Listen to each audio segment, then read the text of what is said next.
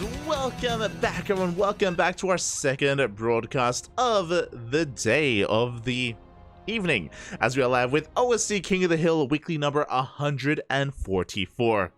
Oh boy, back-to-back OSC King of the Hills. You love to see them. One of my favorite tournaments. One of my favorite tournaments here at Takashi, just because of how unique the format is. As we're getting into our first best of one, our first matchup, our first PvP. I'm sure our first of many. And as we get into this, a massive shout out to Baby Links. Thank you so much for the raid. Thank you so much for the support. Hope you had a great stream. Hope you had a great ladder session. I know it was a bit of a long one. I mean, a short one. Classic Baby Link stream. But we are diving into this and spawning in the top left-hand corner of Babylon. We have the Teal Protoss player representing himself. It is Ashbringer. And spawning in the bottom right-hand corner, we have his opponent. We have the Taiwanese Protoss player representing Team Starlight Twinkle. It is Nice. Also, my mistake. I believe Ashbringer is currently representing Team Starcom. Let me just quickly fix that. Beautiful. There we go. Ooh, and you have just joined us in time for our first best of one. For those wondering, what the hell is the format? What is OSC King of the Hill? Well, let me tell you. OSC King of the Hill is a King of the Hill style format. 15 players. 15 players step into the ring. Sorry, 15 players step onto the hill. And there can only be one on top. There can only be one king at a time. The way this works is the winner stays on. The loser is eliminated from the tournament. They are gone. We will not see them again. Never again. Smooch. The way this works as well is that, of course, the challenger picks the map. The previous King of the Hill was Nice. Nice was the last standing player on top of that hill in OSC King of the Hill 143. So he is here to reprise. He's here to reprise his role. His opponent is going for one base all in, and it is scouted. Oh, his opponent has challenged him on a Babylon. We have the gateway being thrown down. Already, we're going to be popping off. Nice did set up for a gate expand. As we get into this, a very economic opener here out of Nice, going for that Nexus after that gateway. So he is going to be in a little bit of trouble. He will have less production than his opponent, but he does make a Zealot first. He's already chipping away at that pylon. We have another probe sent out across the map. So Ashbringer is going to throw down another pylon to keep this power, to keep this going. As he to go for a 2-gate opener, so about to be 3 gateways out of the map. Or is he going to go for another proxy entirely? Interesting. Bold move. So this gateway should be cancelled. It should not be allowed to finish up. Oh, the gateway will complete. Oh boy. As Ashbringer is setting up for a secondary proxy here towards the southern portion, it is going to be a proxy robo follow-up. Stalkers are showing up as well. Ashbringer does have an army advantage, does have 2 Stalkers as opposed to the 1 Stalker and 1 Zealot of his opponent. Shield battery is now done. We have reinforcements rocking up. Nice is going to be able to shoot this back, and Nice may even get a Stalker. Oh, rough start here for Ashbringer. His proxy was denied. His Stalker goes down. We have a robo follow-up, but this is so late. And Nice is playing this out safe. We have a robo here in the main base of Nice. With this robo, he can get into immortal production. We already have a shield battery. We have an overcharge. We can even get maybe a second shield battery just to be safe and sound. As Ashbringer is not transitioning, he is not getting out of this. He's committed to the 1 base all in. One way or another, the game will end. Also, to quickly catch up as well, the way this works is you get money for every win. So the longer you stay on, the more money you make. Oh, let's go. Stalkers continuing to be warped in. Nice hasn't seen this, by the way. He has no idea what's going on, whether there's a transition back at home, whether there's an expansion.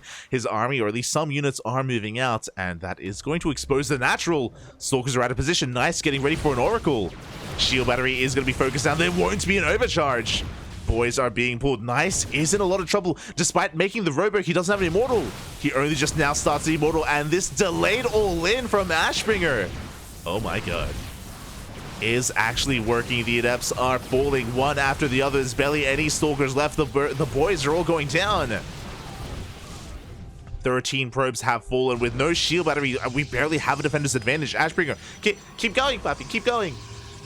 He's buying his, he's waiting for another warp in. He's waiting for that sentry, which means Nice does get an immortal out.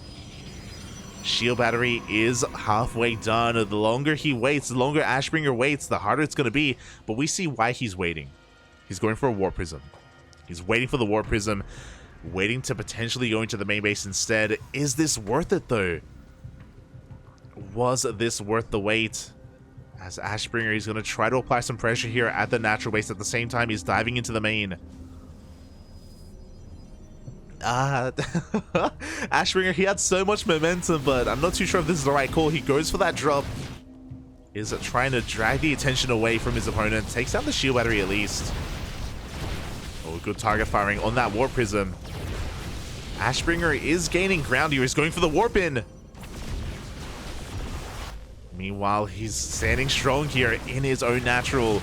And with his defensive immortal, he may be able to push on through. Up! The immortal! It's going to go down! The immortal does fall. Here we go. We do force a reaction here from that main army. At the same time, Ashbringer trying to bust into the natural. He is trading more efficiently. He's gaining ground, but with the force fields, Nice, he holds on. He has a full wall off as well with those gateways. I do feel like Ashbringer may have waited too long. In saying that, I mean, he did kill the shield battery. There's no overcharge available in the main base. It's possible that he could try and pull this off. We barely have any units left for Nice at the natural. He's got a force field, and there we go. Force fields are thrown down. Does cut up the army of Ashbringer. Trying to force his way through these gateways, and he's slowly making his way through. Overcharge not available, but yeah, Ashbringer's forced back. At the same time, he does drop back into the main.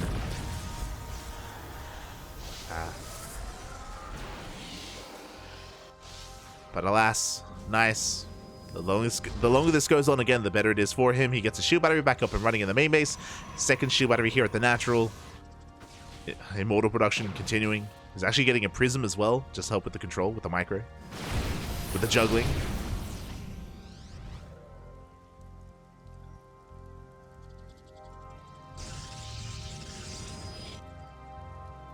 As Ashbringer still does have a chance. He can still pull this off.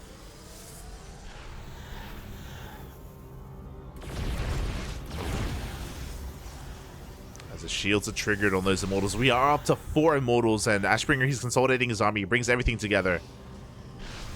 Here we go. One final push into the natural. 4 immortals to only the 2 of his opponents. Despite the force fields, now that we have the warp prism, Ashbringer, he can preserve his units. He still has his supply lead. He can snipe that cyber core.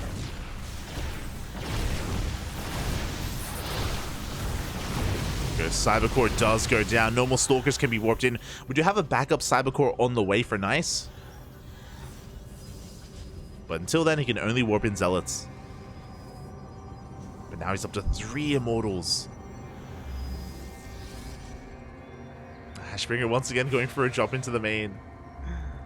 Is spotted by the observer.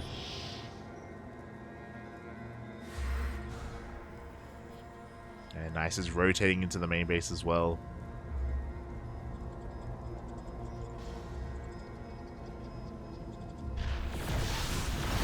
And there's always potential with an immortal drop, but and Nice is warping in defensively. He has the shield battery to support. And the immortals are forced back. And now the immortals are kind of stuck here. Despite that, Ashbringer, oh my god, he has so many adepts. Jesus. He can try to pounce on the immortals. But with 2 shield batteries and an overcharge, I don't know if it's going to be the wisest choice. Ideally, he would like to bait out that overcharge beforehand. This prism is threatening a drop towards the natural. No, he does come back into the main. Nice, getting supply blocked. Uh-oh. Losing that pylon isn't going to help. Does barely save it. And here we go, Ashbringer. He's collapsing on the army, coming from behind and the front. Force fields are keeping Ashbringer's main army at bay. He does save the immortals. Immortals are saved in that War Prism. Adepts are going in. Ashbringer, he's had enough. But he cancels. Cancels the Shade. Yo, this all-in has been going for 10 minutes. The longest one base all-in. Juggling good from both sides. We still haven't used that overcharge. As the army is pushing on through. Gateways are falling as well. The Immortals, they're having a hard time really becoming a part of the fight for Ashbringer. But he is breaking on through. The boys are being pulled, but they're being pulled into Adepts. But there's that overcharge. Nice, he was so patient. He was so patient with it. So disciplined. Only using it at the very end when he had only Immortals left to defend. Nice's army is 5 Immortals and 1 Adept. Okay, he's warping in a couple more Adepts. It's almost pure Immortal versus Immortal. And again, Nice has the Immortal advantage. Yeah, there were moments here. There were moments for Ashbringer, but alas, that has kind of come and gone. GG gets called. Game. Oh. Game. I think that was, I want to say that was a mistake, but GG gets called. And Nice will take game number 1. GG. That was an 11-minute one base all in. 11-minute one base all in. Jesus. GG, well played. Nice does take the first game, but a shout out to Ashbringer. He almost pulled it off. There were definitely moments where he was maybe swinging things or swaying things in his favor. But alas, barely could not pull it off. And whew, yeah, that was a pretty intense game 1. GG. GG, well played. Nice will remain the king of the hill. For now, at least for now. Again, there are still 14 more players lying in wait, ready to go up against Nice. Oh boy, and it is up to Eddie. It is up to the Puppet Master to pull his strings and to figure out who he wants to send out and when as well. I should slip into some DMs, actually.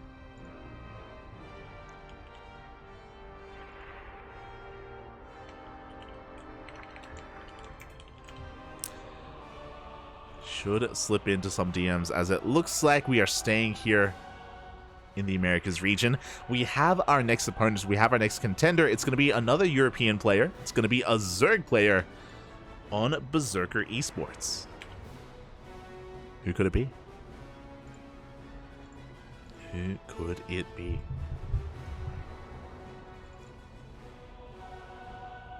Setting it up. Setting things up. I'm sore. No.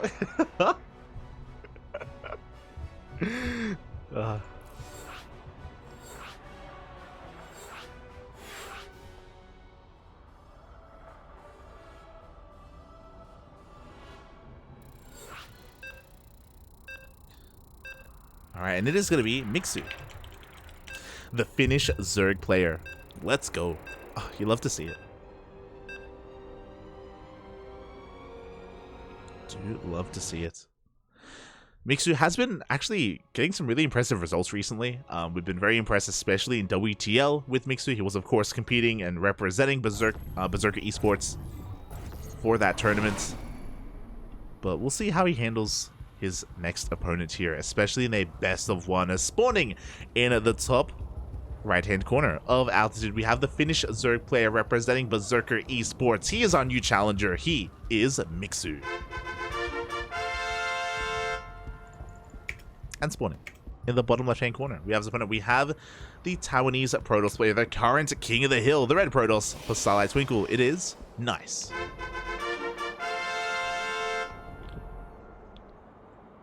And it shouldn't really be a surprise here that we're on Altitude. We're on the largest map in the map pool. Mixu, when it comes to the up-and-coming Zerg players, or Zerg players in general, Mixu, he's much more of a standard macro-oriented player. Doesn't really mix things up too much. He's not really one to go for 12 pulls or, you know, Link Bane all-ins. He does thrive in the mid-game. At least that's kind of the impression that we get from him So to go on a map like Altitude, where you have a lot more breathing room available, where you have a lot of bases to take, it does make a lot of sense. So Mixu, he wants to try to take Nice into the late game. Now, the question becomes, does Mixu know what kind of player Nice is? Because if you've been tuning into the CranKy Ducklings, we've been casting a lot of Nice recently. We casted him in Grand Platypus Open, we casted him in ESL Open Cup Asia as well. And over the weekend, Nice did refresh our memories, and he showed us what he does to Zerg players. And that is Mass Void Ray. If you recall, we casted Nice versus Oreo, and we casted Nice versus Silky as well. And against every single Zerg player, except for MeomaikA, just because the games were shorter against MeomaikA. But Nice did go Mass Void Ray at least once in those best of threes. Nice, kind of bringing it back to 2020 with the Stargate opener into double Stargate Void Ray production. It was disgusting. And the reason why I bring it up, even though Nice didn't do it every game, he did it like, 50% of the time, this isn't a bad map for it. Altitude, because it's so large, because it's so big, because there are so many bases to be taken, you can try to rush into Skytoss, and even players that don't, go double Stargate Void Ray, like going into 4 bases here, walling off completely, walling off the center ramp, and these fringe areas as well, you can kind of turtle up here and get into Skytoss relatively, I don't know if I want to say relatively easily, but you can do so quite well on this map. And we'll see if that's what Nice goes for. Do you see a Stargate being turned down? Again, everything is still looking normal. This should be for Oracle production into a 3rd base. But because it's Nice, I'm not so sure. We'll see, we'll see. Until then, Mixu is just going to be taking his 3rd base, getting his natural up and running, just getting it saturated. Hatch gas pull from Mixu, so nothing too crazy. Very standard opener here from our Zerg player. Nothing out of the norm.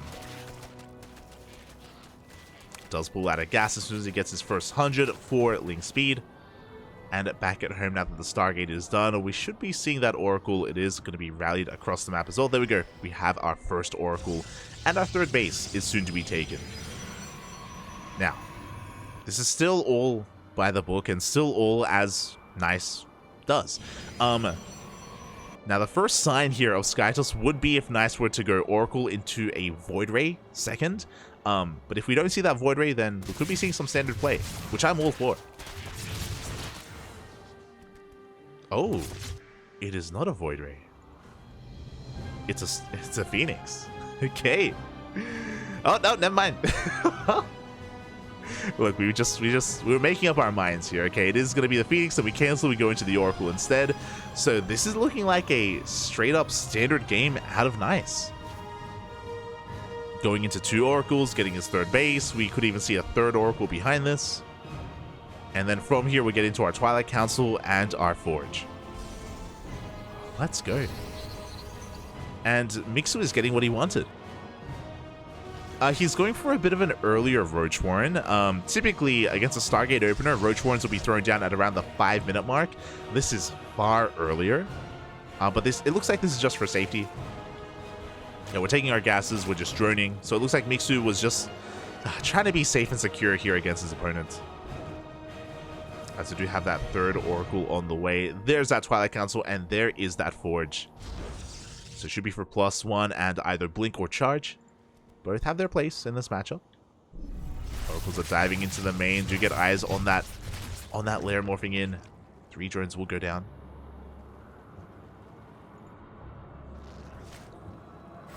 So depths are shading towards that 3rd. Oh, and Mixu not quite in position in time. He's going to lose a couple more workers. Very nicely done here by Nice. He gets 6 drones in total. Almost gets a 7th. As the Oracles are forced back. Behind this, it is going to be Charge. Nice is going to be completely walling off here on the right-hand side as well, just helping to deal with any kind of run-bys. And this should be for Charged Out Archon. And there it is. There's that Templar Archives on the way. Now, we can hit a really crisp timing here by Nice. If he does go for the War Prism, and there we go. We have a Prism on the way. This should be to morph in, I would say, around 4 High Templar across the map, morph in those Archons and reinforce those Zealots and just try to hit a strong timing. I'm not too sure how I feel about this specifically on altitude, just because the rush distance is so long. But we'll see. I mean, so far, Nice has done a pretty good job at just hindering the economy of Mixu. Queen goes down as well. The power of Triple Oracle. As Mixu does pull everything back. Is just amassing a Ling Bane Roach army. Baneling Nest is on the way, plus on melee is about to finish up. And we do have Roach Speed in production. I appreciate that Mixu, he's cutting workers here at 69. He's basically on 3 base saturation. There we go. He's going to be droning up a little bit further. 7 more drones on the way. And there are those Archons that we were talking about. So it looks like he's not going to be... Oh, no, never mind. He is. Yeah, the Zealots are being sent out across the map. They're headed towards the 4th base of Mixu. With this Warp Prism, we can warp in a massive wave of Zealots into the main as well. The tri-pronged attack. The Zealots towards the left. Oracles towards the center. And the Prism in the main. Oh, the Oracles, though, they're just being thrown away. So not the best trade from the Oracles, but... the Zealots on the left-hand side are at least distracting those Lings. Archons in the main get 8 workers. That wouldn't be a bad trade if the Oracles weren't thrown away. That's the... Oracles, they're pretty valuable, and to just send them to their deaths like that was less than ideal. Meanwhile, that Zealot run-by is going to get cleaned up. Archons in the main are going to be shooed away by those Queens. So far, a very good defense out of Mixu. He does hold on, and now it's going to be Mixu's turn to go for a big counterattack. He now has quite a bit of momentum going his way. Nice is going to attempt to expand and take this 4th base, but there are no shield batteries. There's no overcharge. We do have some Immortals, don't get me wrong, and there we go. Shield batteries are now on the way, but will they finish up in time? Because Mixu is getting ready for his push. For now, he's going to be distracted by the Prism. But again, Mixu is about to max out. But it looks like he's more concerned with establishing the gold base. And that means that the longer this goes on, the higher a likelihood that Nice has of actually establishing this base. And shield batteries are done. Nexus is about to finish. And Mixu is, again, just busy dealing with the Prism. So I do feel like an opportunity was missed here. As Nice is just becoming a little bit more secure. Now we're up to 4 Immortals. There is no Storm. We still don't have too much of a gateway army to support this. Zealot run-by is going to get met by these roaches. And Mixu is looking to dive on these Immortals. Oh my god, the Biles will connect. No reaction there. Adonice does lose one of his Immortals immediately. And Archon goes out to the Banelings as well. It looks like we barely don't have enough, though, to dive on that. And Mixu is going to be forced back. Does take down the shield batteries. And with Ling reinforcements, he could maybe turn the tables here on these Immortals. He could maybe try to dive on them, but... no, he is just bleeding out too much. At the same time, a Ling counterattack is also being cleaned up by these Zealots. Nice will hold. And he lost 2 Immortals in the process. He lost a couple of Archons, but he held on to his 4th, and he barely lost any workers. That's the most important part. Nice's economy was left pretty untouched. And against a Roach Ravager army, mate, he's got so many Immortals. He's making 2 Immortals at a time. This Immortal Archon army, it's big, it's beefy, it's there's not too much finesse with it, obviously. We can't quite, control it, or it isn't the most maneuverable of armies. But in a head-to-head fight, it can do well.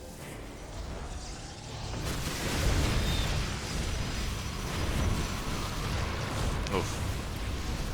So we can see the Roaches, they just can't really put a dent into this army. We are still lacking Zealots to reinforce, but because there aren't any Lings, like these Immortals, they trade so well against these Roaches. But there we go. We have Ling Bane to reinforce. Mixu looking for another angle of attack. Nice, still just pumping out pure Immortal.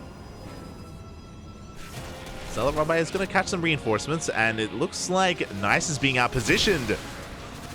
The shield batteries are exposed. They're going to be going down. They will not be able to support the army. At the same time, we do have a couple of roaches slipping into the natural. Mixu has to be careful not to lose too much, though. Oof. As Biles will connect, and he does get into the mineral line. That was an Artosis Pylon. Does depower the gateways and the robo as well. At the same time, Mixu is rolling on in. He gets into the mineral line. The probes will go down. The base will fall as well. Finally, the damage that Mixu has been looking for. Takes down the fourth. He rolls into the third. GG gets called, and Mixu didn't deal with the army, but crippled the economy. GG, he will dethrone Nice, and he is our new King of the Hill. GG. The Immortals were still standing strong, but there just wasn't much else. Wasn't much else to support them, and congratulations. Nice was coming in as the previous King of the Hill. He was coming in as the favorite. But Mixu was able to stop him. Stop him before he really got too much going for him. And yeah, congratulations. GG. GG.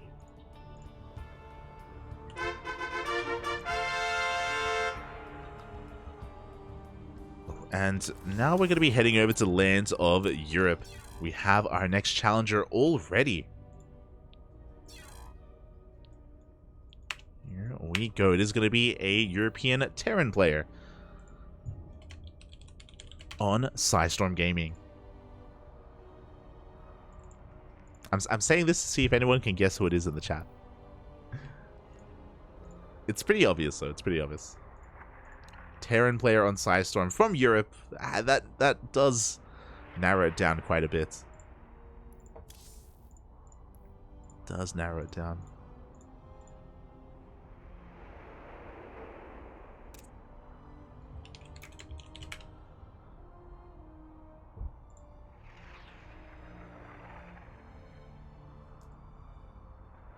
But at least we're setting up for a ZBT.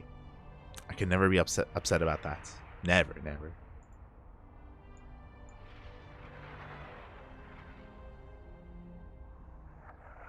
I'm catching up with the chat. That was a fun game. Not to play, I'm sure, but to watch. That was about the first PvP. I understand. I understand.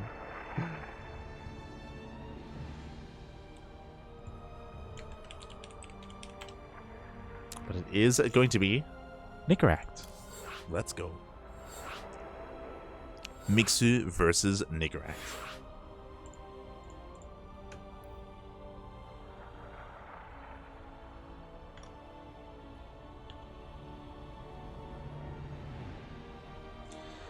As a reminder, of course, the challenger does pick the map. And speaking of maps, it looks like I have a little bit of time to go over this.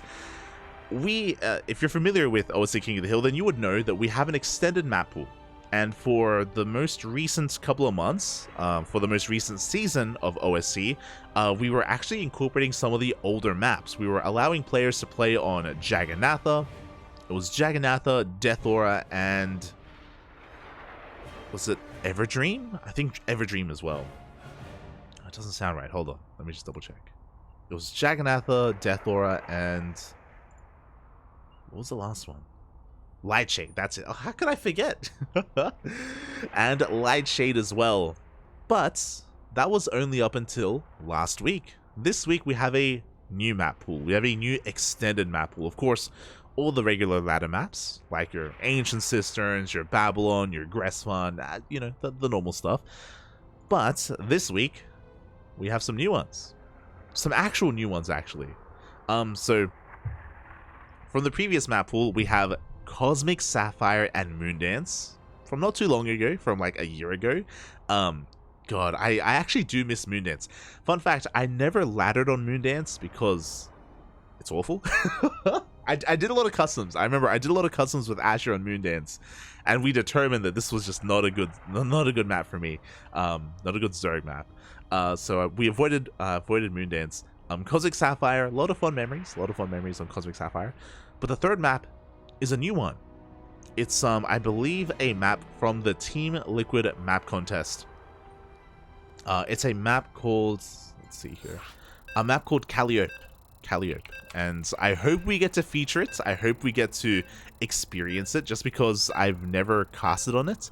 A couple of months ago we did have a bunch of casts on the new maps, on the TLMC maps, and it was a lot of good fun. The VODs are now on YouTube. It was really cool to see all these like fresh new maps that maybe weren't the most balanced of maps, but like really interesting and really refreshing. And we're going to be featuring, or we could be featuring, one of them here today. So I look forward to it. But we'll see. We'll see if we get to, if it gets picked. Hopefully. As we are diving into this and spawning in the bottom left-hand corner of Ancient Cistern, we have the Red Terran. The Red Terran player representing Sidestorm Gaming. It is Nicoract. And in the top right-hand corner, we have the blue Zerg player representing Berserker Esports, the current king of the hill. It is Mixu.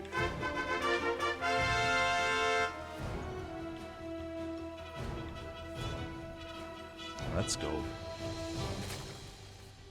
And I miss Moondance, Cosmic Sapphire. Wow. Hopefully we get there. And the other interesting thing as well, is that when it comes to these new maps every season, they are actually voted on by the players. So it's not like, you know, we're forcing these maps onto them and they're not going to pick them. No, the players, they pick them themselves. They did vote on which maps will be incorporated. And very often in these OSC King of the Hills, we actually do see them, especially maps like in the previous extended map pool. We saw a lot of Jagannatha, we saw a lot of Lightshade, we saw Death Aura every now and then, but Jagannatha and Lightshade were definitely much more popular. Much more of a popular map here for our players.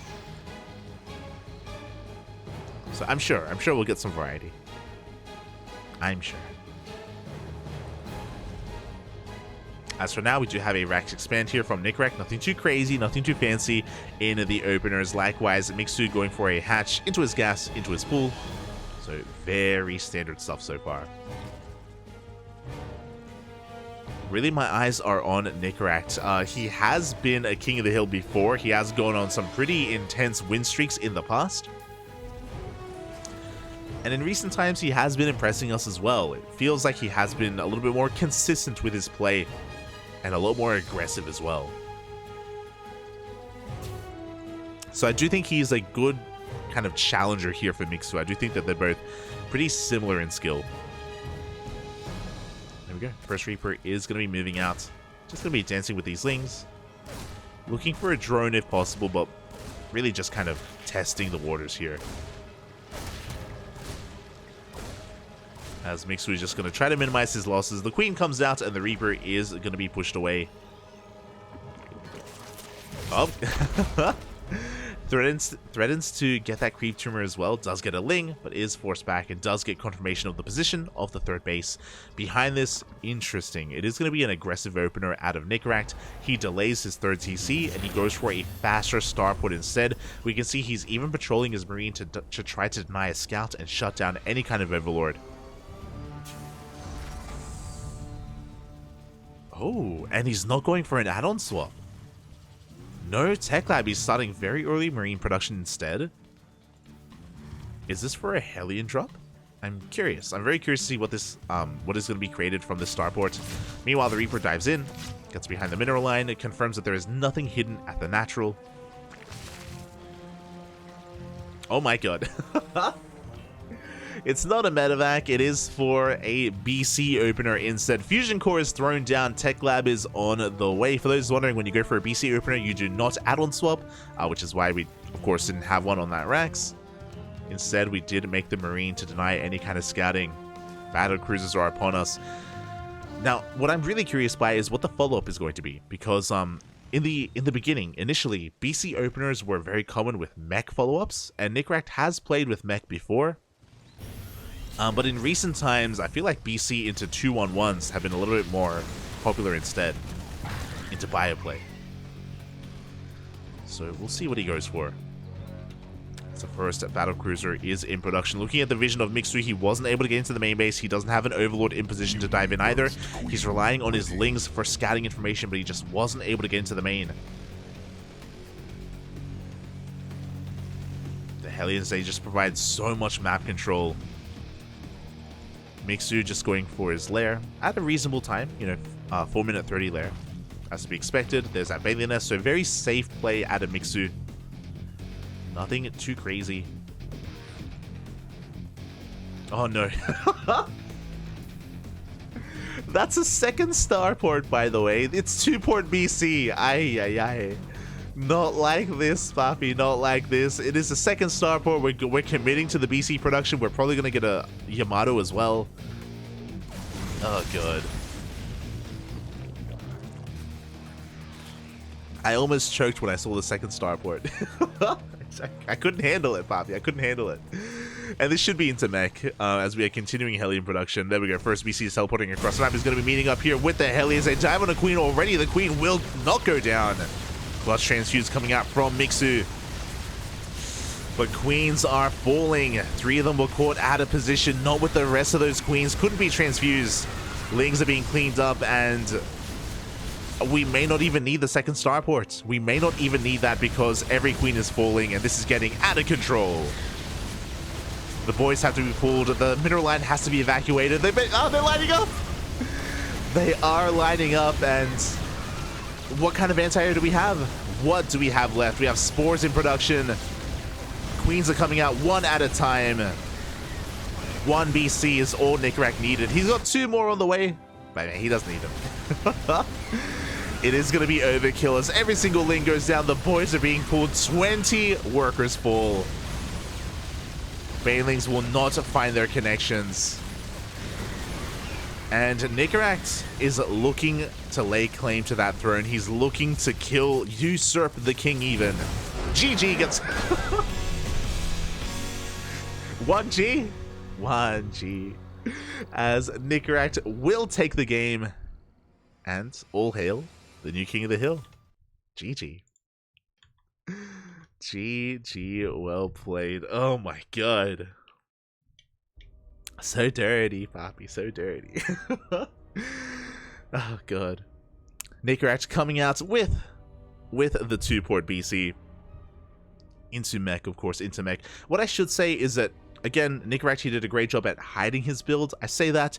Mixu, even though he went for, you know, a reasonably timed lair, he didn't go for an Overseer scout into the main. I'm getting ahead of myself. He didn't go for a regular Overlord scout into the main base either. Mixu, he was working with very incomplete information. Didn't know if it was a 1-1-1. Didn't know if it was a 3cc before starport. Mixu was playing very blind there, and we saw what happens when you are that much in the dark, when you are unawares as to what the Terran is up to, as the Hellions and BCs rocked up, and Mixu was just unprepared for it. He had a lot of queens. I think he had 8 queens. But if you remember, specifically in that moment, those 8 queens were...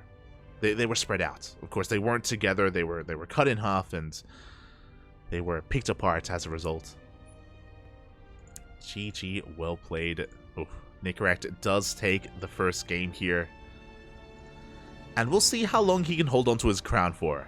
This happens sometimes. This does happen sometimes where in OSC King of the Hill, we can have moments where a player shows up and he's dominant and he holds on to the crown for like 7, 8, 9 games. But so far tonight, we're kind of passing that crown around, you know? Like, no one has gone further than 1 game. Can Nicoract change that? Or are we just going to crown a new king already? We'll see. We shall see, because Nicoract has an opponent. He has a challenger. And he's upset. Oh, let's go. It's going to be Mixu's teammate. Mixu's his papi. His daddy. It's going to be Papa DIMAGA. Let's go. DIMAGA is rocking out, of course. Arguably the ace player of Berserker Esports. A big favorite here on this channel. We cast a lot of DIMAGA, and we love him dearly. He's a great player. He's a great guy. He's been around for a very long time. been competing for a long time as well. And I do think that he's going to be a good challenger here for Nicoract, especially after what just happened. Oh boy. Let's go.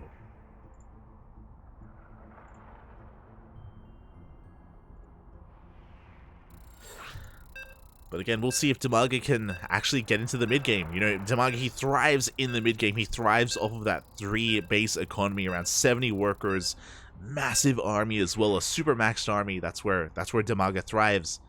But can he make it that far? Can he make it that long? As we're loading in to Ancient Cistern once again. Oh boy.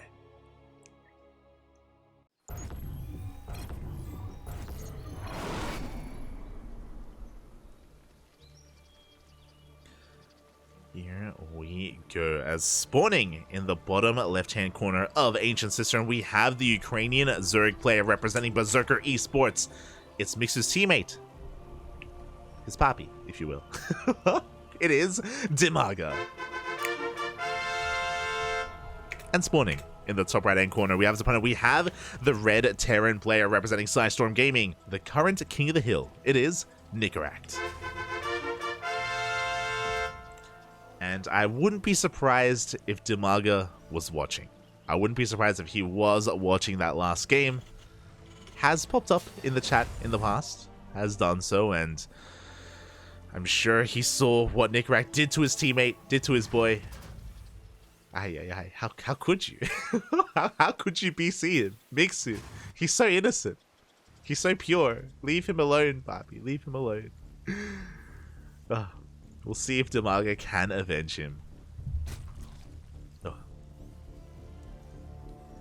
As for now, Hatch Gas Pool, standard opener here out of DIMAGA. Likewise, we have our Rax Expand set up from Nicoract as well. But it's not about the openers, it's about the follow-up. It's about what we get into on 2 bases. Again, Nicoract, he isn't a one-trick pony.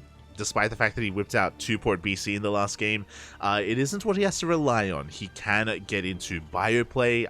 I'm honestly really impressed by his bioplay. I do think he can control Marines and multi-prong aggression and all these drops as well very well. He can play mech. To my dismay, but he can play mech if he needs to, without opening up with BC. We have seen him flaunt battle mech in the past.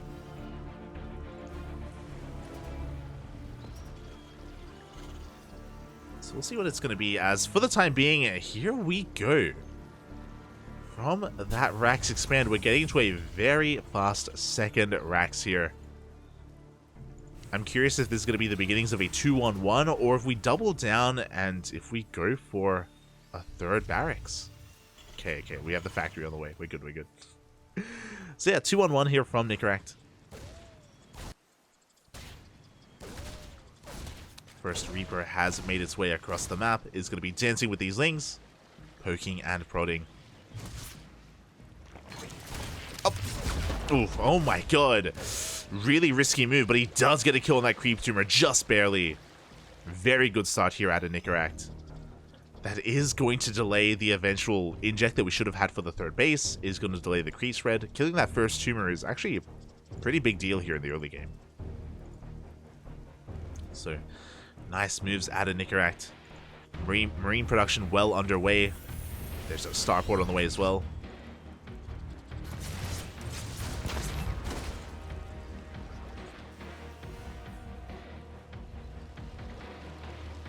And for now, DIMAGA is still just getting his natural base up and running. Stim in production. We should be setting up for an add-on swap here to get into those 2 medevacs. And we will be hitting with 2 medevacs full of Marines here with Stim as well. Until such a time, DIMAGA is free to drone, free to saturate his bases. Get his third base up and running. And upon seeing the lack of Hellions like DIMAGA, he can deduce that it is a 2-on-1. He also spots the Marines as well. So more or less he's aware of what's going on. As he is patrolling his lings. Gonna be keeping his eye out for that medevac drop. Oh, interesting, as we have a third Rax joining this. Okay.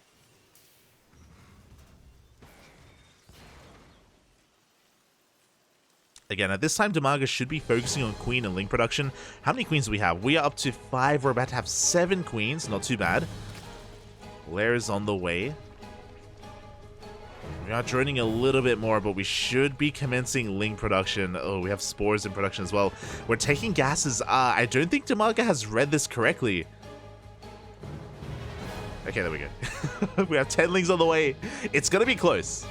It's going to be close. As the Marines have arrived, DIMAGA going to be rotating around.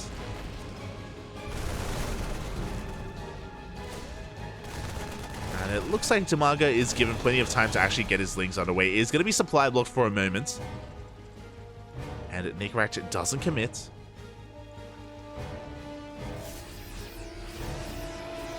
Oh my god. As he sims his way forward, he's diving in towards that third base. He gets a queen. And he's going to be able to trade well against all these lings. Oh, the lings have fallen. The queens are going to be able to hold on, though. Oh. As the transfuses are on point. And Nicoract is pushed away. Despite that, though, he gets a cancel on the 4th base. So, not too bad here for Nicoract. Looking at the units lost tab, he lost a medevac and a handful of Marines. But he killed so many lings. He got a queen and he canceled the 4th. I would say this was well worth it for Nicoract. Gets another Overlord. Supply blocking DIMAGA once again. Oh. He desperately needs to get a 4th base up and running. Or he desperately needs to get out of this supply block, really. Reinforcements are on the way. And if Nicoract keeps this up, he may be able to contain DIMAGA here to 3 bases.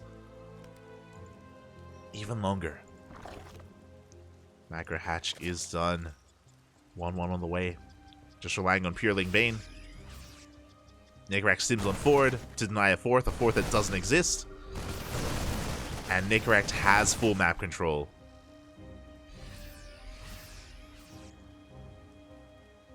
DIMAGA gonna be stuck here. And I think we're kind of getting that DIMAGA that we were talking about. He's on 3 base saturation. He's already going for a Hydrogen. Oh my god. No 4th base at all, and he's just making nothing but Ling Bane. But here comes the push from Nicoract. He has the supply lead. There's barely any creep to work with either. Bailing speed is going to finish up in time for this push, but without any creep spread, it's going to be difficult to engage. There, the tanks are getting in position. The Ling Bane is rolling on forward. It looks like DIMAGA is trying to set up for a surround, but it's a little bit too late. The surround wasn't lined up well enough. The lings go down, and it looks like Nicoract has broken his opponent. With a powerful start with the 2-on-1, the follow-up was just too good. GG, good luck in the next game, and Nicoract will be the first player here to start a win streak. GG. Nicoract, he claims his 2nd victim. Will hold on to that crown. Will maintain his throne here as the King of the Hill. GG. Again, that initial 2-on-1, unfortunately, it did feel like DIMAGA either wasn't fully aware of the opener that his opponent was going for, or was maybe a little bit too greedy. Like, he was droning up quite a lot. He didn't have a lot of lings. Because of that, he couldn't quite keep up with the 2-on-1 itself. And it did get out of hand. I say that I think the most impactful things in that game were just the supply blocks. There were like 2-3 key overlords that went down, and DIMAGA, he was just stuck at such a low supply for such a long time. GG. And with that, who else? Who else can step up here against Nicoract? Do we send out another Zerg? I kind of want to let the Zergs rest. Not gonna. It's clearly not working, and it looks like Eddie has something else in store for us. It is not going to be a TVZ. We're sending out the Protoss instead. Here we go. Nicoract has been looking good here against Zergs. But what about against Protoss?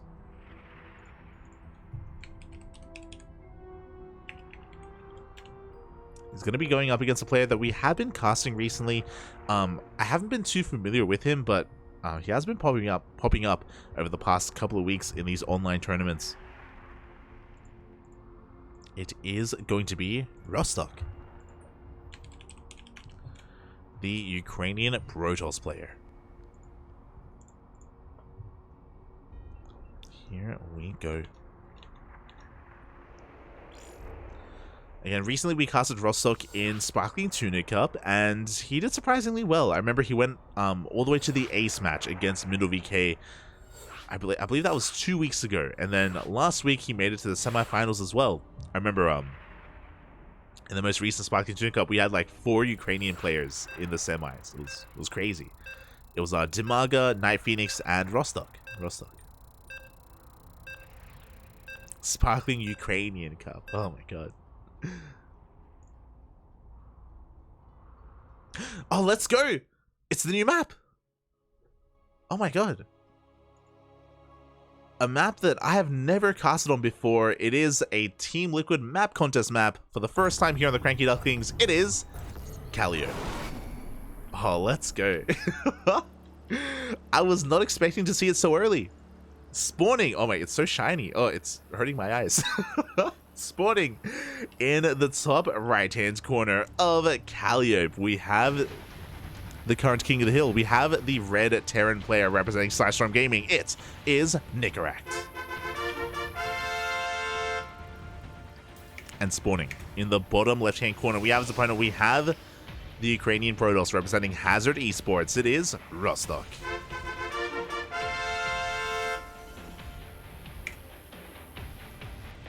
Oh, it's Monster Energy. Why are we sponsored by Monster? Is that allowed? I didn't even notice. Okay, so over the past couple of months, we have been featuring some of the TLMC maps, especially in the Dave Tester tournaments. We were casting the Funky map open and the Funky 6K open, and we did have a lot of fun. But this is a map that we were not able to broadcast.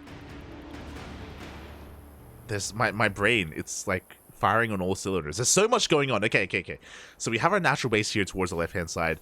I believe those are Warcraft assets. But this Reaper Cliff already is actually kind of crazy. There's 2 ways into the Reaper Cliff. It's obviously double layered, and it's a pretty large Reaper Cliff as well, but you don't really get to see this too often. A pretty interesting feature here of the map.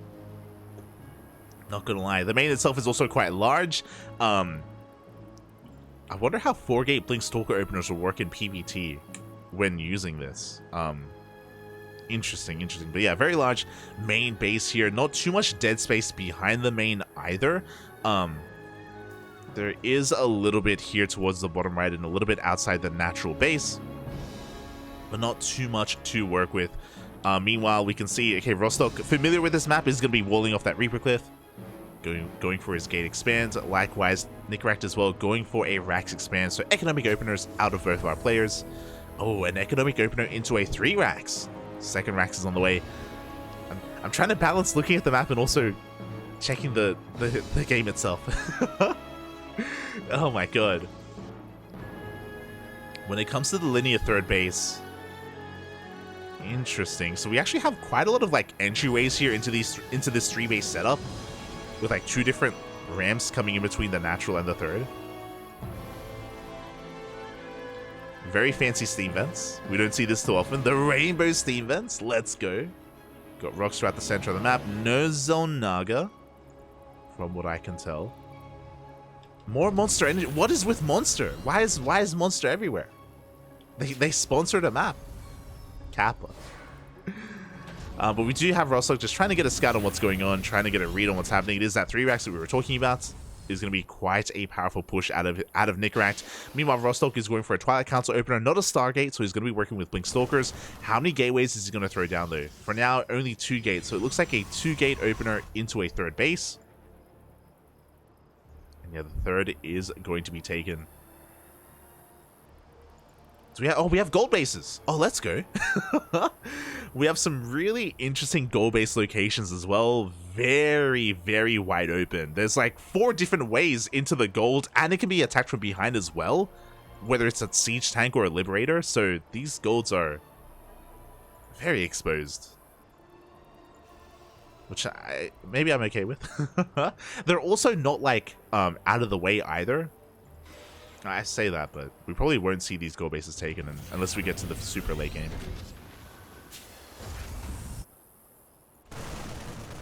Let's see, we go. The Marine push is moving out. But what I was trying to get at is that ideally 3-racks openers are they're ideal against Stargate openers with Phoenixes from the Protoss player, because it's going to be a Twilight Council opener instead. We can see Rostok slow this push down by being active with Stalkers and chipping away at these Marines.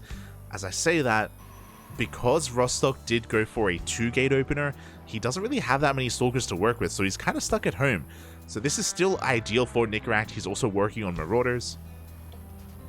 So the addition of these Marauders will kind of make his army more potent against Blink Stalkers. And here we go. Stim, Combat Shields, and +1. They're all about to kick in, and Nicoract is about to just send everything across the map. The Adept did see this ahead of time. Rostok is attempting to prepare back at home. We have 2 shield batteries on the way. We are going to have an overcharge at the 3rd base. Good eye there from Nicoract. Rostok going to try and slow this down. Oh! Trying to use the side blockers to his advantage. But what is that? It's like the White Tree of Gondor in the center. My god. As the Marauders, they do lead the charge. Shield batteries being focused down. Stalkers are focusing down the Marauders. They get 2 of them, 3 of them even. Every single Marauder goes down. Very nice target firing out of Rostok. And with that, that's kind of the main brunt of the army gone.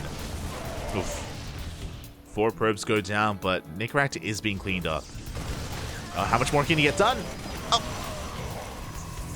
5 probes in total. The main bases, they're so bright. Jesus. The map itself seems to be really bright.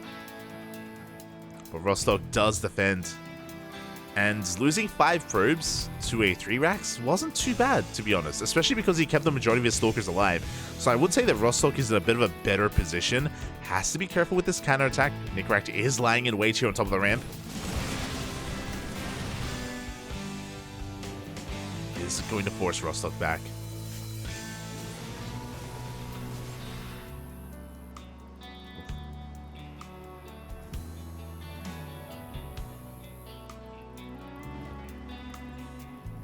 Trying to get a read on this. I feel like if we want to take a safer 4th, like this 4th here on the low ground, it's tripping me up because there's actually 3 points of elevation here. You have the high ground with the natural, then we go down 1 step towards the 4th, and then down another step towards the center of the map. I'm envisioning tank pushes, and whether this is even a good 4th base to take or if it's just wiser to expand linearly. As I say that, Rostok, he will take that lower 4th base. Is on the way.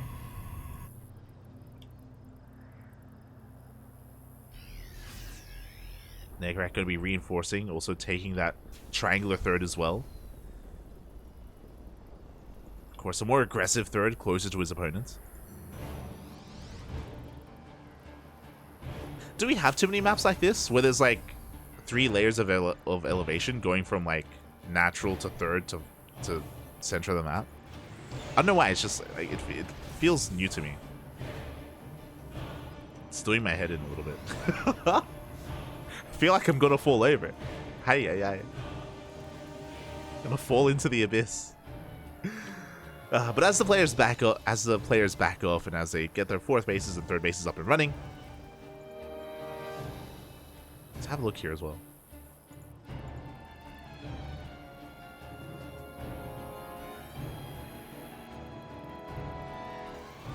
Yeah, I don't know. I don't know if I'm sold on this space. Like, it's so wide open. I feel like attacking from the low ground isn't going to be too. It isn't going to be easy. But when it comes to the right-hand side here, especially looking at the terrain, I think you can actually hit the mineral line from a tank on the right-hand side. I'm pretty sure you can, which is wild.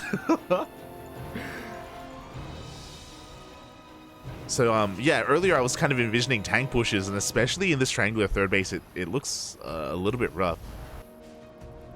But aside from that, we do see Rostok moving out with his main army. Is going to be avoiding the army of Nicoract. Nicoract, unfortunately, has very little map presence, has very little map vision, and he's being outpositioned. He's on the low ground. Uh-oh. Ay. Nicoract being forced back. The Colossi is standing strong as well. Looks like the Colossus were actually a little bit distracted. They are going to go down. Despite the Zealots charging on top of the army, the Colossus, they were just left behind. And Rostok takes a massive loss. I feel like from there, he probably should have just sent his Zealots towards the natural and just held onto the ramp with his Colossus and with the rest of his army. Like, he really did catch Nicoract in a really awkward place, but alas, a little bit of a mishandling of the army there by Rostok, and now suddenly everything swings in favor of Nicoract. The Colossus are gone. There are no Immortals. Disruptor does come out. Decent connection, but it's not going to be enough. The fourth base will fall. And we can keep pushing from here. Yeah, there just isn't enough to snowball this from getting out of control. Disruptor goes down. The production is under threat. The Robo won't get another Disruptor out. And at Nicoract, the win streak continues, even on some of these newer maps. As he busts into the natural base. Zealots, they get warped in, and they're going to do what they can, but alas, it's not going to be enough. Not against this Bio army. GG gets called, and Nicoract takes his third win. Takes down Rostok. GG. But yeah, that was such an interesting map. Oh my god. I want more. I want more, Papi. Show us more, Kaliop. Show us more. Is there a gold gas in this game? I didn't see any gold gas geysers. But I also didn't pay attention to the corner bases, so next time we're there, we'll see. We'll have a look. This map is so pretty. Lost look. It is. It's very. It was a very shiny map. Very aesthetically pleasing.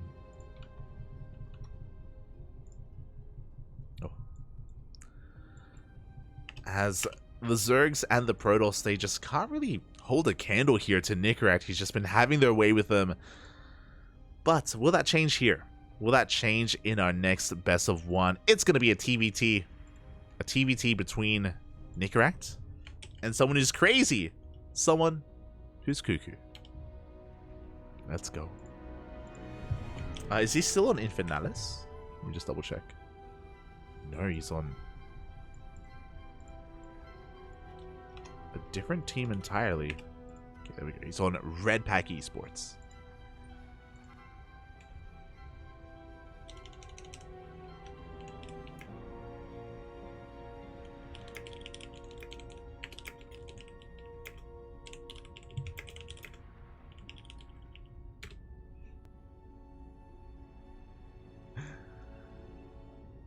Just setting things up for it. As a reminder, it is going to be challenger pick. So if CuKu wants to, he can go for the new map. He can go for Kaliop again. Kaliop? It is up to him.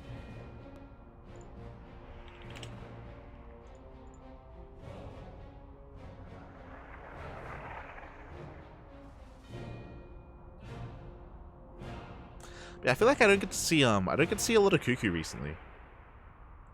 I could be wrong, but he used to stream a lot more regularly, and nowadays I don't see him too often on Twitch.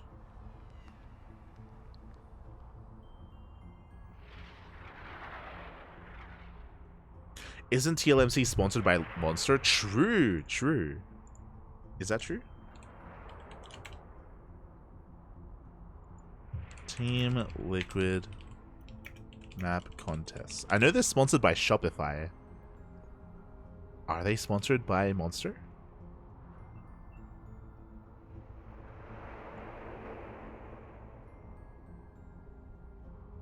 No, yeah, you're right.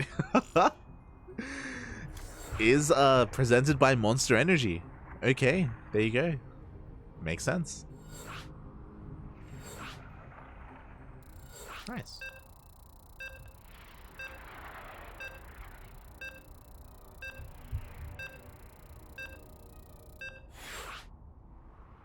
Could a siege tank fit? Could a siege tank fit on that Reaper cliff? Oh, that's a good question. I remember a tank would fit on the hardwire, right? On the hardwire Reaper cliff. I do recall.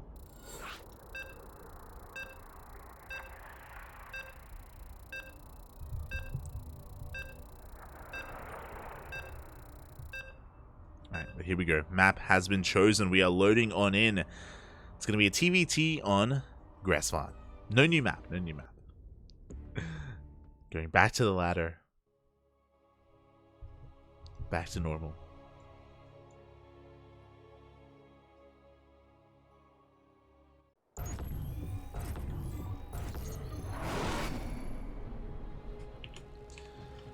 Here we go, spawning in the top left-hand corner of Gressvan. We have the red Terran player representing Psystorm Gaming, the current king of the hill with 3 wins under his belt. It is Nicoract.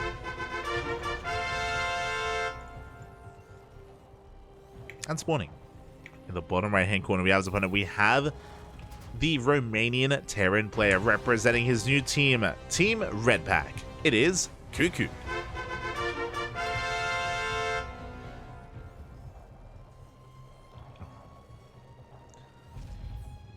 And again, I feel like I don't get to see enough of CuKu recently, so I'm happy to see him here once again in OSC King of the Hill. And TVT, I don't know if this is really going to be enough to bring down Nicoract. Nicoract, he is known for being a TVT sniper. Even Bjorn is afraid of Nicoract. It's always funny to see them interact. The Bjorn sniper, and CuKu wants to bring him down? Hey, big words. And be fighting words here out of CuKu. Can he do it? Can he do what Bjorn can't? We'll see. We shall see. As for the time being, we are both going for double gas openers for both Nicoract and CuKu.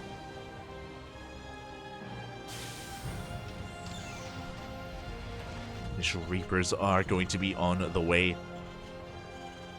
And we'll see where our players start to diverge from each other. As because of these double gas openers, we should be going for some factories, and there we go, factories are on the way. Nicoract slightly faster than his opponent. Slightly.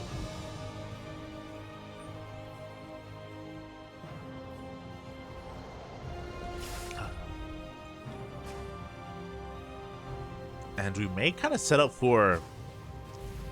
to be fair, I don't even remember what the coffee build is, I'll be honest.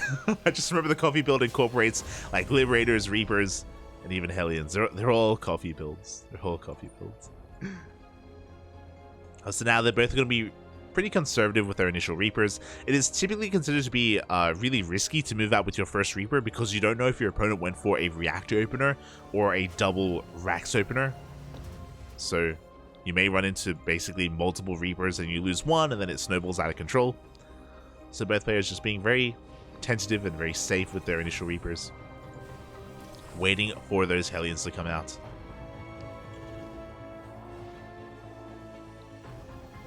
As we finally see quite a bit of a difference here, Nicoract going straight for his starport. There is no natural.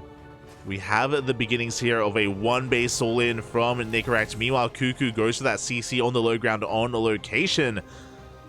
Will not have a starport of his own. He's going to be going for some defensive Widow Mines instead. Oh boy.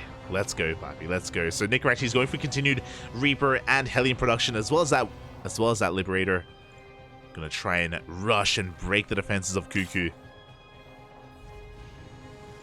And again, CuKu has no idea. He has no idea what is going on. He hasn't scattered at all. Add-on complete. To be fair, neither has Nicoract. You know, we're just flipping some coins, rolling the dice. We'll see who comes out ahead. So far, a really good concave setup here by CuKu. Again, that Widow Mine, I think, is going to be really make or break for CuKu. If it's a good connection, then maybe he can defend. Otherwise, it could just snowball out of control. Nicoract, he is throwing down a CC on location very late compared to his opponent. Liberator's diving into the main. Nicoract pushing into the natural. Widowmine has been spotted. Oh, the retargeting! 2 Hellions go down already, and CuKu, he just shuts down that first wave. At the same time, Liberator does dive into the main base and denies so much mining time. But Nicoract doesn't have enough. Losing 2 Hellions like that, yeah, that's just the end of the push, the end of the aggression. Liberator is going to get brought down. And Nicoract is in a really rough position now. Oh boy. He needs to make something happen. He needs to somehow gain some value out of these Reapers. He's going to get some SCVs. Does get 3. It's something. It's something. Raven coming in for auto harass as well. Again, it is so imperative that Nicoract is able to do some economic damage here to CuKu as he goes straight into a 3rd CC. Just capitalizing on his economic advantage, going for an even greater one. Oh, a late reaction out of CuKu. Loses 3 SCVs.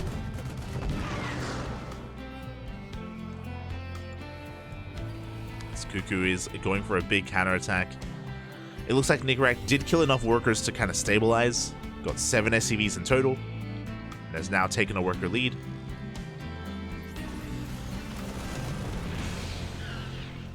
Move out is going to be spotted. And CuKu is just looking for a way in.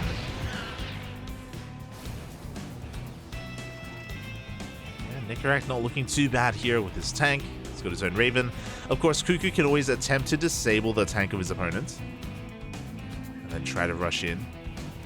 But there's no need to, is the thing. Make sure he's going for it. And there it is. We have the disable on the tank. CuKu looking to get in range. But we have the counter disable. Nicoract, he pulls the boys. And with the SCVs, he's going to be able to get on top of the tank and shut down the push of CuKu.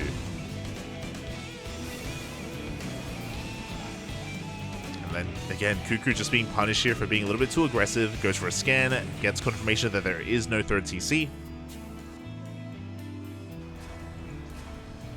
And even though CuKu lost the tank, he can still get his own 3rd up and running and just rely on his economy instead.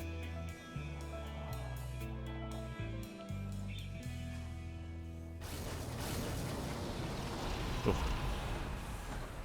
As things are settling down. Tank counts are now evened up. I guess the big difference here is, oh no, we do have an even amount of Vikings. CuKu actually taking a bit of a Viking lead. Now, because Nicoract didn't get a 3rd CC, because he got his Raxes up faster instead, Nicoract does have a Marine lead. Pretty substantial one. Yes, Stim, he's about to have +1. With all these Marines, he could try and break the defensive line, but for now, he's being forced back.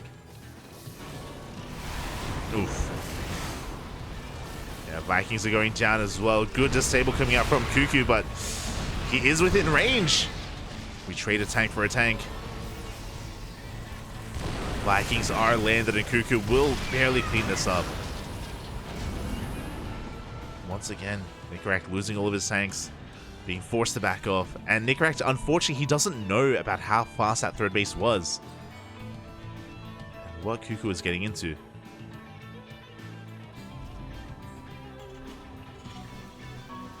Nicoract throwing down his own 3rd on location. Going for some Viking harass. Let's go. Unfortunately, won't get anything, but, you know, I like the idea. CuKu scans, sees a 3rd base on location. He's going to be feeling pretty good about himself. CuKu already has a worker lead, and he's just waiting to clean up this army before he can take his 3rd. Meanwhile, that's the goal for Nicoract, because I'm sure he's aware that his 3rd is delayed. He wants to try to delay the 3rd of CuKu for as long as he can. Hold onto this position for as long as he can as well. The problem is it's going to be difficult just because of his low tank count and... yeah. He is going to get the hell out of there. For now. Waiting for CuKu to expose himself.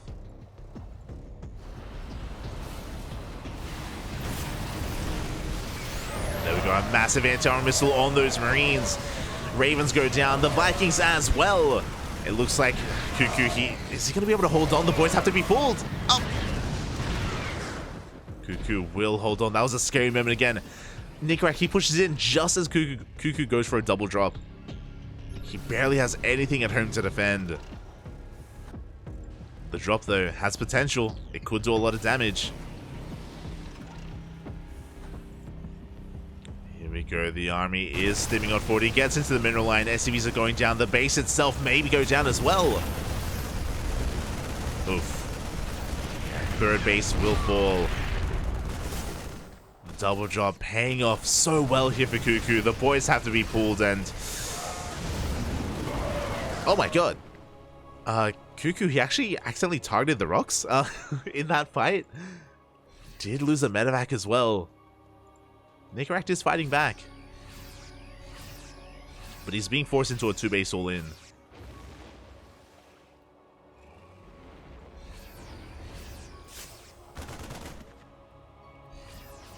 Oh, as both medevacs are going to go down.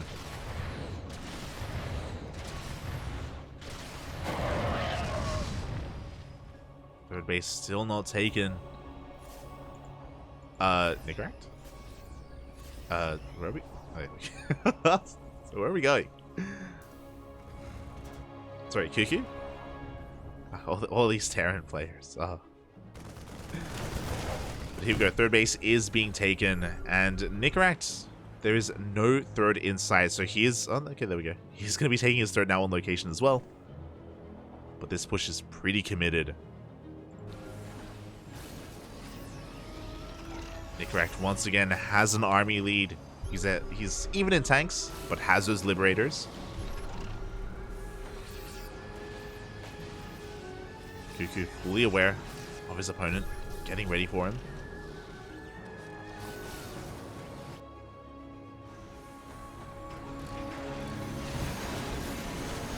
The liberators are going to force the tanks to unsiege. One tank is going to go down. Yeah, we have the stim on forward. Both liberators will fall, and CuKu, he can't commit. Does pull back to the safety of his tanks. Good pickoffs from CuKu, resetting the liberator count. As Nicoract is trying to dive into the natural base, an ambitious move, and he's going to be punished for it. I mean, again, the pressure is on Nicoract because he is down at base. Like, he had to do something crazy, and just barely didn't work out.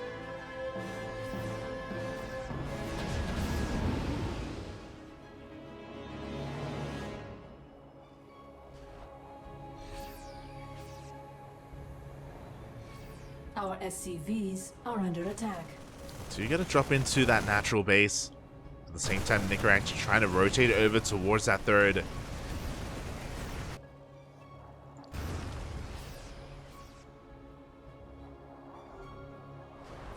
CuKu was in the dark. He does see the army, but Nicoract, he's getting up the high ground. He gets up the ramp, takes down a tank, and now he's within range of the third base.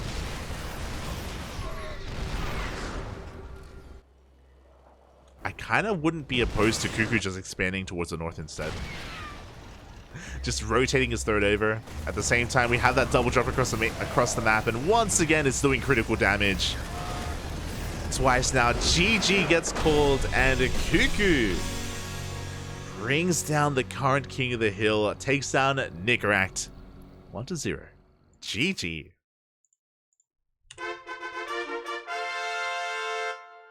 CuKu, he's crazy. Oh my god, so often CuKu going for these wild drops across the map, just exposing his army, just leaving himself so vulnerable. And there were times where Nicoract almost took advantage of him. There were times where he was almost able to like break through those defenses, but CuKu able to hold on with the bare minimum. get away with that fast third base, and yeah, those drops across the map. Time and time again, they crippled the economy of Nicoract.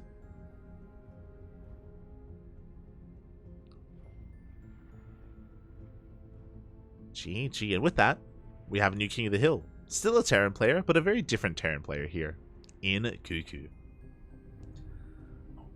Nicely done. Oh, let's go. And we are staying on Europe. A lot of Europeans today, a lot of Europeans.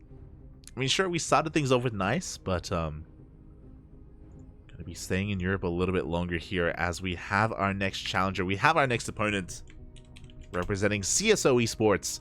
It is going to be the one and only YoungYakov. YoungYakov is going to be coming out.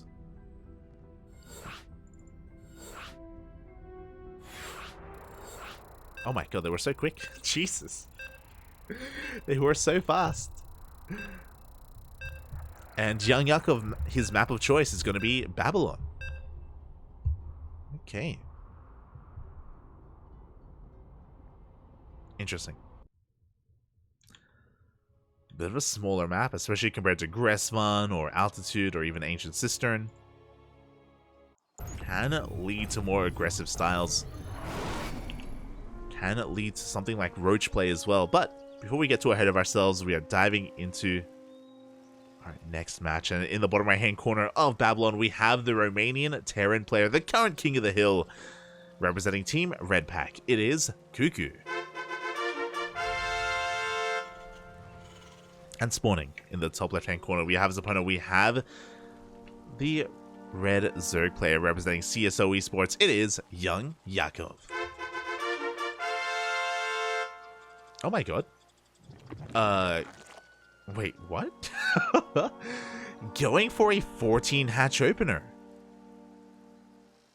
Very interesting. So 14 hatch openers are typically reserved for ZVP.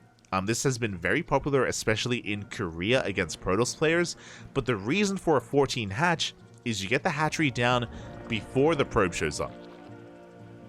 For those of you that are familiar with ZVP, you would know that in that matchup, Protoss players very often send their first probe across the map very early on, and they do pylon block your natural base and they force the unnatural natural. That is why we go to. That is why the 14 hatch exists. Here against Terran, it makes a little bit less sense. I have seen Ragnarok and Solar do this against Future, but that's only because Future goes for eBay blocks in TVZ. Future does mix in eBay blocks, so it makes sense against him. Against CuKu, I'm really interested in this. It's going to be a hatch into a spawning pool, very delayed gas. Here we go, 6 Lings are on the way. So with this fast spawning pool, these Lings are going to get across the map very early on, and we're not stopping Ling production. And now this makes sense. This feels like a very unique build to Babylon, maybe on Neo Humanity as well, but the rush distance by ground of Babylon is pretty short. Here we go, Lings are moving out across the map. The goal here to delay this CC. Reaper is moving out as well, but the Lings are going the long way around. They are avoiding the center of the map. Lings will avoid that Reaper, and because it was a 14 hatch opener, this looks normal. This looks standard. This looks as it should be. So this 14 hatch hides the spawning pool. Hides how fast the spawning pool was, and here we go. The Lings, they do rock up across the map. Are going to kill that SCV. They're getting us up the Marine as well. They get into the main. Up. Do they get the Marine? They just barely do. They avoid the surround. Boys are being pulled. So much lost mining time. The Reaper will eventually clean this up, but the damage has been done. Can we get another SCV? Oh, not quite. And CuKu goes for a fast third base behind this, so he's going for a 3cc opener, is spotted, is delayed. And this is some pretty nice damage done here by YoungYakov. It could have been worse, definitely. It could have been worse for CuKu. But he does finish off that CC. Well, again, was quite heavily delayed there in the end. Reaper does come back home. And now YoungYakov is getting into his opener. Getting into his delayed gases and his delayed third base. Now, was that worth it for CuKu? I think he only killed one SCV, right? Not even. Wait, what? Wait. Am I crazy? I thought he killed the SCV on the low ground. But I guess not. I guess it was saved. CuKu not even losing a single worker? Especially now that he's going into his 3cc opener, I kind of want to give CuKu the edge here. It's going to be 3cc 2-on-1. Oh my god. Okay. So very nice crisis management here out of CuKu.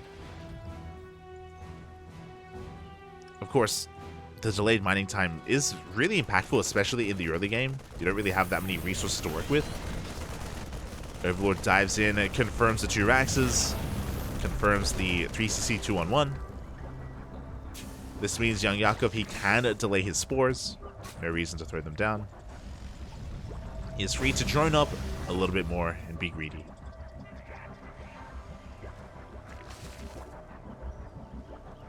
Basically, CuKu isn't going to have too much to threaten YoungYakov, so he is free to just saturate his 3 bases without too much issue before committing into any kind of big link commitment. There we go. 2 Evo chambers are on the way.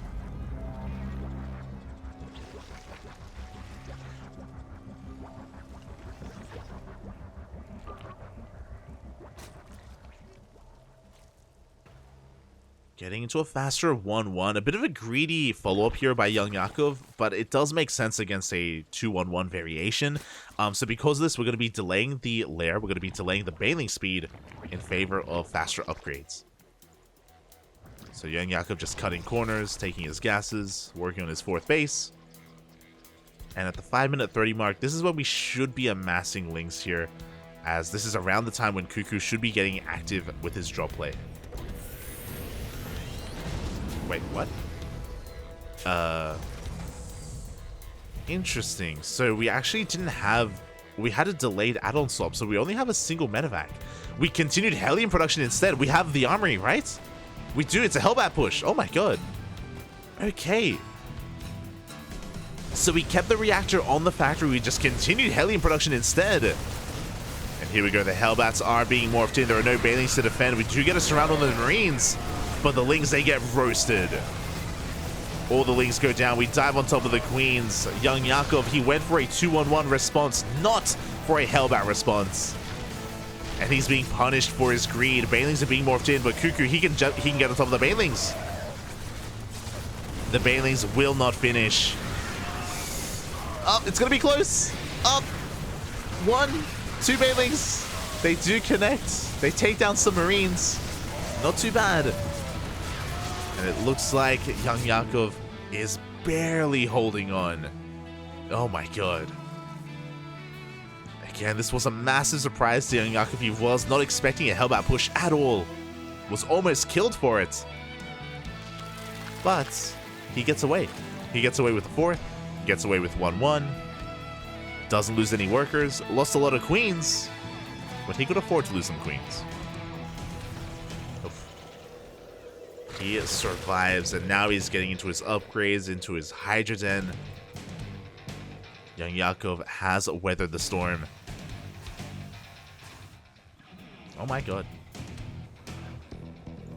As CuKu is getting 5 more Raxes. This is an 8-rack setup. Jeez, the aggression just doesn't stop. We'll keep an eye on CuKu. This is the beginnings of a 3-base A-Rack Soul in. Doesn't have his gases here at his 3rd base, which is a tell. No gases and no 4th CC.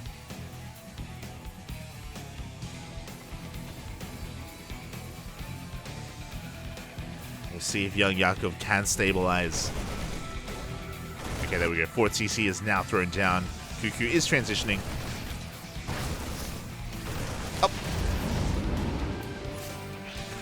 That creep. The creep threat of YoungYakov barely has been slowed down. Getting towards the halfway mark here on Babylon. Burrow on the way. Lingbane, Hydra. Do we have we don't have an infestation pit, so we're going to be staying on lair tech a little bit longer, just relying on Lingbane Hydra for the time being. Journeying up towards that 80 count.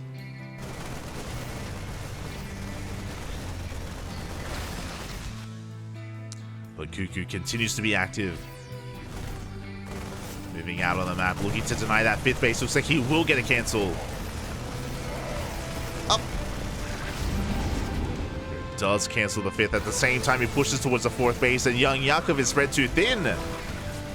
Overlords get focused down. Lings as well. Looks like YoungYakov should be able to just barely hold on to his 4th.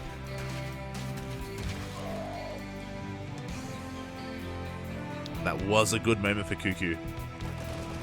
As the drop play continues, Banelings are late to react. The spawning pool is going to go down. Very good pickoff here from CuKu. Taking down that spawning pool. No more Lings can be produced. And if YoungYakov, if he trades too poorly, he's going to be in a lot of trouble. The drop it comes back in. Gets eyes on the infestation pit. YoungYakov now going to be working towards his hive tech. Not just hive, but also lurkers as well. The lunkers, Papi, they're on the way.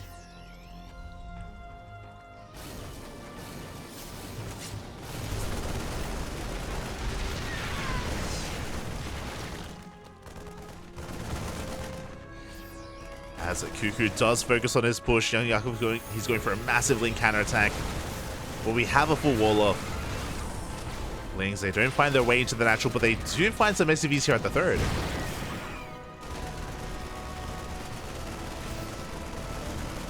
So a decent Link counterattack, getting 3 SCVs. Oh. The drop gets cleaned up, and now CuKu can focus on his push.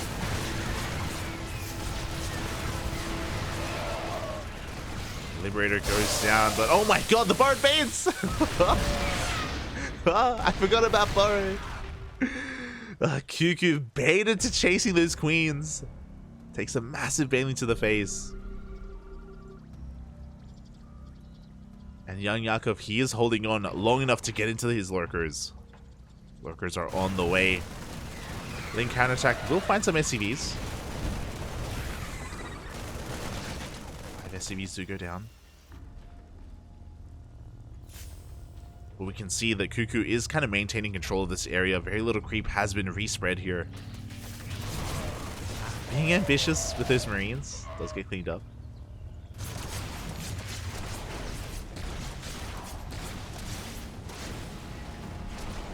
We're just going to be harassing some of those fringe bases. Tanks are left exposed. And the tanks are going to be going down. Oh, a pretty big mistake here from CuKu.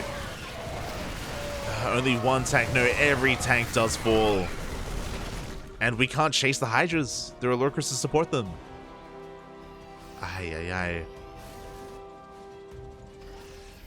And just like that, the backbone of CuKu's army, it's no longer there. Has a single tank with his army. And without tanks, these lurkers, they're that much more imposing. YoungYakov just waiting to remax. Was able to hold on to his bases for the most part. Saturating his 5th. Looking for a 6th.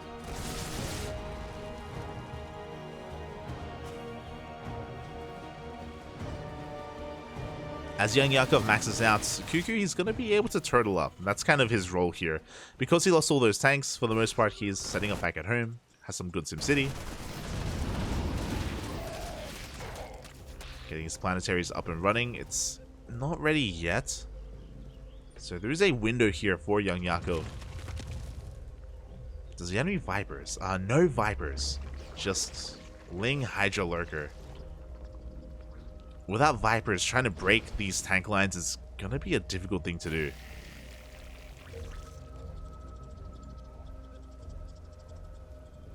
But YoungYakov, he may just try to contain CuKu to 4 bases. Do not much else.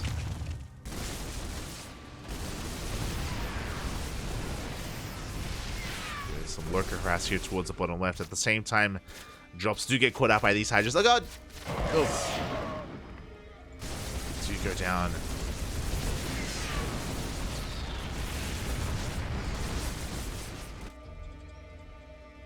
As the drops get cleaned up, YoungYakov is going to be threatening the right-hand side. CuKu is in position.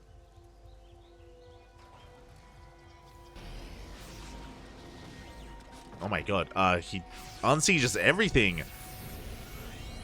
CuKu, he wants to take a fifth. As he moves out of position, this third base is very exposed. Oh my god, as he does push up this ramp into lurkers. YoungYakov pushing on forward with mainly a Hydra army. He's gonna struggle a little bit against the bio. But there we go, he does rotate his lurkers over.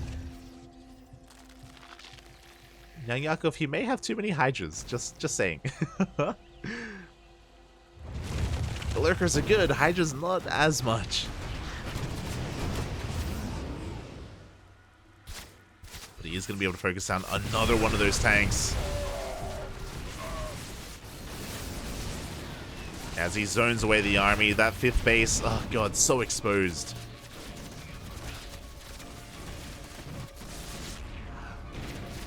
The base itself may go down. Do have a drop on the left-hand side, so it looks like CuKu's at least doing some counter damage, but this is going to burn.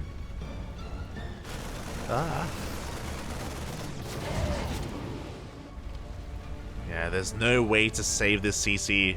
Not within range of any kind of repair. The fifth will go down. Good catch on these Hydras. And lurkers as well. So CuKu is trading well. The problem is that he's stuck on 4 bases. And his resources are finite. You can see him running out of resources here at his third base already. Down to 4 patches.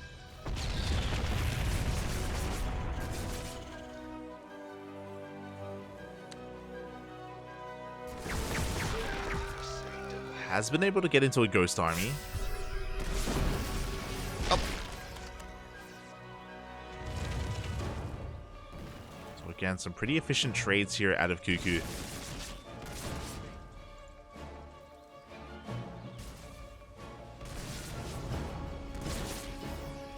I just realized, I don't think YoungYakov's ever going to make a Viper. We don't need Vipers where we're going. As the Lings, they flood on forward. But again, we just can't break this position. YoungYakov trying to force the issue. He's going to lose everything. But at the same time, we have Niduses in the main. Double Nidus into the main base. The lurkers, they find their way on top of the production. And this may just be the killing blow. And we can see YoungYakov trying to get on top of the ramp as well. Oof. Snipes are coming in. The lurkers are going down. CuKu is going to clean this up. Did it cost him a lot though? As Lings are reinforcing. They flood into their deaths. That was 14 lurkers. 14 lurkers for 7 ghosts. A 2-for-1 trade.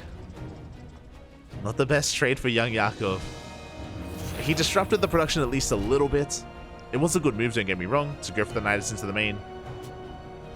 He just didn't have enough to break his opponent. YoungYakov does have the economic advantage, so he's going to be able to remax and rebuild. But he has to be careful not to do that again. Hatchery is going to be going down. 5th base on the way for CuKu. Again, the goal here for YoungYakov is to deny that 5th base as long as he can.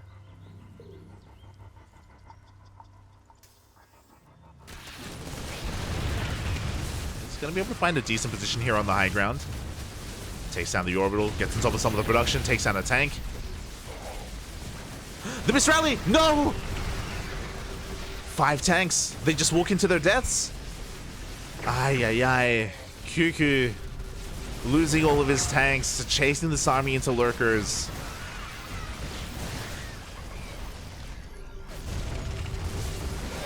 Oof. And it looks like CuKu, despite getting this 5th base up and running, he's just sustaining too many losses. Too many tanks and ghosts are going down, and YoungYakov is snowballing out of control. There were some decent moments this game for CuKu, but third base goes down. And this Ghost Army just doesn't trade well against Ling Hydra at all. Good snipes, don't get me wrong, but...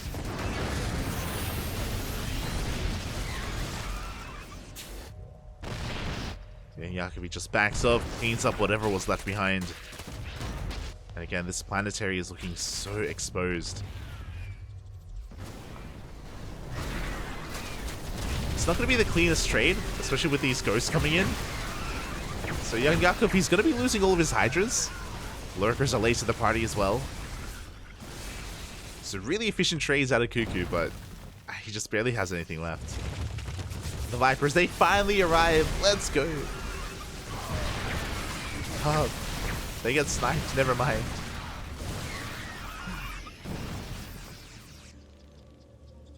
Again, YoungYakov, he has been a little bit wasteful in some of these fights, but he can afford to be. For the most part, he can afford to be. God, he's still making so many Hydras. We just need Lings. I'll be honest, we just need Lings, papi. Oh, God.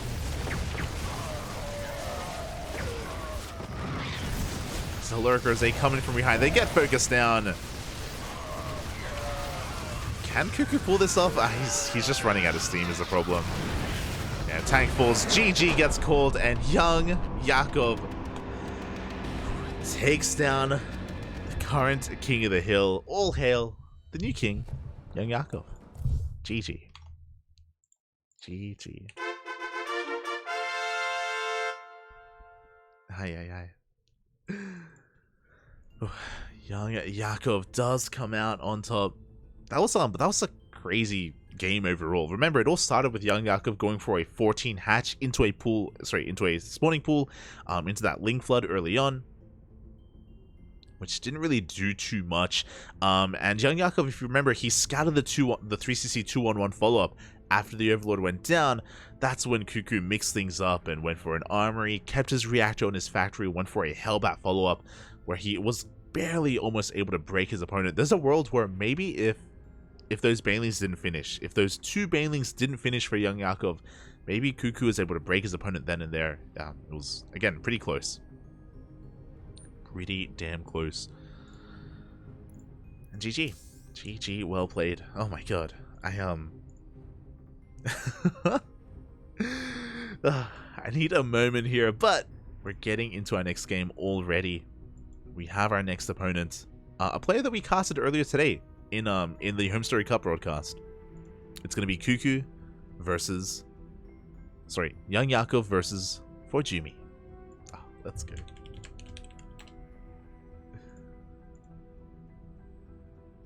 A player that was doing nothing but cheese at Home Story Cup, but since then, it's been a month. It's been a month, and I'm sure ForJumy has recovered from his injuries, and he is back on top, looking to compete once again.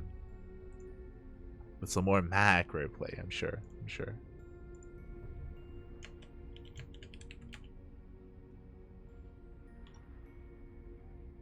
I'm ready for it. Or not. Maybe he just memes it up and he just goes for ninja bases and proxy Dark Shrine. I'm ready for it. Regardless of what it is. I am ready for it.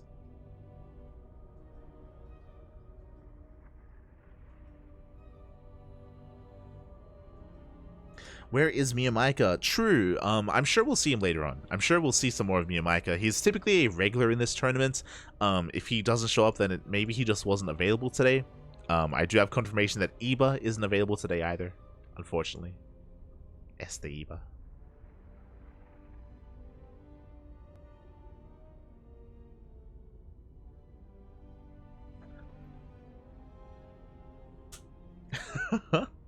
I'll change my phone ring to the intro jingle, so instead I'll rush to my computer when my phone rings. Let's go. It's a holdover from the early days of the CranKy Ducklings. So fun fact, we use a program, an application called Casting Tool, and that's how we're able to set up like the players and the player intros as well, the introductions. And initially, I think we just had like a generic sound for player intros. But we were going through the default settings, and there was a fanfare option with the trumpets. It's like, mate, we have to go for the fanfare. We have to. And ever since what, 2017? Always, Papi, always. Let's go. From the beginning, Papi, from the beginning. It was actually Milk and Cookies, an old friend, an old CranKy Duckling from back in the day, who suggested it. I haven't casted with Milk in a long time. Nowadays, he's just busy with work, unfortunately. Oh, I say unfortunately, he's busy with work. Working on himself. He pops up in the chat from time to time. Pops up in the chat.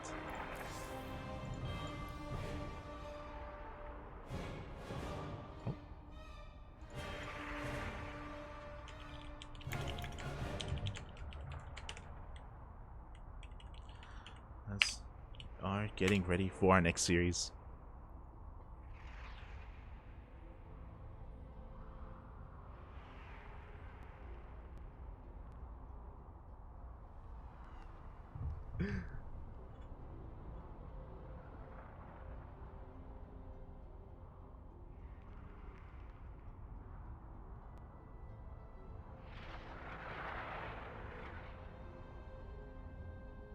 What's a streamer program? Thank you. Yeah. Casting tool. Hold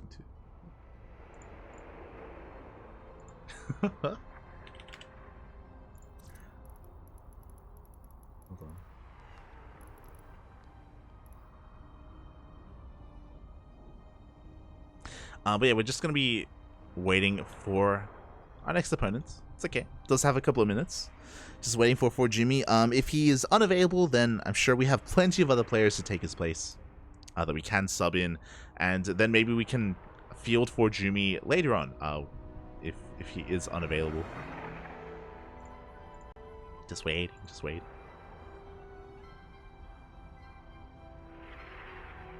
We're actually halfway through. The broadcast already. Jesus, we've had some pretty intense games so far, which has been great. Like a lot of entertaining games. This is our eighth match, and we have 15 in total. 15. We're working our way through all the players. And again, no one's gone for any kind of major win streak yet. Nicoract did get 3 wins in total. But ever since then, we've just been trading back and forth. One after the other.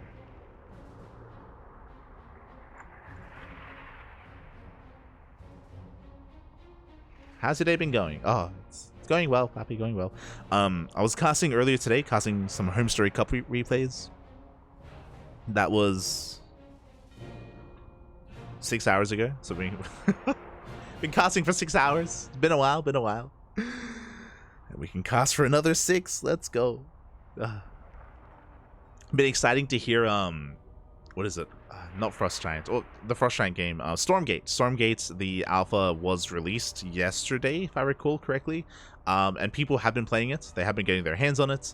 From what I've heard, it's still very early on, as in, like, the game is still bare bones. The game is still, clearly in production. But I've been hearing good things.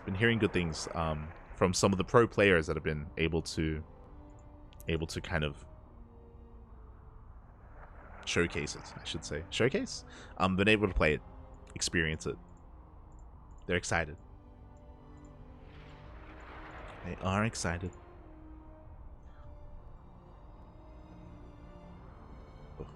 But yeah, from what I'm hearing, it's still a ways off.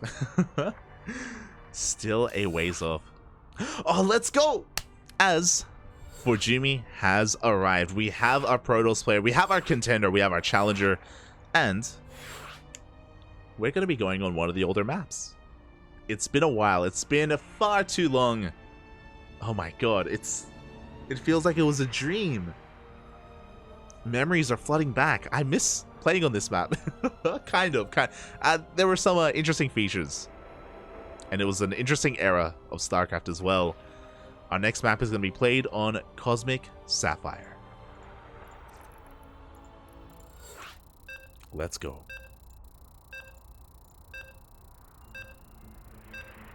It's been years, Papi. It's been years.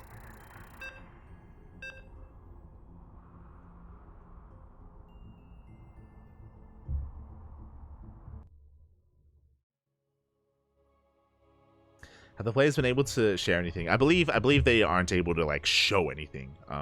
Everything is kept behind closed doors. So just very vague, very vague.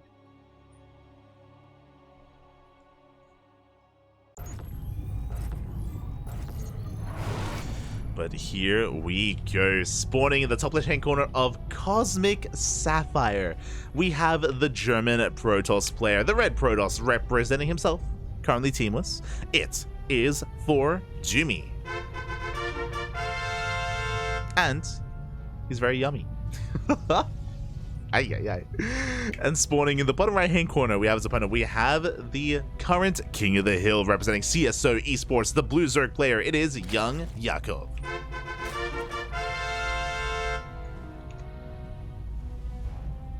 Just to make sure no one is confused. Bam, there we go. Just sorting out the names, and it's been a long time since we've loaded into Cosmic Sapphire. For those who may be wondering, why are we on Cosmic Sapphire? This tournament showcases an extended map pool, which means it has the current maps, of course, and a couple of bonus maps are available as well. Maps like Cosmic Sapphire, maps like Calliope, which is a TLMC map that we featured earlier, as well as Moondance. I don't really... I miss casting on Moondance. I don't miss playing on Moondance. Oh, but it has been a while. A couple of features of Cosmic Sapphire is the narrow entryway into the natural base. It is quite narrow, so it doesn't take too long to wall off. And this map was notorious for sky toss, just because you could turtle up quite heavily here on your 4 bases. These narrow choke points can be walled off quite easily here in PvZ, and the map would be cut in half. We would go to the late game quite often, especially back in the day, as this map was in the rotation in the meta of Double Stargate Void Ray. But you know, that meta has come and gone. You know, that really isn't too much of a thing anymore. Really interesting location here for the second pylon of ForJumy. He's going to be hiding his tech not in his main base, but he's going to be hiding his tech here behind his natural instead. Let's go. This looks like a Twilight Council opener. As the Overlord of YoungYakov dips on in, but doesn't go further than that. Confirms the gate expands, and there it is. There is that Twilight Council. I'm getting some serious deja vu. I remember Chappie playing on this map and getting slow lots all in by Pez at PAX. Was that this map? I remember Chappie dying here at his third. I remember. Good times, good times.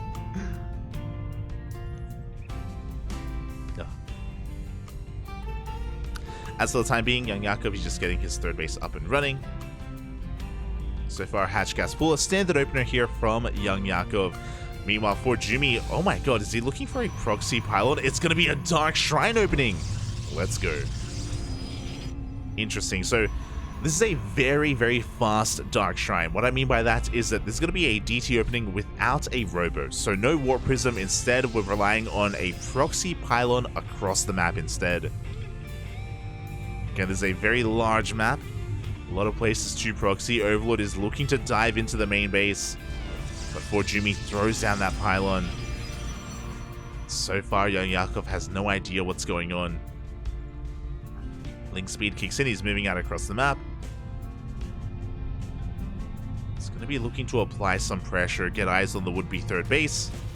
There is no shield battery behind this, so the wall is a little bit exposed. Death is going to be going down. We need a wall up. Oh, we do wall off just in time. Pylon is thrown down and we are forcing a defensive warp in. Do have some good surface area on this cyber core. And ForJumy is going to be able to hold on, but again, YoungYakov did force a massive reaction here back at home.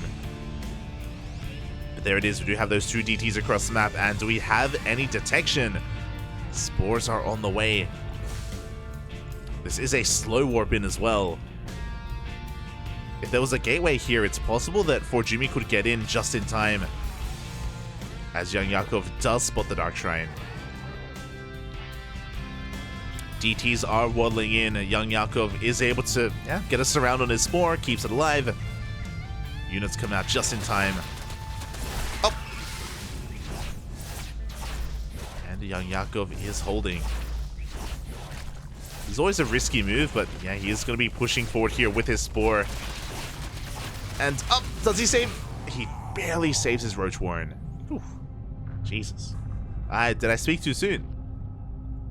Okay, he saves it.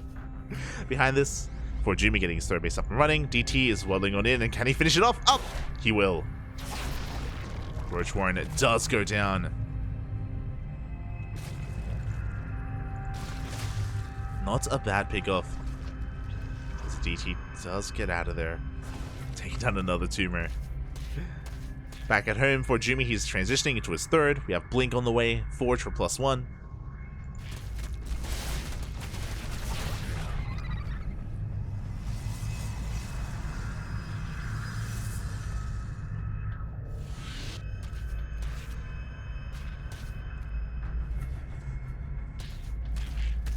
And we are going to be getting into the mid game from here. Now, losing that Roach Warren isn't too big of a deal. Thankfully, YoungYakov, because he didn't have a lair, it does mean that he isn't missing out on Roach speed or anything like that. Can just slowly get into it, focus on droning, saturating his bases. As he does catch another DT. Jesus, we are not stopping with the DT harass. Oh my god. Typically by now we would kind of back off on it.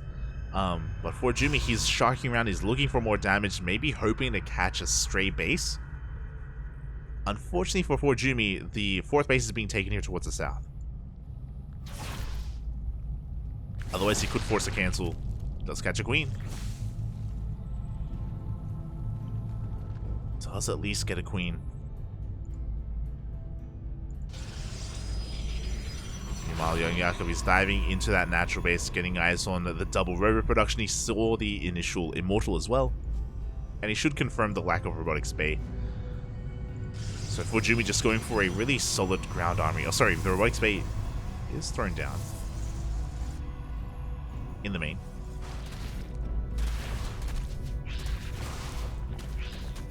We have Linkstalker, and I imagine Colossi behind it, but we could always go into Disruptors, which I believe is not yet spotted by ForJumy. Sorry, by YoungYakov. There we go. Disruptors are on the way. 2 at a time. Now, before the Disruptors can really kick in, YoungYakov has a really crisp timing ahead of us, with both +1 and Roach speed. Once he cleans up these ZTs, he can move out across the map. Oof. Recall is wasted. Both the Archon and the DTs go down. And now YoungYakov, he can focus on his push. Now, what do we have at home to defend? Again, we do have a really narrow entryway towards the 3rd base. We have shield batteries, disruptors, immortals, overcharge. Don't know if YoungYakov can break this position. He's going to break down these rocks at least, which will make it a little bit easier. He can also try to work through the rocks here towards the left-hand side. The Nova is spent, and YoungYakov is going to try to push on in. He gets on top of the Immortal. Does get one. Does get one Immortal. He's looking for the second, but the rest of the Disruptors have arrived. At the same time, a Ling counter-attack. The wall is not a wall. The Lings aren't getting too much damage done, but they're forcing lost mining time at least. As YoungYakov is dancing with the main army. So far, dodging every single Disruptor. Every single Purification Nova. And does force the overcharge as well. Once it runs out, YoungYakov, he can commit. Just getting ready for another run by. Is going to come across these Zealots. Up! As we're just rallying in. Yeah, the roaches, they take a lot of hits. They're going to be distracting a lot of the army. They do create an opening. And YoungYakov, he pounces on it. Gets a disruptor, gets the cannon. And he rolls into the mineral line. Late reaction, there's nowhere to go. The probes. There's nowhere to go. There's nowhere to run. Every probe goes down. 23 workers. The Biles connect, taking down a Stalker. The damage has been done. From here, YoungYakov, he can back off. He doesn't have to commit.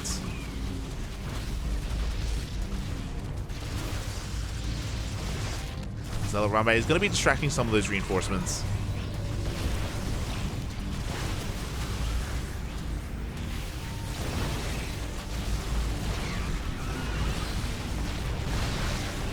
We do see ForJumy trading relatively well here, especially with these disruptors, but over time that base is getting lower and lower. We do have a second Colossus, but YoungYakov, he dives on top of them.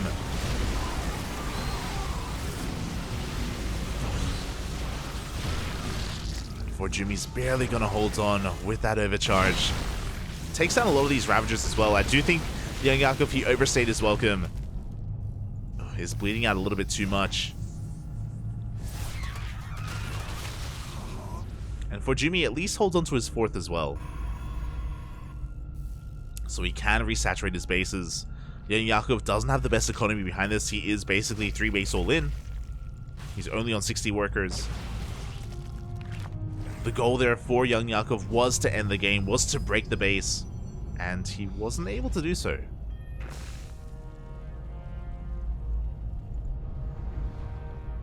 So I kind of want to favor ForJumy right now.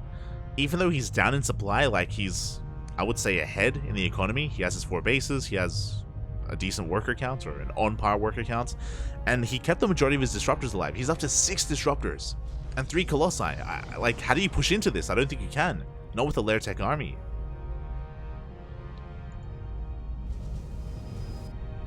So ForJumy has held, and YoungYakov has to kind of think further ahead. He does have a hive. But I believe there aren't any Vipers. Yeah, looking at the units tab, no Vipers are available. Without Vipers, without Lurkers, ForJumy can push on through, catches these roaches. And it looks like ForJumy may just snowball out of control. The base is going to be going down.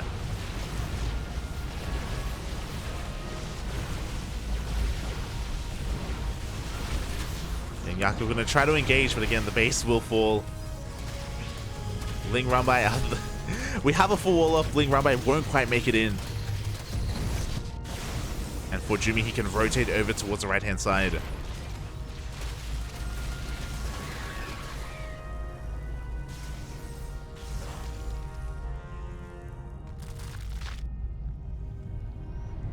I was thinking about it. It's definitely threatening YoungYakov here. Do have a prism coming in from behind, heading towards that natural.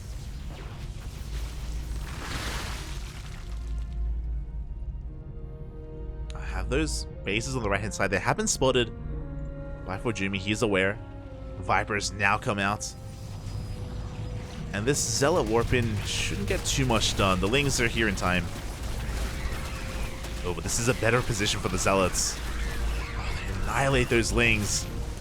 They get into the mineral line at the same time that 4th base of YoungYakov is in a lot of danger.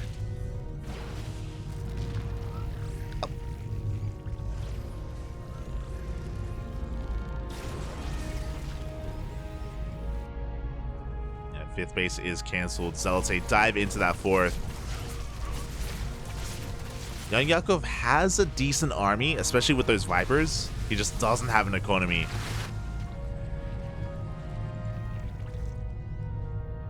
ForJumy is transitioning into Sky Toss. Let's go. +1 air attack on the way. Ay, ay, ay. There's that Stargate. 2 Stargates thrown down. Getting ready for the carriers, the Void Rays.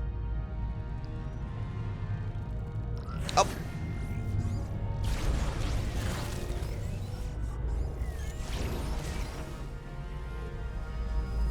We are attempting to go for at least a run by with these Lings. We And YoungYakov hoping that maybe forces a recall back home. Stalkers are going to be going down. There is no overcharge, no shield battery. He is getting damage done. Oof. And the Banelings are rolling on in. They're getting on top of the disruptors. Every disruptor goes down. ForJumy taking a terrible fight here. And he's pushing through. Natural base has been compromised, and YoungYakov, he can afford to just give himself a little bit of time. As he yoinks the High Templar. Yoinks the Colossus, and there's barely anything left to support these Colossi. YoungYakov, he needed a perfect fight, and he got it. The Banelings were insane. The Disruptors were gone in the blink of an eye, and it looks like YoungYakov, he should barely be able to clean this up. Oh! Doesn't cancel the warp in.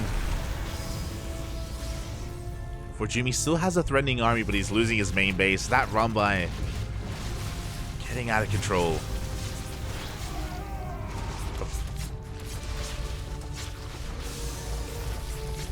And the only thing left is one War Prism and one Colossus.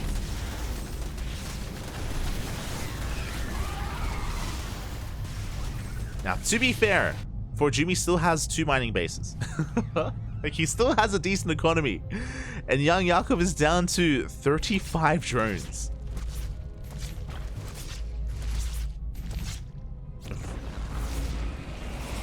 So this is still kind of close. I say kind of.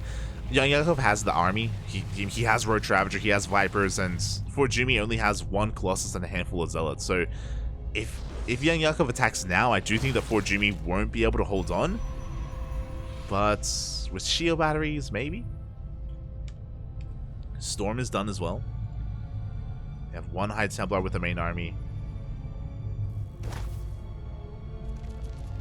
Parasitic Bomb should be able to take down that Prism. Uno más. Prism does go down. Oh, I forgot about this. There's a gold. Of course. As ForJumy is attempting to take the gold base.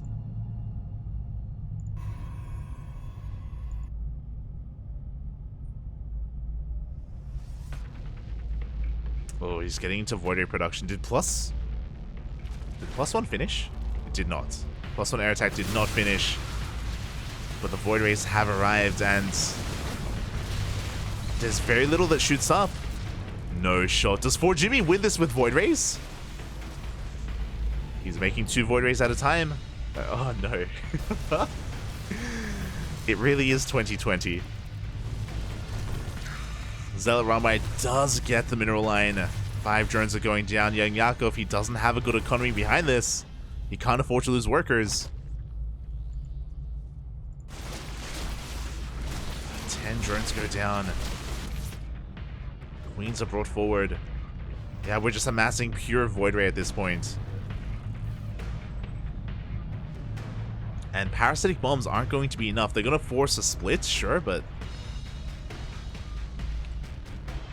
There we go. Hydras are on the way. Gold base is getting up and running. ForJumy is still in this.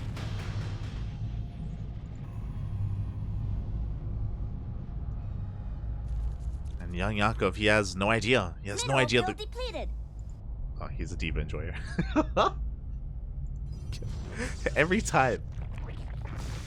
I get so caught off guard by the players that use Diva.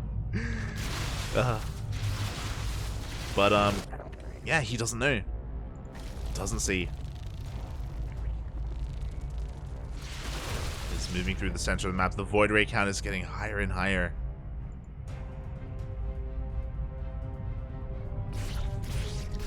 Decent abductions. Takes down 1 Void Ray. Takes down a second. Good pick off so far. We have our Lurker Den on the way for YoungYakov getting his 3rd base up and running, and his 4th. Trying to take his own 5th. He hasn't seen the base itself, but seeing where the army was located, he should be aware.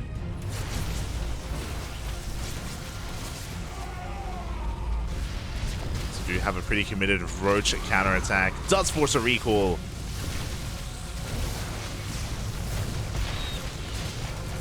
Void Rays should clean this up, but not before losing a lot of probes. Now, ForJumy, he can afford to lose some workers just because of the gold base. Can make up for it. Good yoinks coming in on the Archons. And YoungYakov, he's just trading better.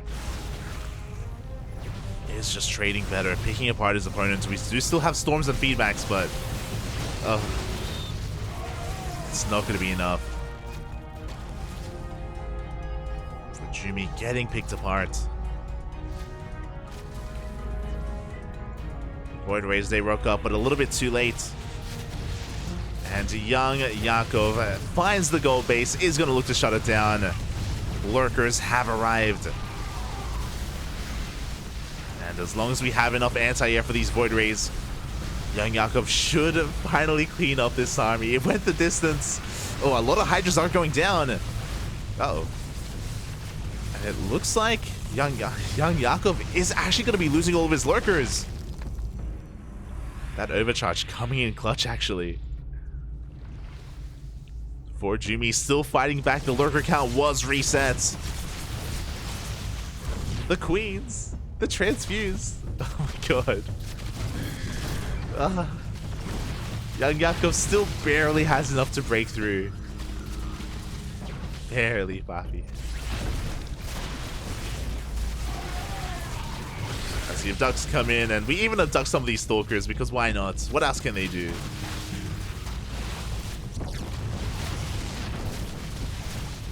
With no detection, that 1DT is going to do quite a lot here. But regardless, the base has been broken. Do we have any detection? We do have a couple of overseers. And YoungYakov being forced back. ForJumy was able to expand and take a northern base. Not really saturated.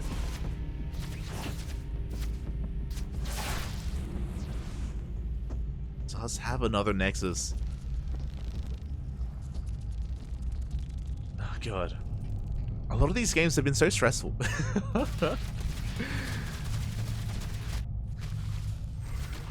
But it does feel like YoungYakov, he has had enough of a lead for enough of this game to snowball. To take this in the end. This Stellar Runby can potentially get a lot of damage done, especially if it gets on top of these Hydras. But good positioning out of YoungYakov. GG gets called. ForJumy taps out, and YoungYakov takes the game, takes down ForJumy. GG. Oh my god. That was wild. A great return to Cosmic Sapphire, to be honest. A great return. It's been so long since we've casted on it, and I'm thankful that the game that we do cast on it does kind of go down to the wire and was very scrappy. Just very, very down and dirty. GG.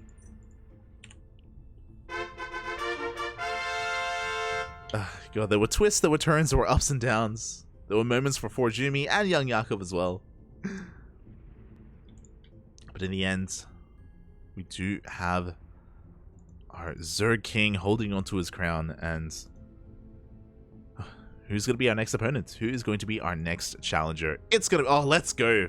We're heading over to the land of the Americas. We saw some people asking for him before the series a couple of minutes ago. He is here, answering your calls. It's going to be MeomaikA. We have a ZVZ.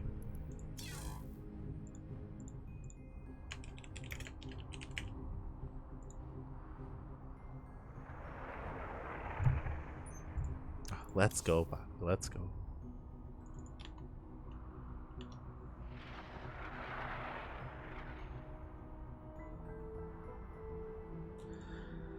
So it may be a mirror matchup, but not the mirror matchup you expect to see here. With MeomaikA, it's a little bit difficult to keep up at times. He's a very unpredictable player, very hard to read, very hard to keep up with. So I wish the best to YoungYakov. I mean, to both players. It's a best of one. That's what's crazy about these games. Best of ones, they can be so back and forth, so unpredictable.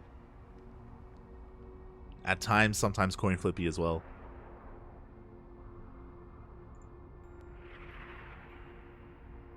I'm ready for it.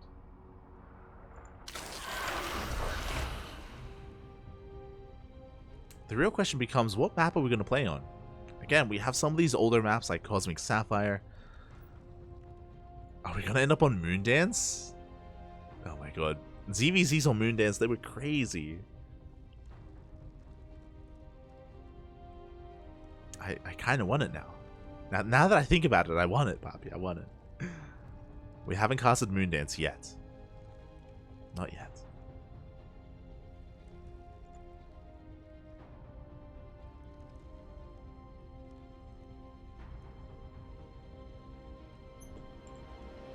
But we'll see, we'll see. Players are just still deciding on their maps. Deciding on how they want this to turn out.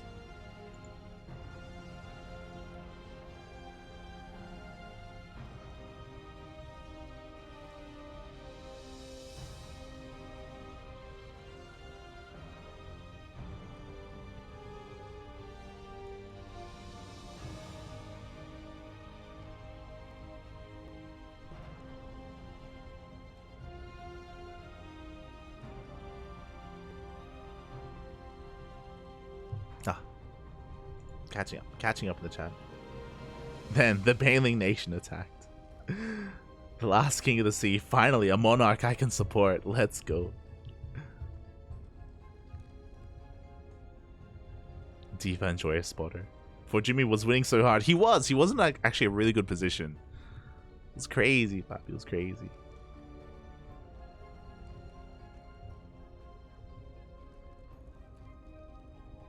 Oh, with Demi in the chats, we may see some Demi action later on. Potentially. The Muta King of the Sea. I'm ready for it.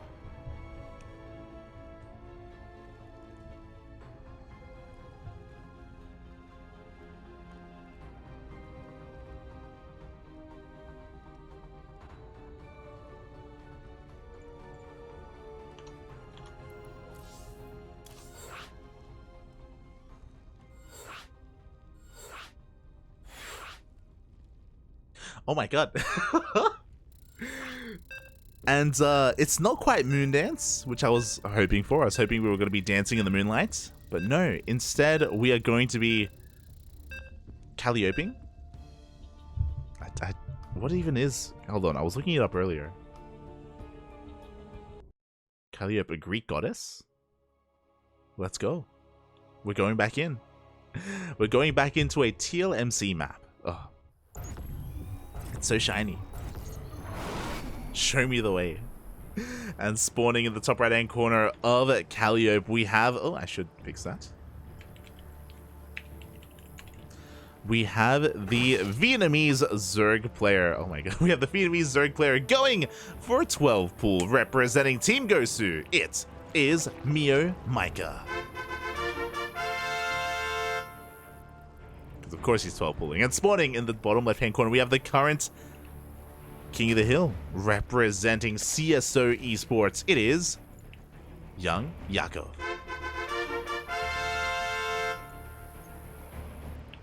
With 2 wins under his belt. Oh my god! Going for a pool first. The reads here. He's been MeomaikA'd before.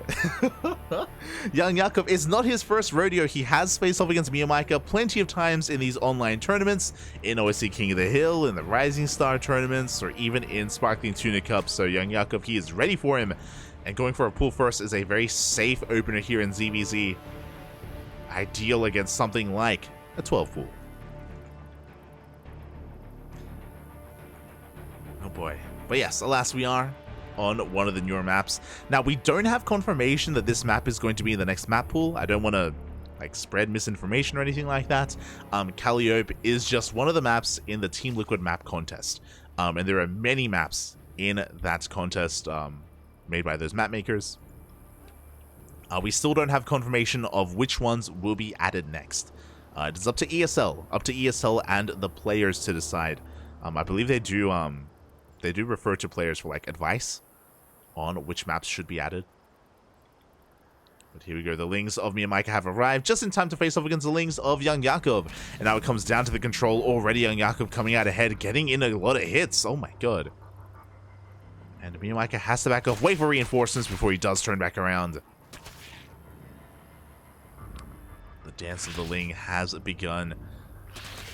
But of course, with the additional Lings on the way, YoungYakov should be able to deflect this, should be able to hold on. The other added advantage is that YoungYakov has a much faster gas behind this, so he's going to be able to get into Ling speed and go for a big Ling speed timing once MeomaikA is deflected. Oof, a couple Lings are going down.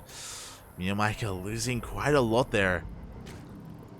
And YoungYakov is able to slip out to Ling and go for a scout. Again, very important for him to figure out if his opponent is droning, if there's a base on the way, if there are or aren't gases. It is very common in ZVZ to go for a 12 pull into 2-base Roach and delay your gas mining. But with this, YoungYakov, is he going to be able to confirm this? You have a new queen. Show me those skills. God damn it, Diva. Does confirm the gas is taken. And YoungYakov is going to be going for a safety, or I say safety, but no, does decide to cancel it. He's feeling confident. He's walling off. He's going to be walling off here at the natural. Again, Ling speed is on the way. MeomaikA should be skipping Ling speed. And we can see here he has the resources for it, and MeomaikA isn't going for those Lings. Or going for that upgrade. Going for a faster Evo chamber instead. And we should be seeing a Roach Warren, and there it is. Roach Warren is thrown down. So 2-base Roach from MeomaikA. I'm still waiting to see what this Evo chamber is for, because we got it really early on, and we're not doing anything with it. Okay, there it is. +1 range is on the way.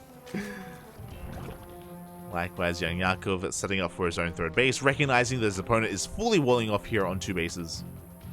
So YoungYakov, he is free to expand.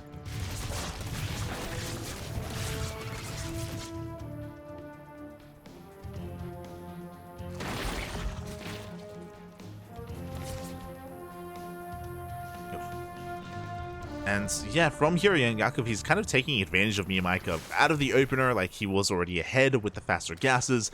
Now he can, of course, fully saturate his 2 bases and get into his 3rd.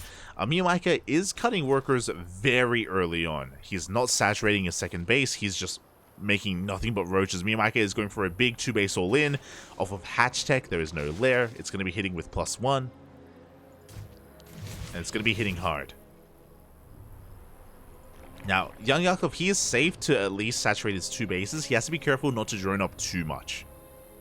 Because if he does, he will die. Things of YoungYakov, he's trying to get a read on what's going on. He is throwing down some safety spine crawlers. It looks like he is accurately just reading his opponent here. There is no roach speed, which means there's no lair, which means... it's an all-in.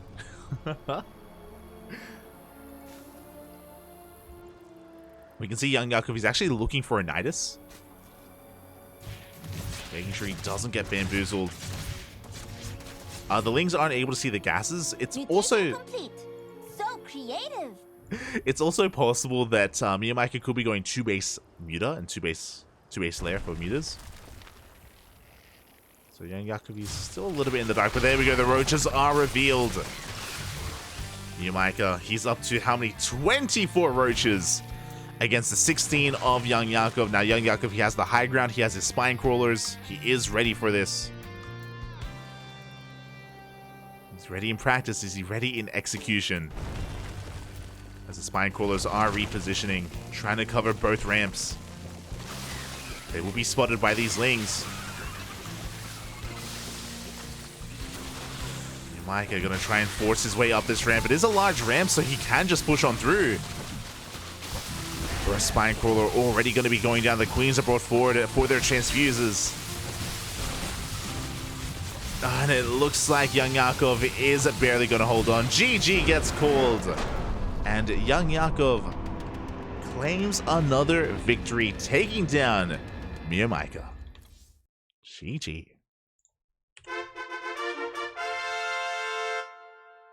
Again, just really good reads from YoungYakov, going for the pool first initially, which was a bit of a coin flip, but a very safe opener, a very wise choice against MeomaikA, and then just accurately reading that he was being 2-base all-in, making those spines well ahead of time, and with those spine crawlers, making sure that he didn't overdrone, was able to just shut down that push from MeomaikA.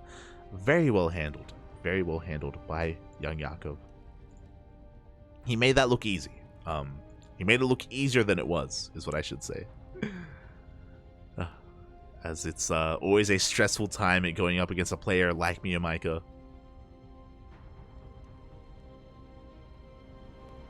Always stressful. And with that, do we have another challenger? Who is left to step up here? We have 1, 2, 3, 4, 5, 6 more players. 6 more best of ones available. 6 more players are getting ready to step up, and yeah, I thought so. Our next player, he was in the chat earlier. It is going to be another player from Southeast Asia. Another Zerg.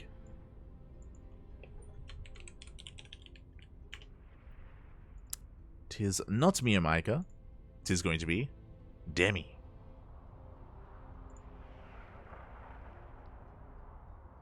Demi is going to be coming out. Let's go.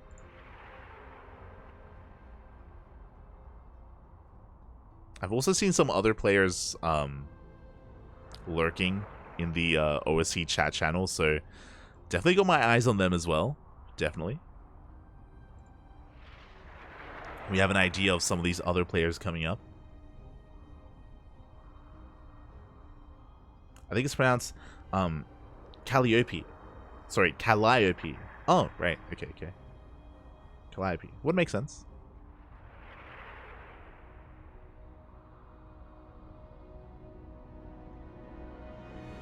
Wait, let's double check. Can we double check?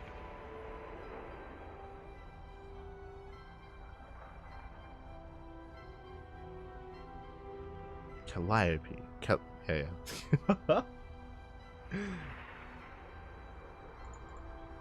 We'll come to a consensus, okay? Well, if it becomes a part of the regular rotation, I'm sure all the casters will have their own pronunciations. It's gonna be amazing. But yeah, we do have another ZVZ before us. Again, it's gonna be Demi's map of choice. He's gonna be the challenger. The challenger to YoungYakov.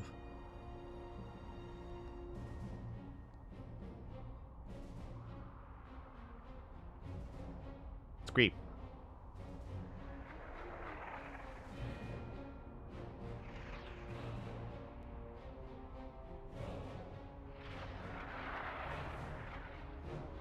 Cali OP. Yo, we're going to Cali? Let's go. Wait, so was it Calliope? Calliope? I'm not gonna I'm not gonna get into this. Hello, Cynical. Hello, welcome. I need a voice clip. Of how it's pronounced.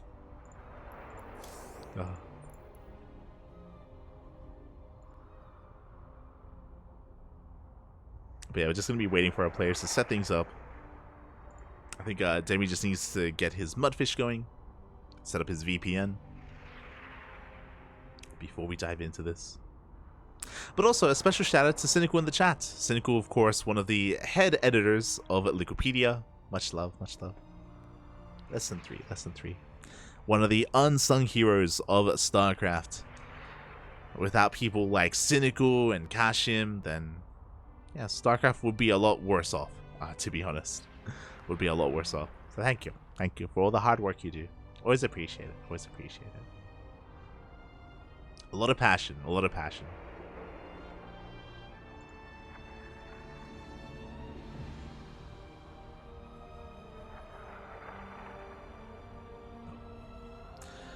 But yeah, who haven't we seen yet today? We haven't seen any of the Polish players actually. Whether it's Christianer or Geralt. Who else? Rodzin, Ziomek. Yeah, the Polish Protosses. They've been a little bit absent here in this tournament. I'm sure we'll get at least one of them tonight. I hope so. I hope we'll get to see at least one. It wouldn't be an OSC event without a Polish Protoss player. Maybe Eva, maybe. Who else are regulars in these events? I mean, I can kind of cheat. We already saw DIMAGA, so I'm imagining Kaz. Kaz is going to be another one coming out at some point. They usually come hand in hand.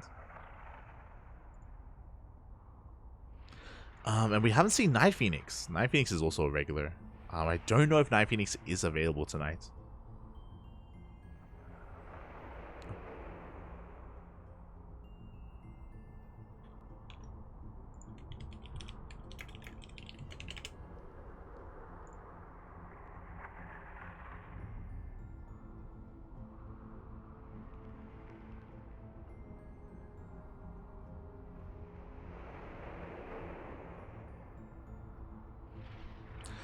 But yeah, for now we're just gonna be chilling. Just gonna be waiting for Demi to rock up. Gives us some time to recover, and we may just go on a short break. Actually, I've been out of water for like the entire cast. I made the mistake of not refilling my water before the tournament, and I've regretted it ever since. So we're gonna be going on a short break. Hopefully not too long.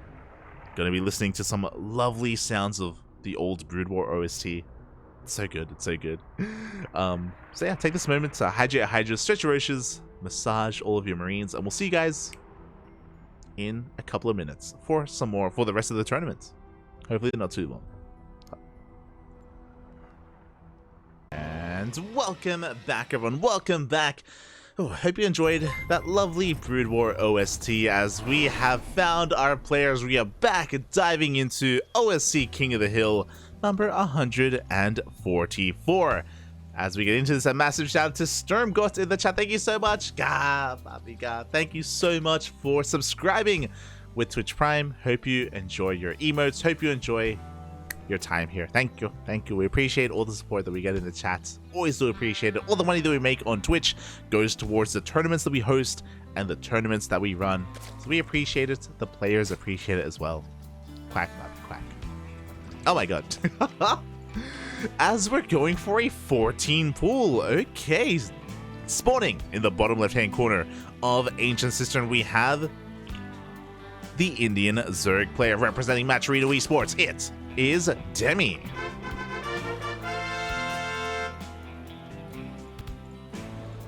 And spawning in the top right-hand corner, we have his opponents. We have the current King of the Hill representing CSO Esports. It is YoungYakov. With 3 wins under his belt already. Can he be stopped? Can his reign end? Can it ever end? We'll see here. As again, Demi did go for a very fast spawning pool, went for a 14 pool into that hatchery on the low ground. It does make it look like a hatch first, when really we have Lings on the way. Meanwhile, across the map, it was a hatch gas pool opener from YoungYakov. Very economic, very standard play from our blue Zerg. Demi, again, spicing things up. Lings are moving out across the map. Queen is on the way as well. We are droning behind this, so it's only going to be the 6 Lings. They're going to be avoiding the path here of this Overlord.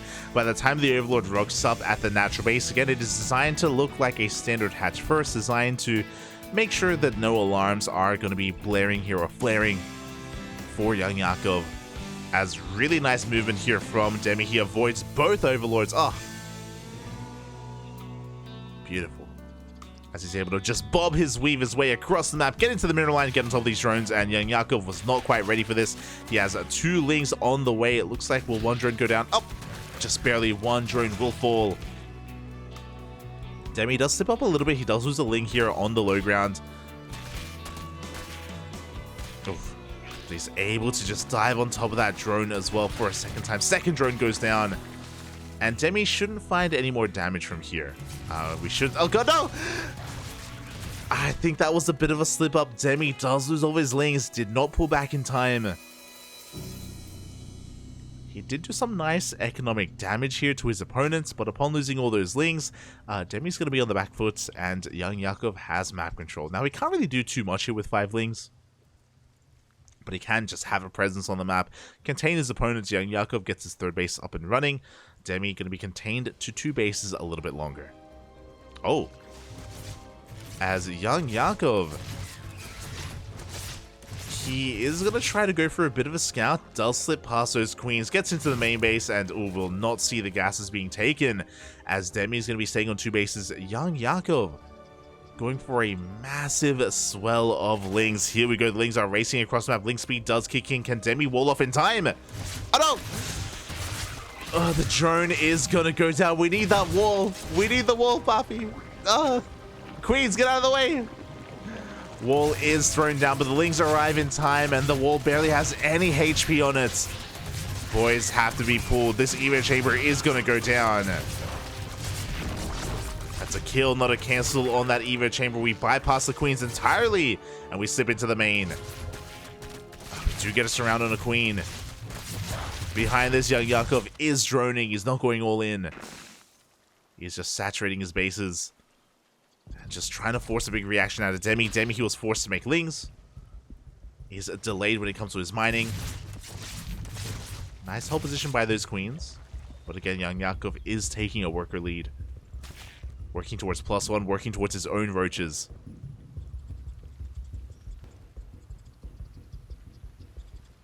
And he shouldn't be finding too much more damage here at this point. He's just kind of keeping Demi busy.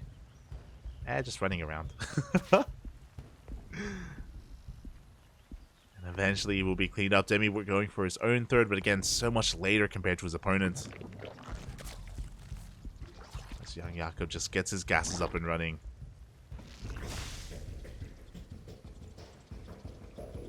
And I would say he's in a pretty good position from this point. Has been mining for a little bit longer. Able to make better use of his larva, better use of his 3rd.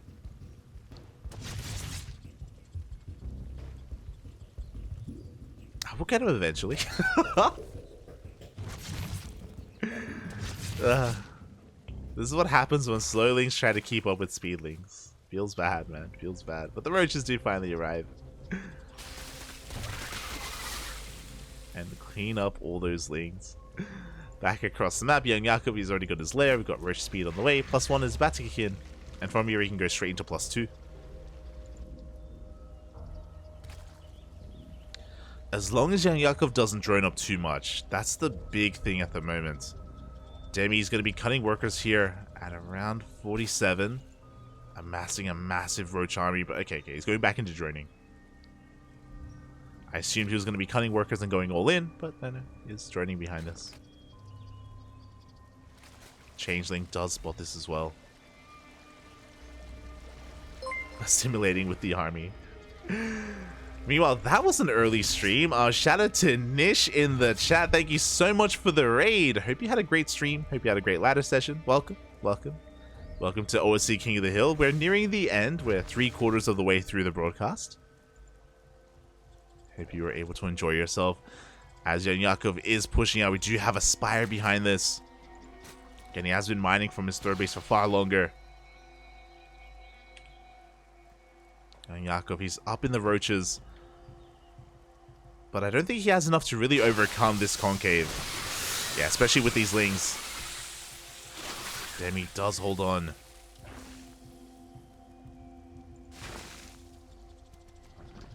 And both players, great minds, they do think alike. Both players are going for those spires.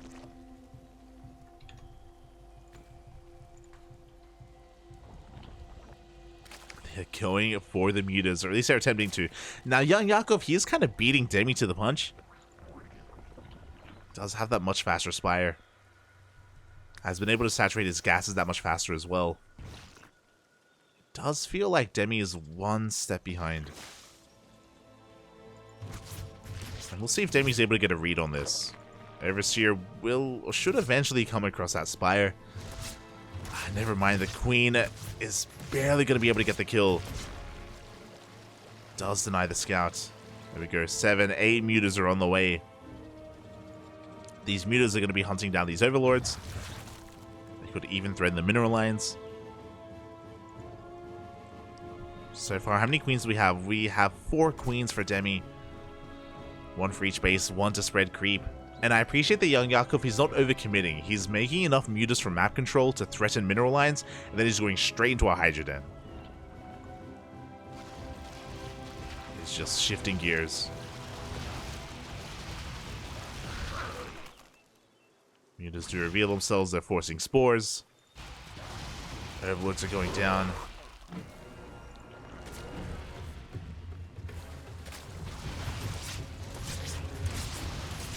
Going for the high energy queen is a little bit greedy, but he does get it. Does trade out a muta. But we get a second queen as well. Good pickoffs from YoungYakov. Meanwhile, he's sharking around with his roaches. Looking for a way in. The Hydra Den is done. He's not quite investing into Hydras yet. I'm sure he will after the fight. He's finding even more of these overlords. And here we go. In comes the Roach Army. It looks like Demi may be able to win the battle in disguise, but what about the battle on the ground? He has a good concave. Has a good surround setup. Mutas are coming in. They're focusing down every single one of these Ravagers. But YoungYakov, he's getting into the mineral line. Yeah, he breaks through the ground army. GG gets called. And YoungYakov, can anyone stop him? As he takes down Demi, continuing to be our king of the hill. GG. Oh, GG, well played. Again, did feel like YoungYakov was just one step ahead there. Had just better saturation, or faster third base, better saturation, faster spire as well, faster mutas, and he was even ready for the next step. He even had that Hydra Den. Very good performance there out of YoungYakov. And who can step up? Who can step up to this man, as he now has the biggest win streak here out of any player in this week's OSC King of the Hill. Bigger than Nicoract, bigger than Mixu, bigger than anyone else. He's big, Poppy. He's big. Oh. Who is it gonna be? I mentioned cars earlier, but no, never mind. We are heading over to the land of the Americas. We have quite a hefty challenger ahead of us. Oh boy. We haven't seen him in OSC King of the Hill in quite some time. It's been a while. Has been a hot minute. But it's good to see him competing again, and good to see him playing in these online weekly tournaments once again. It is going to be the Mexican Terran player. It is going to be Juanito. SpeCial. SpeCial himself. Pretty heavy hitter. There are some big names here in OSC King of the Hill. There's players like Dark, MaxPack, Skilless, Spirit, Bjorn, and SpeCial. SpeCial also is among them.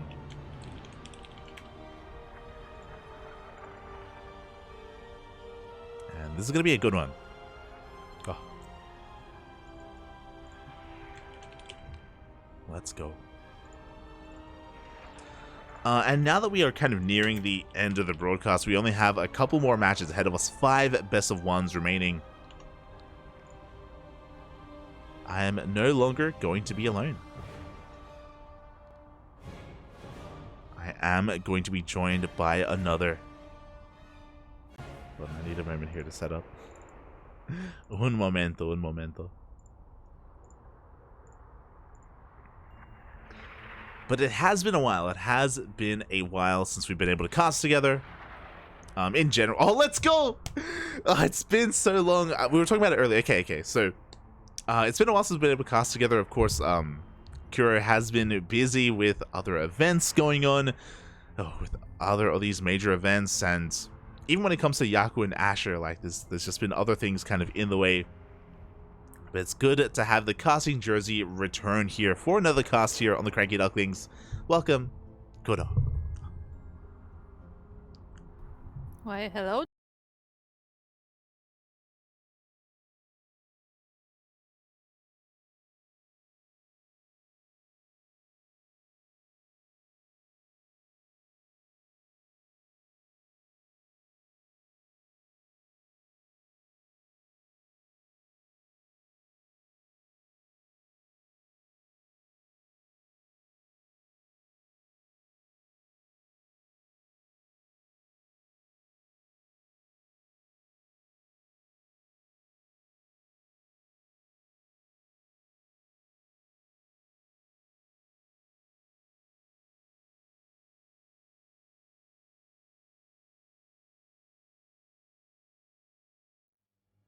interesting. Oh no, sorry, that's my mistake. God damn it. My mistake. My mistake. I thought I was on studio mode. My apologies. we were saying so much, but welcome, Kuro, to the stream. Welcome. I was just I was fixing your image, but I happened to switch the scenes and I wasn't in studio mode. So my apologies. But welcome everyone. Welcome, Kuro, to the stream. As we are diving into this, lobby has been made and. I don't have an invite. Yeah. Oh. There we go. Okay. We are in. They didn't forget us this time. Yes. We are diving into this. We are diving into Moondance. I just realized that was that was off screen. But yes, Moondance is going to be upon us once again. We haven't casted on this map in a very long time, so it's great to see our players willing to dabble in some of the weirder maps. I say weirder maps, but you know, in some of the more unorthodox maps because they aren't in the map pool anymore. Yeah, and indeed we are now spawning into Moondance, and we are looking at first of our players. In the top left corner we have our current King of the Hill. It is the Red Zerg players representing CSO Esports. It's YoungYakov. And spawning in the bottom right-hand corner of Moondance, we have his opponent. We have the Mexican Terran player representing Storm Gaming. It is SpeCial.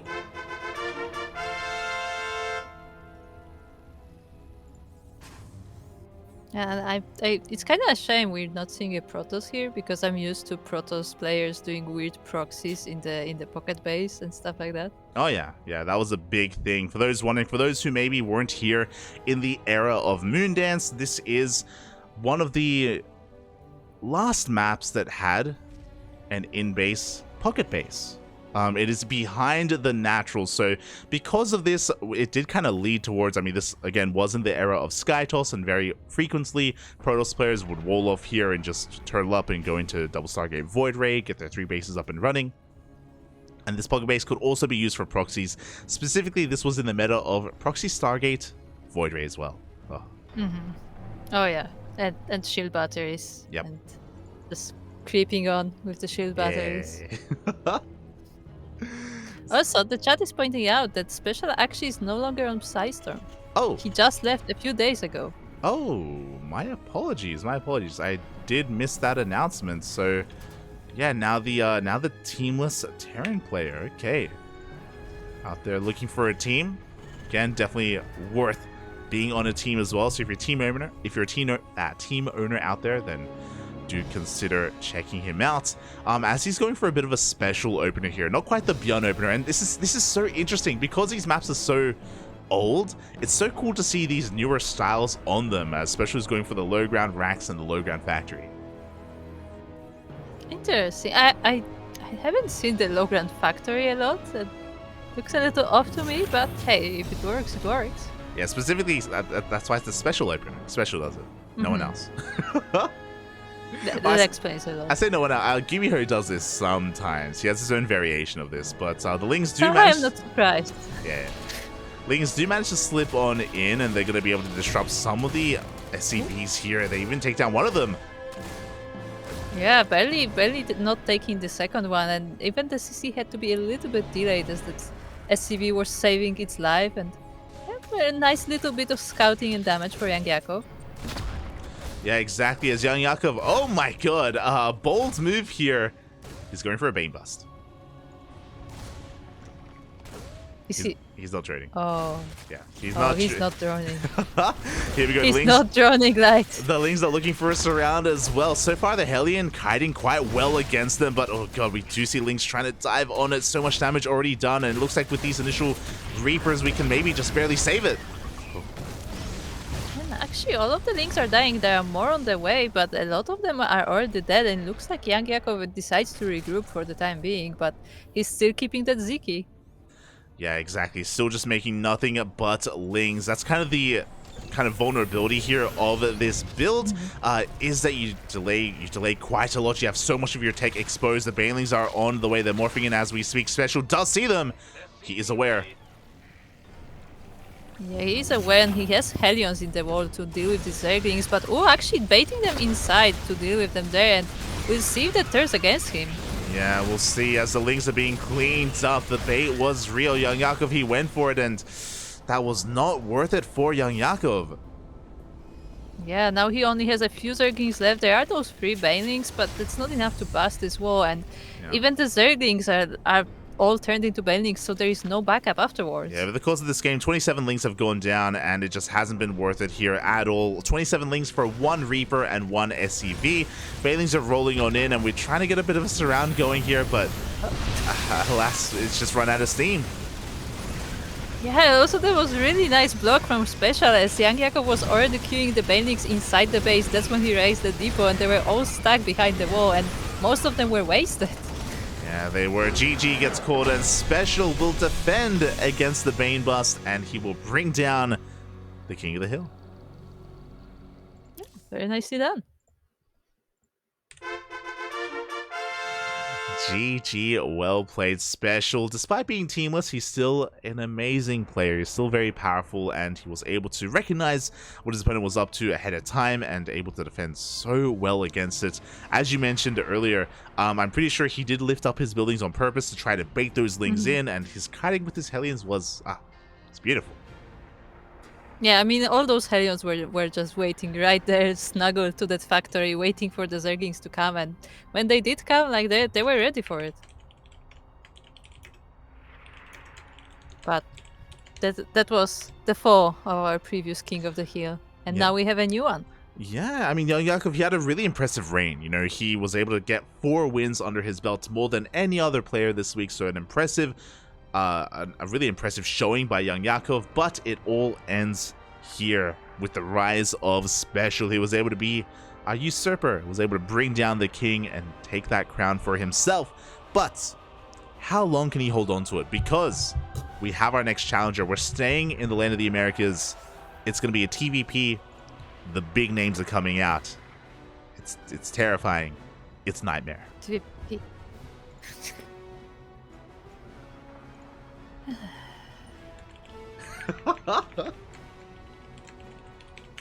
What's up?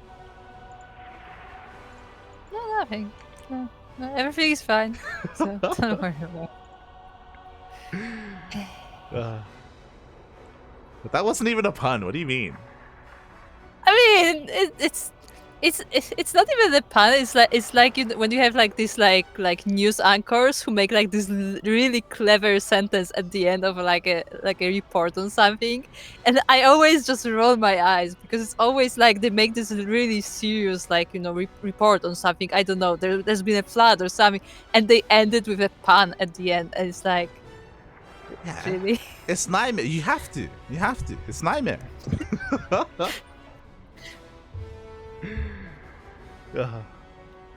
We had to do it for time as well. Had to do it for time. Yeah. See, when you said that it's terrifying, it could also be fear. There was a player called Fear. Yeah. I'm pretty sure. Yeah. He was from. I almost said Denmark. I think it was Germany. I think it was a German player. I think it was Germany. Yeah. He was on Impact's team. Was it Invasion? Or was it Dead Pixels? Was it? I think it was Dead Pixels. Yeah. Dead Pixels. Dead Pixels, Fear. Could be Fear Dragon. True, Fear Dragon. There you go. What other scary names do we have? Terror. There was Terror. There was Terror. There was Horror. There was Horror as well. Yeah.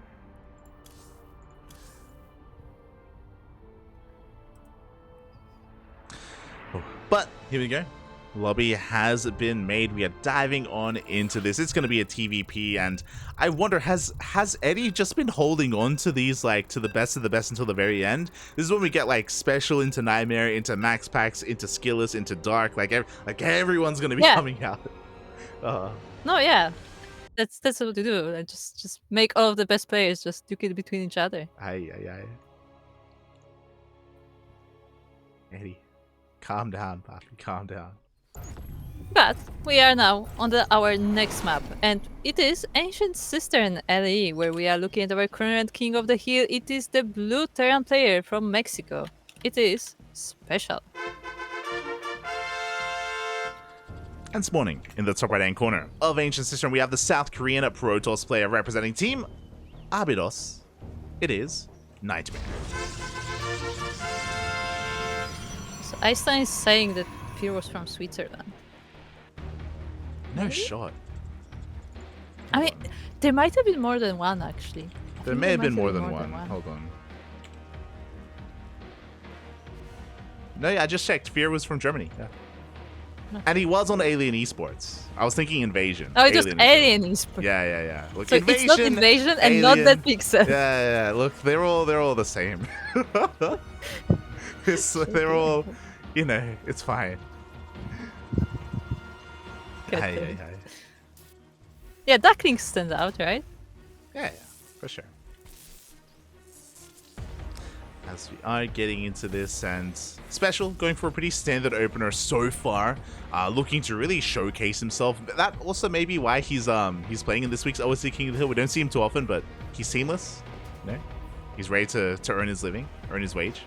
I do find it a little funny that we haven't seen SpeCial in King of the Hill for a while, and as soon as he becomes teamless, that's when he pops up. Yeah, I mean, he has to, yeah. He needs to earn his salary. He's here for it. Let's go. Oh yeah, and it looks like he is planning to earn those maps, and he already he has won one, so already I believe it's 750 for him. Exactly, as he's going for a very economic open here. So nothing too crazy out of SpeCial against NightMare. Again, you can see he's respecting his opponent quite a lot, going for a more economic opener with that CC on the high ground. Very safe play as well. Not going to risk getting it on the low ground, otherwise he could be denied, it could be delayed. Yeah. NightMare will be trying to scout as much as he can of it, and he saw most of it. I don't know if he saw that CC making, but he might have. And yeah, looks like both of our players will just go for very economical builds. Yeah, just a gate expand here from NightMare as well. With that probe scout, he did get eyes on the factory and the CC, so he's fully aware of SpeCial's opener. He knows he is safe to do whatever he wants, and he is going not for a Stargate opener, but he's going for a Twilight Council instead. Yeah, and the Twilight Council is on the way on the back, so the Reaper has very low chances of ever scouting it, especially with the Adept patrolling there, so I guess NightMare does want to keep it secret as long as possible. Yeah, he's going to try and deny that deny that scouting, as SpeCial does get eyes on at least the Nexus. Doesn't quite dive in yet. He's going to be waiting here for a bit of a better moment. Do have a Hellion coming across the map that will help with the scouting as well. Again, it's not really designed to do too much damage, just designed to dive past the units, past the Stalker and the Adept, and get a scout of the main. Yeah, and we will see if he can do that, as we already have Stalker and Adept on the map, and another one on the way. He will disrupt the mining a little bit with these grenades, at least. Yeah, exactly. It does disrupt some of that mining. Hellion does get into the mineral line as well. At the same time, the Reaper goes into the main base. And do we get a scout off? We do dive behind the mineral line. And SpeCial did get eyes on the Twilight Council. Yeah, just barely, but he did get it inside. And he will be aware that there is some gateway unit composition coming up. I don't know if he can guess if it's Blink, but that's what it will be for NightMare. Meanwhile, SpeCial going for Cloak Banshees. Yeah, this is a really niche build coming out from SpeCial. We do see players like Bjorn and Maru do this from time to time. It's a really cheeky way to open up. We shouldn't be over-investing into these Banshees, only making a couple of them, maybe like one or two. It's a good way to get ahead and get some economic damage done. This does delay Raven production though, so overall it does kind of make your mid-game a little bit worse if you don't get economic damage done. Yeah, I also wonder how the Banshees are working with Blink Stalkers on the map, because that feels like they will be able to be sniped quite easily. Granted, if there is detection. As we see, NightMare is now making a robot, so he will have access to observers, but I'm not really they will be in time. Yeah, we'll see if he's able to get that detection up and running. Otherwise, we could see a lot of probes going down to these Banshees. First one is already moving out across the map. Cloak is about to finish up as well, just in time for that Banshee. At the same time, SpeCial is moving forward here with his Marines. Now, these are vanilla Marines, so they don't really pack too much of a punch, but they're really here just to support the heavy hitters, to support the tank and the Cyclone. True, they don't have combat shields, they don't have steam, it's just pure Marines, and they're coming together with a tank and Cyclone to support, meeting these 3 Stalkers here, and it looks like they will be going down. Yeah, good pickoffs here. One Stalker does go down. At the same time, the Banshee does reveal itself into the natural base. No detection. A lot of workers are falling here. At the same time, NightMare has to focus on his defense. Yeah, and he has the shield battery to help with that, but now the tank is set up and the Marines did already take down another Stalker. Meanwhile, the Banshee is taking more and more probes down, and even the wall is being set up here with the bunkers. Yeah, we saw NightMare being a little bit indecisive. He does delay those bunkers, does focus down at those SCVs, and he will get the tank. Yeah, he does get the tank, and he does get the SCVs as well, so there will be no bunkers finished here. There are just these Marines, but at the same time, the shield battery is out of energy, so the Stalkers are quite helpless. Yeah, there's no detection either. The Banshee wreaking havoc here from the skies. We do have another tank rocking up, and suddenly, NightMare is in a lot of trouble. Oh. Yeah, it looks like a nightmare for NightMare, but he does snipe that Banshee, and at least he will deal with that. But there's still this siege going on his base. Yeah, exactly. But we blink on forward, we take down the tank, and because these are vanilla Marines, again, they're not the most terrifying unit. They're not the most threatening, as they are getting picked off one after the other. NightMare, he holds onto his third base. This was a big commitment at a special. He threw away a lot of units to try to break the third, but he was unable to do so. Yeah, indeed, like SpeCial really committed to this attack, but he did not achieve as much as he hoped for, so I do wonder what the next plan is. It looks like for now it's the upgrades. We have the combat shield, we have the steam, but we also have more racks, so I guess we're just going on full-on bio. Yeah, exactly. We have a big delay on the third CC for SpeCial, so this is the beginnings of a 2-base all-in. We'll see if he does throw down a bit of a later third, but the longer this goes on, the better it's going to be for NightMare as he does saturate that third base, as he does get into his own upgrades as well. Charged Archon going to be the transition here for NightMare. No Colossi. Yeah, and it looks like NightMare is playing a little bit of a drop of his own. I'm not quite sure what is inside of this war priest. These are Zealots. Okay, so we have a bit of a Zealot drop, but there are turrets already prepared and he won't be able to get any damage. And again, since there is no third base, this is the only way he can really access SpeCial's bases. Yeah, but even containing SpeCial to 2 bases, I think that is just good enough here for NightMare, as he's going to be looking to dive back in, but there is a mine in position, so he has to be very careful with how he maneuvers this War Prism. Oh, but there's the Bio Army as well. But it looks like he will be barely out of the range of the mines, but the Bio may actually trap the War Prism. Yeah, the Prism goes down, the Zealots as well. There was no way out, so a good surround, a good setup by SpeCial to shut that down. Observer will see the main army moving out as well. Yeah, it looks like SpeCial knows that it's there, baby.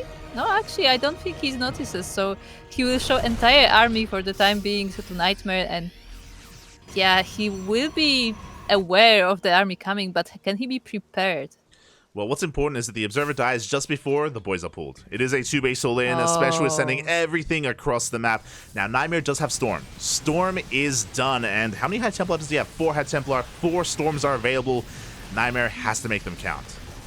He's putting the High Templars into the War Priest, which may be a great move or horrible move, depending how long the War Priest survives. It's actually really close to the army. This is really scary. Oof, there we go. For a second Storm is thrown down. There's a third Storm, and I think we have 1 left behind this army as well. We can see that SpeCial, his army is having a really hard time engaging. Yeah, and there are a lot of Zealots here as well, so they will be quick to deal with those SCVs for the buffer. And once again, we have another Storm as this choke is holding the entire army. And that was it. That was the final Storm for NightMare, but he cleaned up the majority of the army. The majority of those SCVs, he blinks on forward, dives on top of those tanks as well. A bit of a messy fight, but the tank is going down. Yeah, the tank is going down, and the Bio has to evacuate as the SCVs are gone as well. So now NightMare is ready to go on the offensive, but he has to be careful to not overextend with his army. It's not that big after all. Yeah, and again, NightMare, he doesn't have to push out. You know, his opponent was all in. His opponent threw away all of their workers. All NightMare has to do is defend. He needs time here for more energy for Storms. Yeah, and those Marines, even though they are very hurt, they still have all of these medivacs to help. And actually, the Protoss army is starting to melt. Yeah, there's not enough here. Again, the High Templar, they can't really do anything to defend. We still need more time. We need more energy for those Storms. Another Immortal doesn't go down. Very nice juggling there from NightMare. Yeah, nice juggling, and that shield battery definitely helps as well, just barely saving his life. And yeah, it's. I mean, NightMare holds, but I mean, it was a lot closer than it looked originally. It was quite close behind this. So do we pull the boys again? We still have a couple of workers back at home that we can commit. Ghost Academy is thrown down, so SpeCial is attempting to transition. He was able to trade with the army, but he didn't touch the economy of NightMare. That's the problem. He wasn't really able to slow down NightMare in any way. Yeah, and NightMare still has a bit of an army, enough to defend these smaller pushes from SpeCial. Also looks like NightMare is setting up a bit of an attack of his own, but at the same time, SpeCial is dropping straight into his main base. Yeah, we have the one drop into the main base, but NightMare has to be careful not to overcommit. So there we go. He dives on top of the Medivacs, takes down one of them already. There are 2 High Templar in that War Prism, so he has plenty of splash damage available. And that drop into the main isn't going to find too much damage. Tries to focus down the pylon, but the pylon is saved by the shield battery. Yeah, nicely done there. This Widow Mine, and it looks like NightMare is ready to chase the army of SpeCial. Yeah, it did not go off. Did have detection available for that mine. Here come those High Templar. Again, we have plenty of storms available. SpeCial trying to find another way in, trying to find some economic damage. Yeah, he's sneaking right now into the natural base, and there are no defenses, so he will be able to take down quite a few probes here, but the Zealots are here in time, and it's actually only 4. Yeah, SpeCial doing a lot with a little right now. Bearing in mind as well that SpeCial still doesn't have his 3rd base up and running. That's actually his main. He's floating his main over towards the 3rd, as storms are going to connect with the army of SpeCial. Yeah, we still have a lot of medivacs, so this army is being constantly healed, but they also have only so much energy, and this army is already badly hurt, and it will only be hurt more. Exactly. We see SpeCial trying to find another way in. Good EMPs does connect with the High Templar, but NightMare, he has 2 more High Templar in the backline. He still has storms available. Still is going to be stopping SpeCial from pushing in. Yeah, exactly. Like these 2 High Templars had to be warped into an Archon, but I mean the Archon can still help in the fight, so it's not that big of a loss. But at the same time, once again, NightMare is being sneaky and setting up at that other base location for SpeCial. Yeah, getting ready for a warp in, for a counterattack. Main armies are going to be clashing. We do have a couple of Vikings to zone away that War Prism, but the Stalkers, they do blink off. We have so many Zealots on the ground, we may not even need the storms. Yeah, we may not need the storms, we may not even need the Warp Beast, as the Zealots are just running straight on with the backup right behind them, and it looks like NightMare will be... Yeah, he will be just chasing this down, cleaning up the army. The Vikings go down, the Medivacs as well. GG gets called, and NightMare takes down the current King of the Hill. GG? Also, I want to give a quick shout out to a person in the chat, because this actually made me giggle. Somebody said, Foberos said, I prefer strawberry marines. Because you said vanilla marines. I giggled. Este Foberos in the chat. Este Foberos. Ay, ay, ay. Oh no, the puns, they're coming out, Papi. They're coming out. They are delicious. Oh no. Don't put the marine inside you. As we are getting into our next game here. Again, NightMare, of course, going to be one of the stronger players out here, and despite the performance that we saw from SpeCial, NightMare was able to shut it down at every turn. I mean, things were looking pretty close, to be fair, for a while there, but NightMare, he was able to weather the storm, bring out his own storms, and take down Juanito. I mean, I'll be honest, like, there was a moment, like, right after NightMare initially defended, but like the fight was still going, but like you could see that like SpeCial didn't have enough to overpower him. It did look a little bit scary when NightMare started chasing when he didn't have all that much army. Like he almost lost it there. But he was able to pull back, he was able to regroup, and he was eventually able to overpower whatever SpeCial was throwing at him. Yeah. There was definitely that moment where NightMare almost overextended, but alas was able to calm down a little bit, was able to reel it back in, and in the end, he is now our new King of the Hill. Meanwhile, we're going to be heading over to land of Korea. We're heading over to the Korean server for our next challenger. NightMare. Is it dark? He has another Terran opponent. He's not quite dark, but he is quite hung. Oh. I see. It is going to be the most honorable of monorables. It is going to be HonMonO. A fan favorite. Your brother sent energy to Blizzard as it won't log me into Asia server.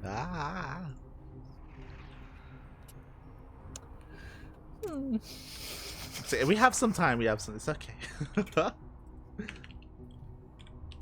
Now see, the Asia server, I don't know if it's Asia server specifically, but sometimes what Battle.net does is that it shows me the regular screen, the home screen of the game, and it says that I'm not connected, but I can see behind the window, I can see that the messages from the chat are still going. Oh yeah, So clearly I am connected. you just click cancel, right, and then you just log in there. And right? no, when you click cancel, it logs me out. No, when you click cancel, it takes you to the login screen, right, where you can put in your details. Yeah. That happens whenever I go to. Yeah, but so I mean, like it claims that I'm not connected when I clearly am. Yeah. Just a bug, a bug on Battle.net. No, we're used to them. There's a lot of them. Smooch. But yeah, HonMonO, we haven't actually seen too much of him recently, just because he did miss out on GP over the weekend. He wasn't there for Grand Platypus Open. If you remember, he was busy on a date with his waifu. Oh yeah, indeed. Not waifu. It's very intentional. He showed us a photo of a keychain with anime waifus. If you want to keep up with the memes with a lot of these players, then join our Discord server. Oh yeah. We have our Discord server, and HonMonO, he pops in from time to time, and he gives us updates on his anime waifu life. I mean, if you remember, previous week he also couldn't play in the tournament because he was going for a barbecue. Yeah, he was going for a barbecue. So HonMonO gives us an update every week about what he's doing this time that stops him from playing. Slowly but surely he will become the new star deck, I guess. Aye. But anyway, here he is, ready to play. Together with his waifu, apparently, she's right there. We have our Red Terran player from Korea, but actually living in Japan. It is HonMonO. Quickly chat, who is that? Spawning in the top left-hand corner of Gressfarm, we have the current king of the hill. We have the South Korean Protoss player representing Team Abydos. It is NightMare. This is HonMonO's waifu.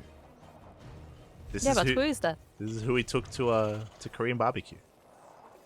Oh, Yeah. I see. See, you're joking, but there are people who take like a cutout of their anime waifu together with them. Yeah. That's HonMonO. Yeah. I can imagine that, I guess. As this probe is a menace and almost got a kill on that SCV, but it looks like HonMonO is going to be able to keep it alive. For those of you who are maybe unfamiliar with the most honorable of monorables, we do have a second very low health SCV, and we may even get a third. Jesus, someone stop this probe. NightMare. NightMare is being really aggressive with this probe as it's hurting a lot of these SCVs, but the barracks finally does finish. Oh my god. Wait, oh my god. HonMonO, come on. Iba, is that you? Iba. Just spamming. Look, even when Iba is not playing, somebody has to bring the spirit of Iba to the tournament. It's true. Okay. It's very true. I messaged Iba earlier and I was like, where are you? I blame Lorimbo. Because of Lorimbo, Iba is not here today. Feels bad, man. Feels bad. Oh, okay. #blame Lorimbo. Exactly. But yeah, for those who also, are... Go on. No, go on. For those who are unfamiliar with HonMonO. I was gonna read the chat, so... Okay, for those who are unfamiliar with HonMonO, he is known as the cheesiest Terran player in all of South Korea. Very aggressive. Very rarely does he go for a third base here, especially in TVP. It isn't a HonMonO build without a 2-base saloon, without boys being pulled. But before he can get into that, NightMare setting up his own proxy pylon. Yeah, Nightmare. I mean, I feel like Nightmare has always been tricky, but like I feel like this past 2 games especially, he's been really trying to get something going. Like not like the early cheese where like you start with a proxy, but like later on in the game, just sneaky and a pylon there, a probe here, and like just trying to get something going around the map when you don't expect it anymore. Yeah, exactly, and we'll see if HonMonO is able to minimize his losses, because NightMare is going to be able to warp in across the map.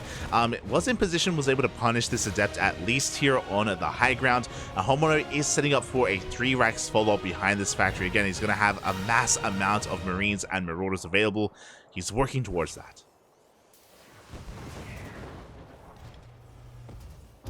He is indeed, but he already loses 2 SCVs as that Adept did manage to shade in. He didn't get into the main base, but he did get a few of those units in the natural. And HonMonO actually decides to move out with these Marines, but I'm not sure if this is a good idea with 2 units already out and shield batteries on the way.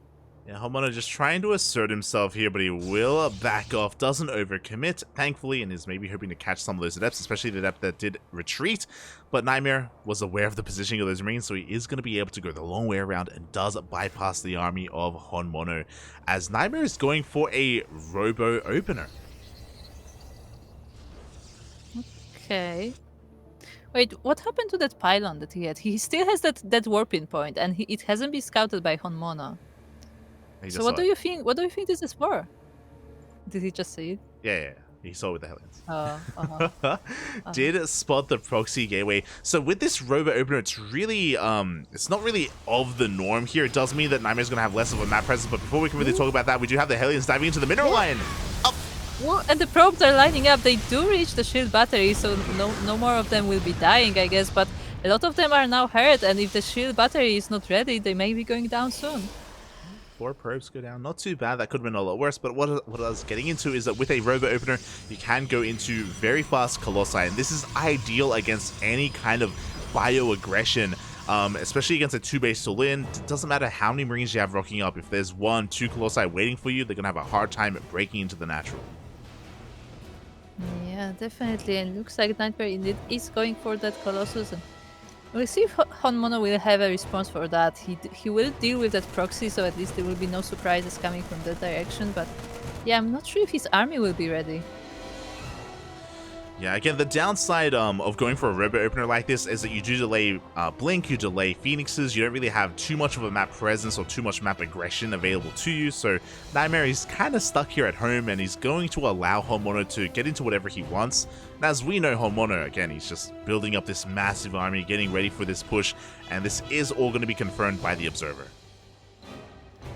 Yeah, the Observer parks right on top of the base of HonMonO, so he's able to see quite everything that's going on there in the base, and I guess we'll see what the decisions are from these players. We have a few of the Adepts actually going to chase these Marines, and they will be able to save that gateway. I'm not sure if Nightmare is planning to use it later. Yeah, as he doesn't commit to the shade, he's slipping into the mineral line. This is important. He's buying a lot of time. He's forcing the army back. He even forces the lift up on that CC to try to get on top of these Adepts. Yeah, and the Adepts will be dealt with, at least most of them. A few of them do manage to shade out, but as you said, this does delay the attack of HonMonO, but it's time. It's time to pull the boys. Yeah, exactly. This is all spotted by the Observer. NightMare sees everything. He sees the boys being pulled. He's aware of the 2-base all in. Colossus, the first one, is already out, already waiting on top of this ramp. Yeah, the Colossus is finished. The second one is halfway done, so it will be here soon. And already a few of the probes are dying as the Adepts once again are shading into the base and just killing whatever leftovers they can find. But now it's time for the main battle. Yeah, exactly. And what do we have to defend? We have shield batteries. We have multiple shield batteries in production here at the at the natural base. We have an overcharge available as well, and time is working against HonMonO. He needs to end this sooner rather than later, because now we already have a second Colossus and we have a third Colossus on the way. Yeah, third one on the way, as you said. And HonMonO is setting up a bit of a wall here, but I'm not sure if it will be able to go up as the cities are quick dealt with. And Nightmare keeps trying to set up some observers to keep an eye on HonMonO and whatever he is doing. Exactly. Observers do get sniped. We do have some NG bays being thrown down. I love it. It does provide some SimCity here to work against NightMare to make it difficult for these Zealots to really collapse on the army. The tanks is slowly sieging forward. The gateway goes down. But now we do have that third Colossus. Yeah, we have third Colossus. We have still a lot of shield batteries with still with the energy. We have the thermal lance, and look at those marines melting down. Yeah, and NightMare is even setting up a surround. He's cleaning up some of these reinforcements, catching marines, maybe even catching some of those tanks as well. And he can collapse on this army and go for that surround as we have a fourth Colossus in the way. He's keeping to the back of the base. He doesn't want to lose the units unnecessarily, but now with the range, he is able to deal with this wall that HonMonO is setting up. Yeah, exactly. The wall is being dealt with. Zealots trying to catch one of those tanks. It looks like they just barely will get the tank. And they also distract the bio army, so that gives a little bit more space to NightMare once again. The Colossus that just popped out of the robo is able to deal with the base, or with the south side of the wall, I guess. But still, NightMare is being very careful. He doesn't want to walk straight into the tank fire. Yeah, the tanks are actually getting within range, though. They are taking down some of these shield batteries. NightMare is being cornered here in his natural. At a certain point, he has to go for it. And there we go. He pulls the trigger. Yeah, massive warping of Zealot just catches the bunkers on the bottom as the Colossus are moving to the top, and the tanks are starting to fall down. Yeah, GG, well played gets called, and NightMare breaks the contain, and he takes down the most honorable of monarchs. GG. GG. Very nicely done from NightMare. He was very patient in his defense because, you know, he could have just jumped on top of the army, but he was just backing off until he had enough, until he was sure that he has enough to beat this contain. Yeah, exactly. Just waiting for those warp-ins, being very patient with his Colossi as well, just chipping away at the engineering bays, no kind of major engagements until he was confident that he had enough. It wasn't just that, though. It was also NightMare being able to be aggressive across the map. Remember, it was only a couple of adepts when he was able to shade in, pick off a couple of workers, just slow down the economy, and also even catch those reinforcements in the center of the map that really did kind of slow down the push of HonMonO. Yeah, NightMare did a really good job distracting the army of HonMonO every possible chance that he found, and in the end, he remains as current king of the hill, and he will be looking to face the next challenger. Yeah, we don't have that many challengers left. As I quickly just double check the bracket, exclamation mark B in the chat if you guys want to have a look at the bracket yourselves, as we have 2 games left here. We have our 14th and 15th match. 2 players. I stand patient, not patience. Patience was blink straight on top of those tanks, okay? Oh yeah, he would. We know that. Yeah. And he'd win. He has done that. So yeah, 2 players left. Who do you want to see, crew? Who hasn't been around? If you could only pick one of the Polish Protoss players, who would it be? Polish Protoss players. Yeah. Think Polish Protoss players.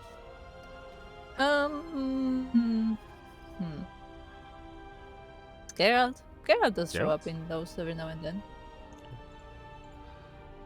Geralt would be a good choice. We are heading over to the land of the Americas, and oh my, it's not going to be one of the Polish Protoss players yet, but a player that has been popping off recently. We haven't seen enough of him. I want to see more. It is going to be Wayne. Oh, okay. Yeah, I haven't been able to see a lot of the games of Wayne, so it will be definitely interesting to see what he can put up against NightMare. Yeah, every now and then he rocks up in like Kung Fu Cups, when Kung Fu Cups are around, or some of these other online events, but I feel like he's been a little bit less active recently. As once again we're loading into one of the older maps.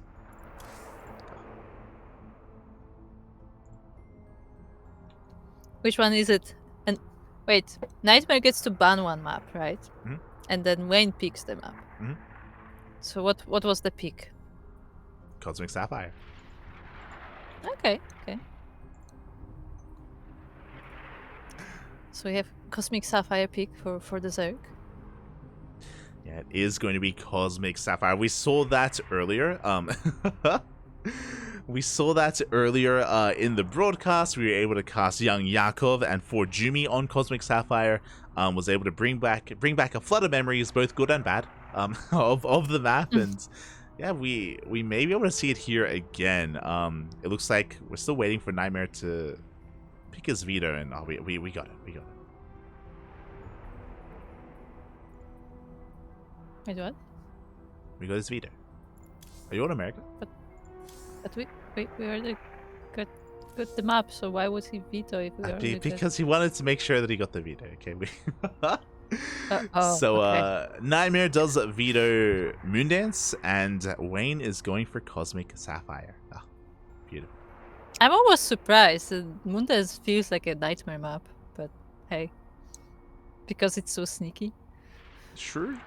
Yeah, you can. I don't know, maybe against Zerg is not as good. I mean, there's a lot going on with Moondance. Yeah, there is a lot going on with Moondance. Yeah, it does have a really short rush distance, so maybe he's afraid of cheese on Moondance. And NightMare, he isn't really the kind of player to turtle up and go into Sky Toss. Like he does play Sky Toss and does transition into late game, but he's not the kind of player to rush there. So I feel like, I guess Moondance not quite his map. Yeah, I guess so. And so instead we will be playing on Cosmic Sapphire, and we will see what Wayne can bring to the table. I do think he's more of an aggressive player, and so I assume we may be seeing a lot of links on the map. We'll see. Yeah, I'm really curious because Wayne, he does kind of provide a really large variety of play. He can be hyper aggressive, he can be a lot more economic and very macro oriented as well. Again, there's a reason why, like, I think a lot of people were looking at Wayne to be like the next Raynor or the next Serral for a couple of years, especially during the COVID era of StarCraft. There was a lot of hype around Wayne, a lot of hype around Vanya at the time. Did kind of peter out a little bit and did kind of plateau, but it does feel like this year he has been back on the up and up and is getting some good results again. Yeah, we'll see if we can do it, as we are looking at him right here at the bottom right corner of Cosmic Sapphire. We have our red Zerg player. It is Wayne. And spawning in the top left-hand corner, we have as opponent, we have the South Korean Protoss player representing Team Arbidos, the current King of the Hill. It is NightMare.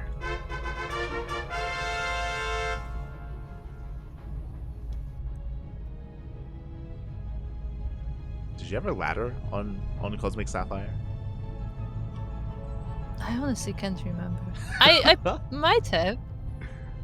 I might no, because see, the thing is, like, I play placements at least once a year, so I probably did. Once a year, but though. I could not remember. Depending on the time of the year, maybe. I think this was the time when the map pool lasted the entire year, wasn't it? True. I think so. Because earlier it was shorter, but I think Cosmic Sapphire was already in the long map pool. I think. I'm not sure. We could probably check a VOD of my stream somewhere. So we are getting into this. So far, this is a hatch gas pool opener. I don't know if you noticed, but Wayne did go for a 14 hatch timing here. Was able to get his hatchery up and running just before the probe rocked up. So yeah, very nicely done here by Wayne. Make sure he wasn't forced to take the unnatural natural. Yeah, indeed, nicely done. And NightMare will keep his probe in this base, just to see what's up, to maybe disrupt the mining of Wayne a little bit, and he will be able to see when that pool finishes and whenever the Zerglings are gonna pop up. Yeah, exactly. NightMare just being a little bit annoying here, just trying to force some inefficient mining in those mineral patches as well, just kind of flexing his multitasking and flexing his speed. Back at home, just a gate cyber into that expansion, so a standard opener from NightMare, and we'll wait and see what kind of tech opener he decides to go for. Yeah, he's still being very aggressive with his probes, even trying to attack one of the drones just to bother Wayne a little bit more, but now he has to escape, and he is actually going for Stargate. There we go. It is going to be that Stargate opener coming out from NightMare, and he's even rallied towards this Overlord. He may decide to go for something like a Phoenix or a Void Ray first before the Oracle. We'll see, because he doesn't have a Stalker to deal with that. Right. Imagine if he just goes Mass Void Race. He's not nice. He's not, but imagine. Like nice scared me that people actually still do that. Yeah, oh yeah, 100%.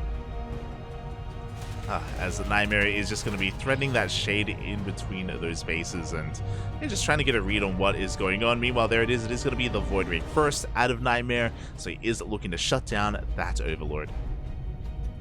So he will try to deny the scouting of his base, and we see what he decides to do afterwards. If this will be indeed just some oracles for harassment, or maybe just getting the Void Rays who chase this off and switching the deck entirely. Yeah, NightMare, he's got options, right? Like once he takes down this Overlord, we have seen time and time again NightMare be quite fond of the Twilight Council follow-up, and there it is. Twilight Council is on the way. This is looking like a Glaive Adepts coming out from NightMare. He's still going to be taking a third base, but the goal here, especially with this Void Ray, is to mask this to make it look like a standard economic opener. Yeah, the Link does see that the probe is getting ready for the third base, but as you said, we have that Twilight Council. There will be no more units coming from that Stargate from the time being. We are switching to the ground toss. Yeah, exactly. And Wayne has to try to get a read on this. He has to make sure he's not too greedy and doesn't cut too many corners, because if he delays his Roach Warren for too long, if he drones up too much, then the follow-up can hurt him so much more, as it is not Glaive Adepts. He's going for a Dark Shrine.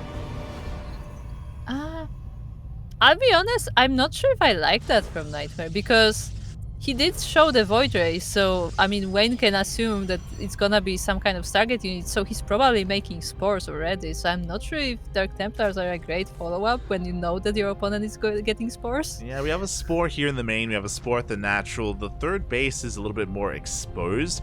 Of course, the threat of the DT opener isn't just the Dark Templar, it is the follow-up. Here we go, we do have a Forge on the way for +1. These DTs, of course, they can morph into Archons, and we can see some Archon drop play come into play as well.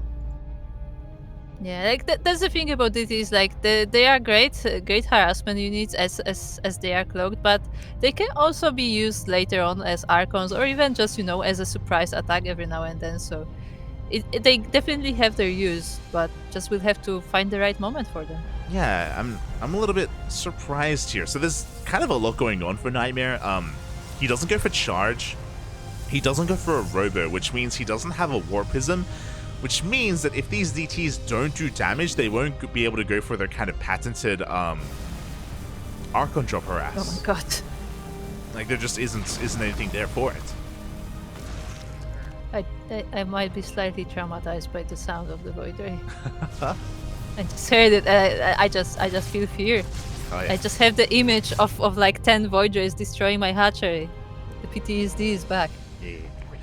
it was never gone, girl. It was never gone. Smooch.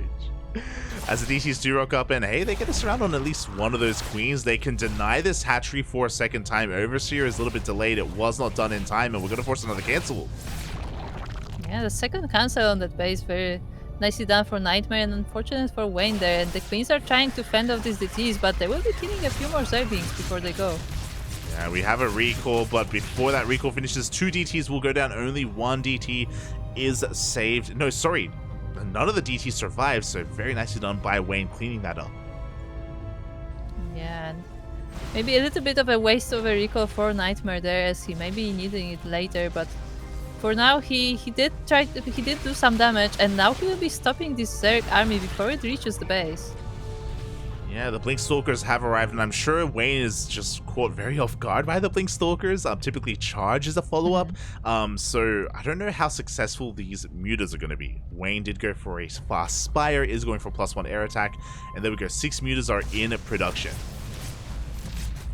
Yeah, this fighter is still causing some trouble, trying to get any damage that it can, and yeah, we'll see how the mutas are dealing with this army, because I mean, with Blink Stalkers already on the map, I'm not sure how this is gonna work out for Wayne. Yeah, to be fair, this is a very large map, so if the Stalkers are out of position, then these mutas can get a lot of damage done. They can dance between the mineral lines, and they pick off a lot of workers, and here we go, the mutas are moving out across the map. The Blink Stalkers are heading towards the 4th base location. We do have a cannon at least here in the natural. Yeah, but we have no shield batteries, so those will definitely not be helping with the mutas. I mean, with how many mutas does it take to one-shot the probe? 5. Yeah, so I think we have enough. Yeah, there we go. And it looks like the mutas have been spotted. We did have an observer here in between these bases, and Phoenix production has commenced. We have a second Stargate on the way. Wayne taking these mutas very seriously, and sorry, NightMare taking these mutas very seriously, and Wayne is doubling down, just making nothing but mutas. Yeah, well, as you said, these Phoenixes are on the way together with the second Stargate, so these mutas only have so much time to do the damage before there will be an overpowering army here, and they fly straight into the Blink Stalkers as well. Yeah, exactly. Once again, the Observer was in position at the same time, though we have a massive Roach Ling counterattack. The Stalkers were ready for the mutas, but they were not ready for the Roaches. Yeah, the DJs will be there to help and at least body block the path, but there is no army to stop this. The Robo will be going down. The Voyager will try to come and help, but it cannot kill the units fast enough. Yeah, exactly. Damage is being done. The Robo goes down at the same time. The mutas try to dive back in, but no, the Stalkers were left in position. Only half of them will react here to these Roaches. The Roaches are being cleaned up. They actually don't get that much economic damage done. They clean up the DTs and just the Robo. Yeah, I think the Robo was the biggest thing that the Zerg was able to do here, and you know, that will delay any sort of Robotech production, but at the same time, NightMare is getting the Fleet Beacon and getting upgrades for his Phoenixes as well. Yeah, Anion Pulse Crystals is on the way. That is Phoenix range here for NightMare. That'll help him so much when dealing with these mutas. And again, these mutas, the cloud is quite large. 16 mutas are out on the map. It looks like, though, from here, Wayne is transitioning into Roach Ling Bane. Looks like the mutas, we're done with them for now. We're not really going to be reinforcing this cloud any longer. Yeah, I mean, it will be hard to get any damage with these mutas as NightMare's response is getting there, as we have the Phoenixes popping out, as we have the Stalkers ready for the defense. So I guess it makes sense to switch into something else. And I mean, the first Roachling attack wasn't too bad, but as you said, it didn't get that much damage. Yeah, it didn't really do too much to the economy of NightMare, and his 4 bases are up and running. He has a large Stalker force, and even though he doesn't really have to make use too much of these Phoenixes anymore because there are barely any mutas, we can go straight into those carriers. We can go into Skytoss. Yeah, and how do Roaches do versus carriers? Oh. And here we go, Ling Bane is going to be rolling on forward here, looking for those connections. If they do make it past these Stalkers, they get into the mineral line. And the Banings are still rolling, but they're still finding more Stalkers here. They actually do blow up most of this army, so they will be able to get through eventually. Yeah, exactly. They do get into the mineral line. Probes are going down. And the Stalker army as well, there isn't really too much to speak of. A lot of damage is being done, but NightMare should be able to force this back. Yeah, I mean, he still has these Phoenixes, so he should be able to clean this up, but 13 probes did go down, and the Zerg army is not cleaned up yet. Yeah, the mutas go down, the Roach Ravager barely escaping here, and even though Wayne did do some critical damage here, we do have some more Banelings behind this, but the carriers are arriving. Yeah, the carriers are arriving, and I mean, Banelings still can jump up, and even the Phoenixes will be lifting them up as well, so I guess this attack won't be as powerful as Wayne would hope for, but he will still nonetheless try, because there is not a lot on the ground. Yeah, not too much here on the ground. Not anymore, as a lot of Stalkers did fall down earlier. 25 Stalkers in total have died this game. The carriers are revealed, and thankfully we already have the Spire, so Corruptors are now in production. Yeah, so that works out nicely for Wayne there, as he already has the Spire. He already has some of the upgrades as well, so the Corruptors will not be as weak as they could be, and we'll see how this goes. We'll see how the players match up, because it looks like NightMare also is not producing the carriers anymore. He switches to Archons instead. Yeah, switching into ground toss. He's maybe hoping for an overreaction into these Corruptors. At the same time, Wayne going for another massive counterattack is going to be spotted here by NightMare. Does wall off just in time, and his Archons get here as well. Up. Yeah, the Bane Blast still goes through though, and eventually the Link Bane goes into the base. The cannon is not able to help, and a lot of these probes will be going down. Yeah, 15 workers. The entire mineral line goes down to the Ling Bane counterattack, and NightMare, he's having a really hard time holding onto his fringe base as he is being spread a little bit too far thin, and he doesn't have the best defensive position. Very commonly in this matchup, we see Protoss players wall off with cannons and shield batteries and gateways, and NightMare just doesn't really have that setup. Yeah, he does not, and Zerg is constantly attacking from each direction. There's a lot of Archons now, so these Corruptors actually have to be a bit careful, but I mean, Wayne can just rotate and attack on the other side. That's exactly what he is doing, just backing off, rotating back around. Corruptor's taking down another couple of units. Gold base is on the way. NightMare has built up a pretty powerful main army, though. That's a lot of Archons. That is indeed a lot of Archons. They will be dealing with Zerg quite nicely, but there's also a lot of army for the Zerg, and we'll see how this engagement goes. As actually, the Banelings are rolling into the Archons. Yeah, the Archons take care of the Banelings. They're pushing on through. There are roaches on the ground, but again, we do see NightMare breaking through the line here of the Zerg. One carrier falls, we have one left. It was a little funny as one of these carriers was pulled forward, but I actually don't think that was beneficial to the Zerg at all, as the carrier was just closer to the fight. Yeah, there just wasn't enough DPS to bring down that carrier, but it looks like finally the carrier is going to be going down. The Archon does get into the mineral line, but NightMare, he's running out of steam. He's running out of units. He has nothing left, and the reinforcements from Wayne, they clean everything up. Yeah, so the entire army of NightMare does get cleaned up. He does take the base on the bottom though with Zealots, I believe, so there is a little win for NightMare there as well, but losing the entire army is definitely not great. I mean, he lost his carriers, he lost all the Archons earlier as well. The army was reset, and we can see Wayne just skyrocket ahead in the supply. And from here, NightMare, he just needs time to regroup and rebuild, and that's time that Wayne is not going to give him. Oh yeah, no, the next wave of the Zerg is already being prepared. The Banelings are popping out, the Ravagers are about to be ready, and what do we have here? We have two Archons. That's it, the two Archons. They have an overcharge. An overcharge is pretty good, but it's not going to be enough as the Ling Bane rolls on forward. A couple more Archons are rolling on in as well, but the base is compromised, and this 5th base is going to go down. Yeah, the 5th base is going down. The pros are trying to escape, but they're struggling to find a place between the Sim City to hide, and the Zerg army will just overpower base after bases. I don't think NightMare has much more left. Yeah, exactly. And NightMare, he may have had a decent run here taking down the Terran players in SpeCial as well as HonMonO, but here against Wayne, he just can't really keep up. Not anymore. Not on this map. Not on Cosmic Sapphire. GG gets called, and Wayne is our new King of the Hill. GG. Nicely done by Wayne. I pressed the wrong button. Hold on. GG, well played. Wayne takes down a pretty powerful, pretty hefty player in NightMare. And can Wayne end the night on a win? Can he end the night as our King of the Hill, as there is one game left? Hey, Light. Eiston said that this game had both pros and Archons.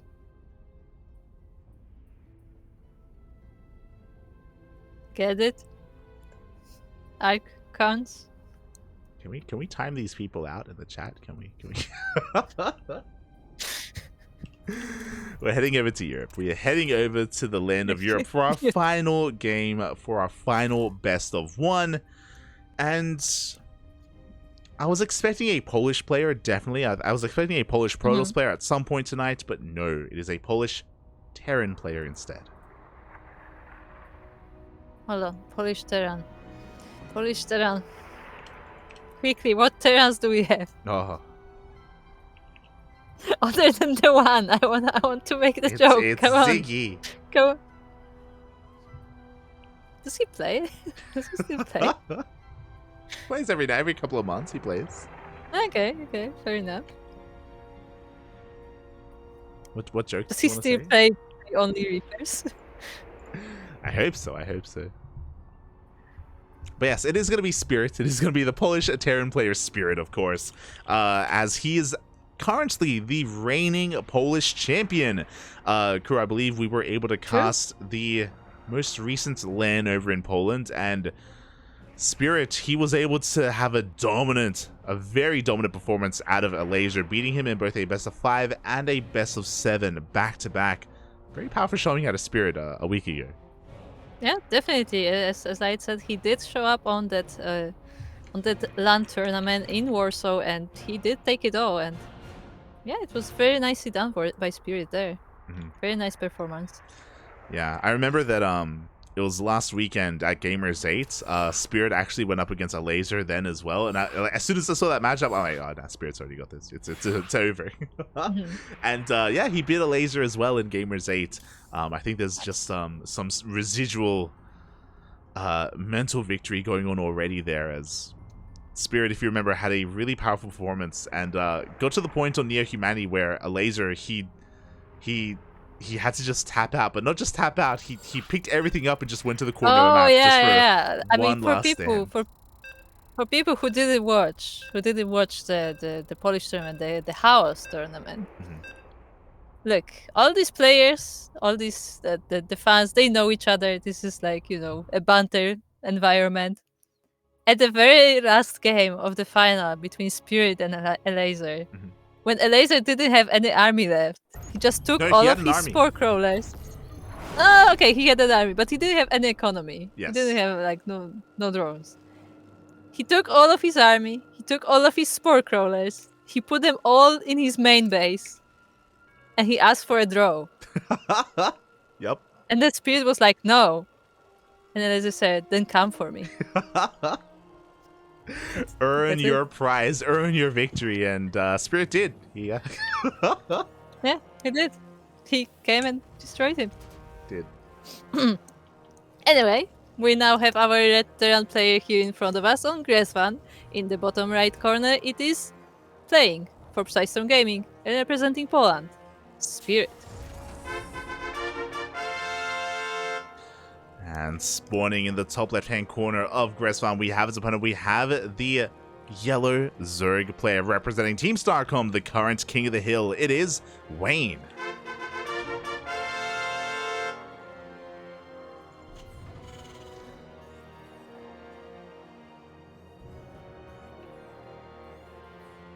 Oh boy, and again we have... Okay. What's up? Bobsy was saying in the chat, he actually tried it on stream and it didn't work against Mixu neither. Okay. As we are getting into this, and we do see Spirit once again doing Spirit things. He did go for a CC first on the low ground, something that not too many Terran players are willing to do, but Spirit does, or this does feel like kind of the Spirit comfort zone here, just being very economic. And on a map like Gressvan, it also makes sense that Spirit would pick this map as the staging ground here for this best of one. Oh my god, of course he would. Yeah. Yeah. But yeah, definitely shows some confidence from Spirit, as you said, taking that low ground. He's not afraid of any cheeses coming from Wayne's side, even though it is a bit of a bigger map, but I mean, still, you never know with the Zerg. Yeah, exactly, and Spirits, I think we both know kind of where he wants to go with this. Gressvan is known for its long, late-game macro scenarios here in ZVT. You can cut the map in half, and Spirit arguably has the best late-game TVZ in all of Europe, arguably the world. It's very possible. I was about to ask if this was the map or that was the final map of the house turn, but no, I think it was another one. I think it was Royal Blood. Neo Humanity? Yeah. Maybe. But I think they split Gressvan as well, right? Yeah. Both Gressvan and Neo Humanity will split in half. Yeah. Okay. Because I'm having flashbacks to Spirit having half of the map. Yeah, he had half of the map a couple of times. Yeah. I mean, he's good at it, so why not? Definitely. As he's actually going to be going for a very different opener. Wayne, he slips in with a Ling, a very nice scout here from Wayne, as he confirms the 1-1-1 follow-up. So despite the very economic start here with the CC first, Spirit does go for a very fast starport and delays his third CC.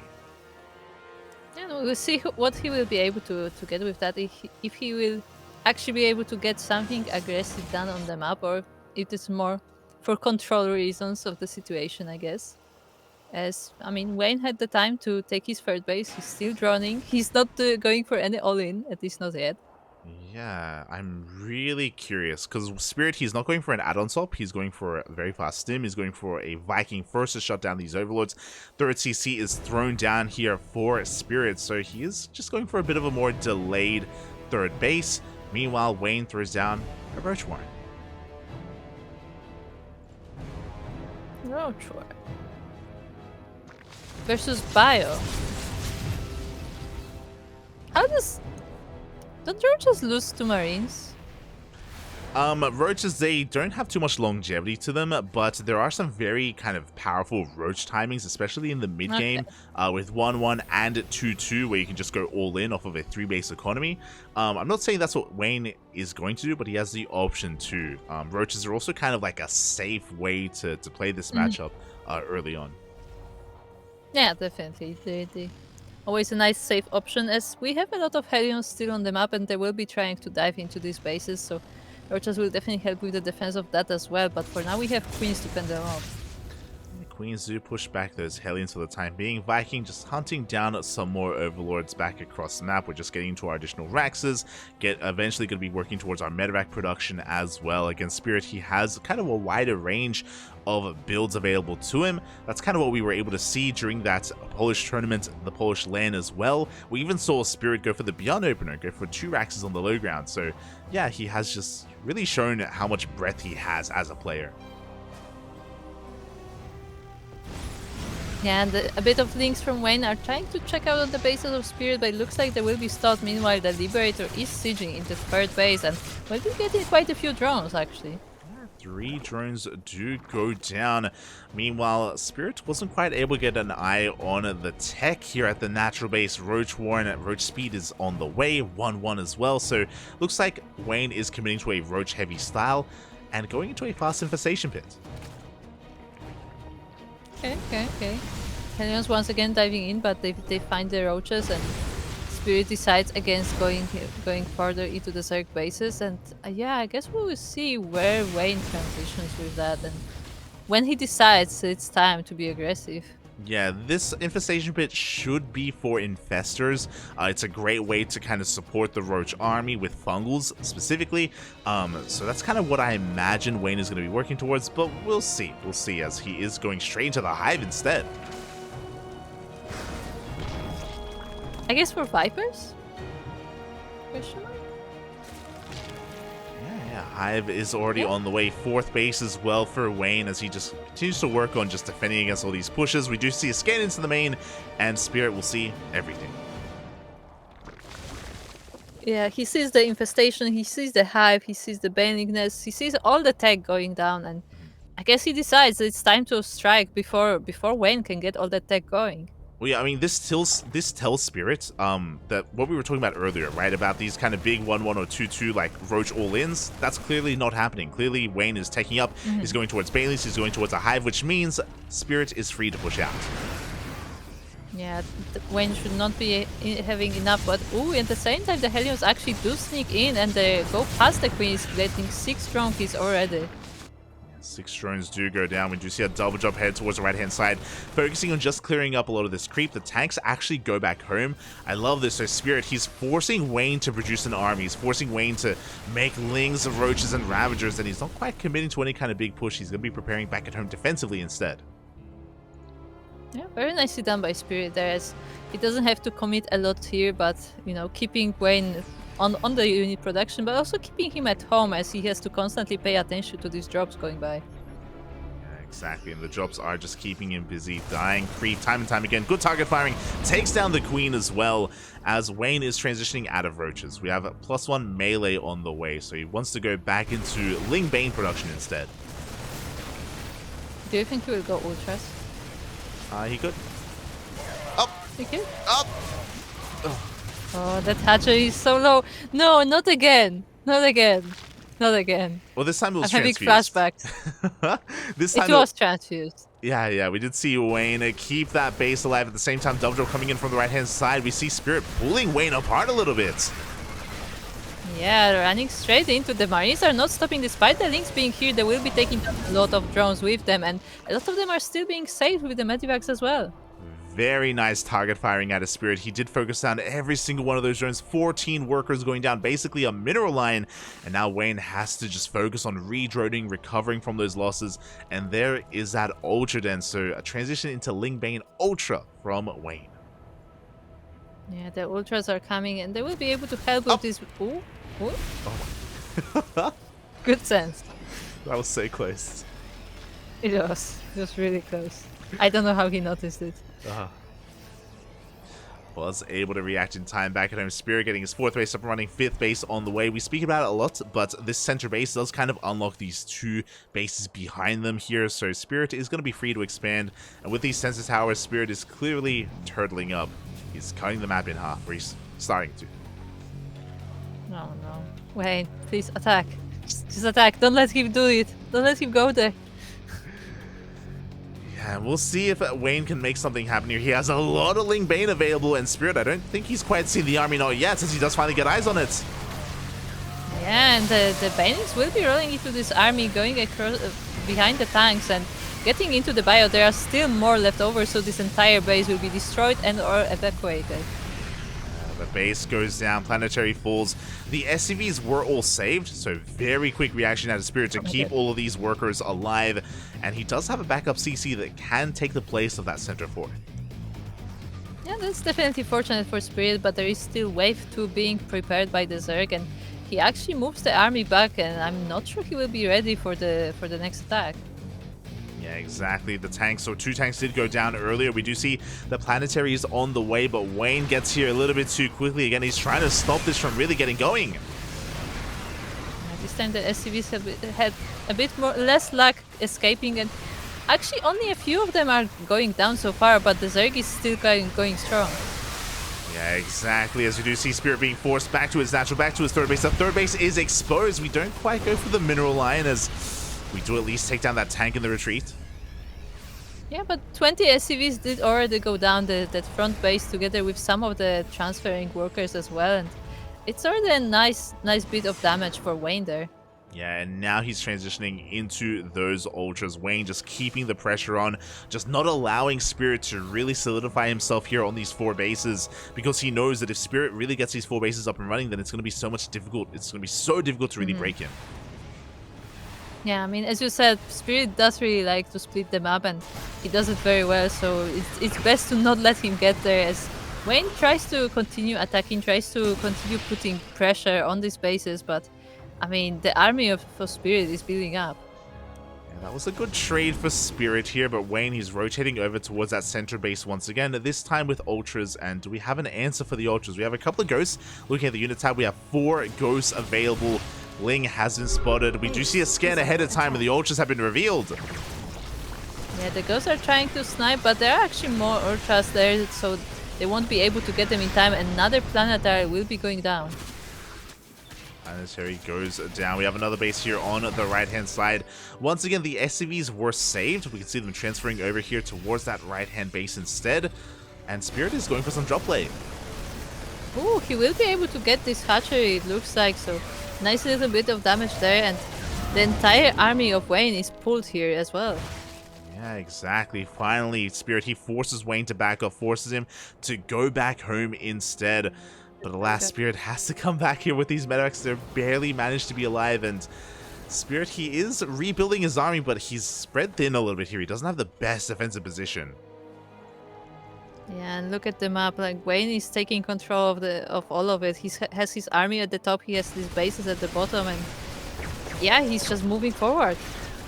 Families are rolling on in. Looks like they will find those connections. Not quite on the SCVs. Good snipes are going off on those ultras, but they take down the planetary. Yeah, the planetary already goes down. More snipes will be going off, and a lot of these ultras are going down. Wayne actually doesn't have all that much army right now, so if Spirit decides to push, he may be able to get a good piece of damage. Yeah, at the same time, we do see a massive Baneling run by here at that third base. We're looking for some more economic damage. It looks like the Banelings will barely not make it in. Yeah, it looks like they were more focused on the tank, and they're not able to quite get the CVs. The Ravagers will try to finish the job, and they actually do take the orbital quite low as well. Yeah, but the orbital does survive. The final ultra here towards the north is going to go down. The Spirit has been trading very well, but he still needs to get his economy back up and running here, as oh, he does lose a medevac as well. The burrow coming into play. Wayne working up once again, just not allowing Spirit to get a fort. Yeah, every time Spirit rotates his army to one side of the map, Wayne attacks on the other, and Even having the Zerglings burrow to make sure that Spirit doesn't take those bases. Yeah, exactly. And Spirit is making Wayne work for it, and he has been fighting very well, but it's not like Wayne has been resting on his laurels. Like, he is now incorporating a couple of infestors. His creep is being re-spread towards the southern portion of the map as well, so he's kind of getting a better handle of this. Yeah, but that's the thing, like, Wayne keeps putting pressure on Spirit, but Spirit keeps pressure on Wayne as well. Like both of them are just, you know, trying to damage the other, and it looks like Spirit may be successful with this one, as he will be taking another hatchery. Yeah, exactly. We can see that Wayne clearly wants to be the aggressor in this game, and whenever there's a drop across the map, he's just never ready for it. He's never in position. Another hatchery goes down, and Wayne goes straight, Spirit goes straight into the main base. Meanwhile, across the map, Wayne is setting up a cheeky infestor, but no, the scan takes it out. Yeah, it takes it out, and Wayne was trying to attack there, but now he doesn't have the space to do so, and the drop is still not cleaned. Yeah, we do have a parasitic bomb, which may take down one of those medevacs. We have another triple drop here towards the south as well. Scan just trying to get an eye on what bases have been taken, and now with this defensive line, we now have a pretty formidable tank count. Spirit, he's not going to be broken. And he's taking hatchery after hatchery as well, and these drops, they're not like big forces. They're not able to finish the game, but they are dealing a lot of damage to Wayne every time. These are expensive losses. One of the ghosts does go down, but we get a drop into the main base. Drones are going down. Wayne once again not in position. Lings are committing here to this fight. The tanks aren't quite here. Yeah, the tanks are more on the top side, and they won't be able to help here, but actually a lot of the Ling Bane is already down. It's mostly these ultras.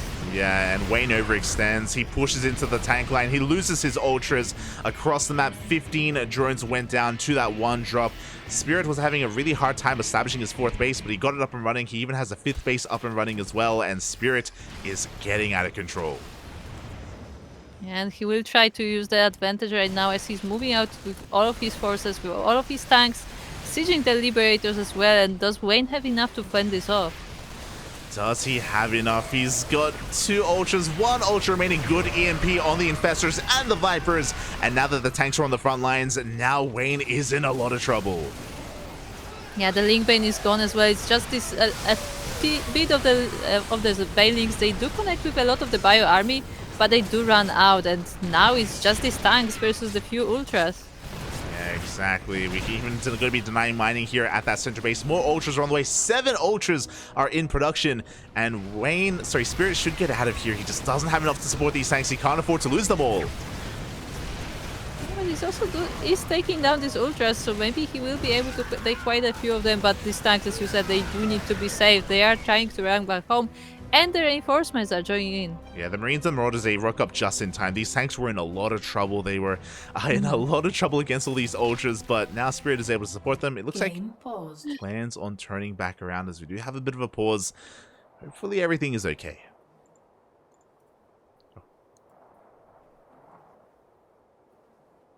Hey Light, have you noticed that if you pause a game when there's a scan going on, the scan keeps rotating on the minimap? Still going. It's hypnotizing. God, but it's been a pretty intense game here. Just constant aggression from initially Wayne, and then the turns have now tabled. Spirit has a good economy. He's on 5 bases. Wayne, what? How many bases is he? Is he barely on 5 bases mining as well? I mean, he's not mining on the middle base, right? Yeah, the center base isn't mining. He's got a 6th base up and running. Doesn't have too many gases available, so this is still pretty close. We'll see if Wayne can maybe try to catch this army with these ultras. Maybe some Uber Eats rocking up. Maybe Spirit just answering the door. I was about to say we don't have Uber Eats, but I actually think we do. Yeah, there you go. I think they like set up like a few years ago. It's still fairly new. Yeah, hopefully everything's okay again. We're more than willing to wait, and thankfully the fight just ended, as in, like, you know, there's a little bit of a lull here, but it looks like Spirit is ready to jump back into this.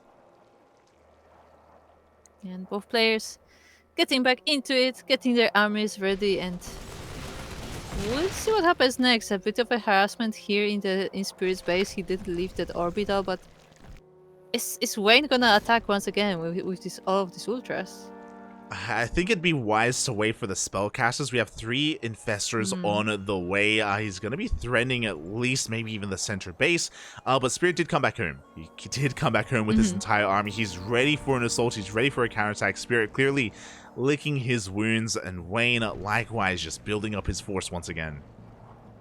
Yeah, but he will be moving in now that we have the ultras, we have the Link Bane, but no spellcasters yet, and he will be taking down the base.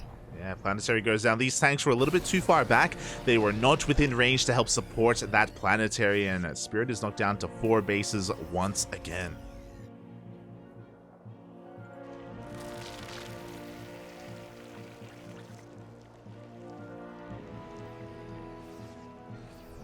And now that Spirit has backed off Wayne, he's kind of taking control of the map again. You know, he's saturating his bases towards the south as well. We do see Wayne rocking up towards that triangular 3rd base as well. He's looking for another fight. This time, the tanks are within range. Yeah, but so are the ultras, and they're going straight for the tanks, and the Funkals are landing as well, and most of the army has been dealt with, but not all of it, and Wayne has to go back. Yeah, he did lose a lot of ultras, but he cleaned up the majority of those tanks. He got 18 SCVs as well, and Wayne immediately remaxes with Ling Ultra. Spirit, he still needs time to rebuild. He needs the center base to get up and running, and Wayne is just not letting him. Yeah, he's not letting go. He's going for that command center once again. He's denying the production of it. He will roll into these tanks as well. I'm not sure we will be able to get them, but at least he does get the base. Yeah, he does get the CC. It was a bit of an expensive fight there from Wayne, but he can afford to. Like, again, he's got these bases up and running. He is mining quite freely from them, and because of that, he can just continue to deny the space time and time again. Spirit has to kind of do this, like, he already did this once this game, but he's got to do it again, where he can just build up and max out on these 4 bases. Yeah, now we even have the Links burrowing under these bases to make sure to delay them even farther, and Wayne will just not let go. He will keep pressuring these bases and try to break Spirit here. Yeah, Spirit once again not quite in position with his tanks. The Lings, they get into the middle line. Massive fungal on the Bio Army, and GG is gonna get called. Wayne has done it. He takes down Spirit, and he will be OSC King of the Hill number 144. The champion. He'll be the King of the Hill.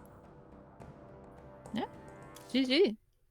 As a reminder, the final King of the Hill of the week also gets a nice bonus in the prize money, and will be invited to the next King of the Hill weekly if of course they choose to accept. Yeah, exactly. Wayne, he can reprise his role next week, and he can be the starting player if he so chooses. Up to Wayne, of course, if he's available at the time. But yeah, really well done. Really powerful performance here out of Wayne. We saw he was just desperately trying to make sure that Spirit wasn't able to get his 4th or even 5th base up and running. Spirit had a moment, don't get us wrong. He did definitely have a moment where he went for a massive counterattack, but he did maybe overextend a little bit, and we saw that he just didn't have enough to keep that push going to support those tanks and to overwhelm Wayne and get into his bases. Yeah, Wayne was constantly just, keeping pressure on Spirit, and you said at some point that Spirit started to split them up, as he likes to do, but he wasn't able to continue to do so. Like, he reached a certain point and he just couldn't get past that, as Wayne was constantly setting him back, like constantly taking down his bases, taking down the planetaries, and Spirit just couldn't expand anymore. Exactly. Couldn't get his economy going. GG, well played. Congratulations to Wayne. And again, Wayne, he has been getting some really good results recently, so really cool to see him even flaunting that skill and really showing that off here against Spirit as well. Great to see Wayne back, and hopefully he's going to be in form for ESL Masters Winter, as that is around the corner in a couple of months. And hopefully before that we can see him in some more OSC King of the Hill. Oh yeah, definitely. Like, I assume he will pop in now and then, as he tends to do so. And as you said, he has been in form, definitely. Exactly. And with that, hope everyone enjoyed themselves. Hope everyone had a great time here in this tournament. If you're interested in maybe supporting OSC King of the Hill, this is a weekly tournament. Every single week it is more or less going to be run here, whether it's on the CranKy Ducklings or over on Wardy's channel, depending on who's available, depending on the scheduling, of course. Then yeah, it's either here, it's either on Wardy's channel, or maybe another OSC partnered Twitch channel as well.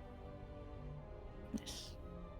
So keep your eyes peeled if you are interested in the next King of the Hills. But for us, that was the last tournament for today, but we will have another tomorrow. Yeah, so if you want some more CranKy Duckling action, starting tomorrow, we have WTL. World Team League is returning after a very long hiatus. After a bit of an interim between the round-robin group stage and the playoff bracket, we are back with 3 days of World Team League action. Yes, we will be having the playoffs over the weekend, and we will be deciding who will be the final champion of this season, if the Camels can go far, because as a reminder, they did qualify. So make sure to tune in for that, because I mean, the World Team League cast, they truly are special. Oh yeah, beautiful.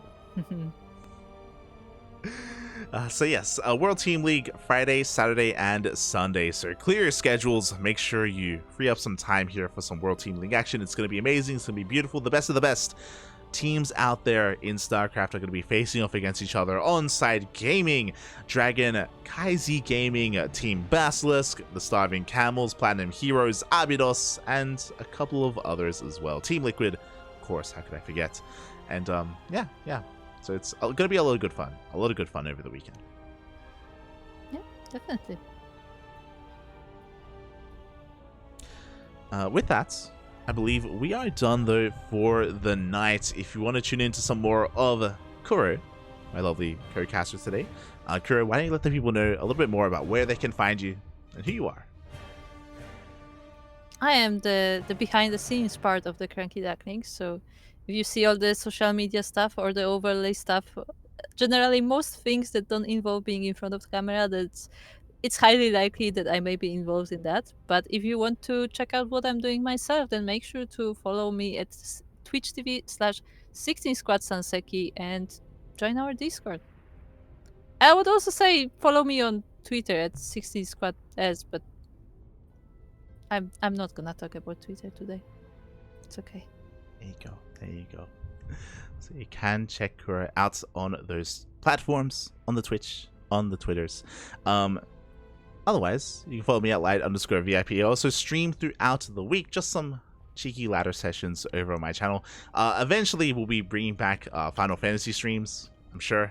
We've just been busy, just constantly casting and trying to keep up with all these other things, but maybe some Final Fantasy at some point.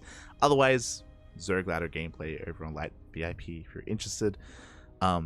If you're only interested in pro play and in casting in our tournaments, then !socials in the chat, and you'll get a link to all of our social media, get a link to Discord, we have a Patreon, we have a YouTube channel, we have all things CranKy Ducklings, so check us out there if you're interested. Otherwise, a follow is all we ask.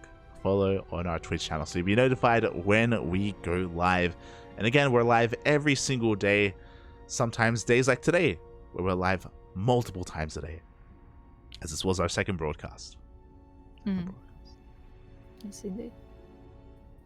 So everybody give your energy, give your shout out to Light, who has been casting this whole day pretty much, like there's several hours already, and mostly solo as well. So definitely shout outs to Light here. Thank you. Bedge. Bedge, papi. Oh my god, it is 3 a.m. here in Australia, so it would be good to get some rest soon. But outside of that, thank you so much for tuning in. Thank you so much for watching. We appreciate it, and we'll see you guys tomorrow for some World Team League action. See you then. Bye. Bye.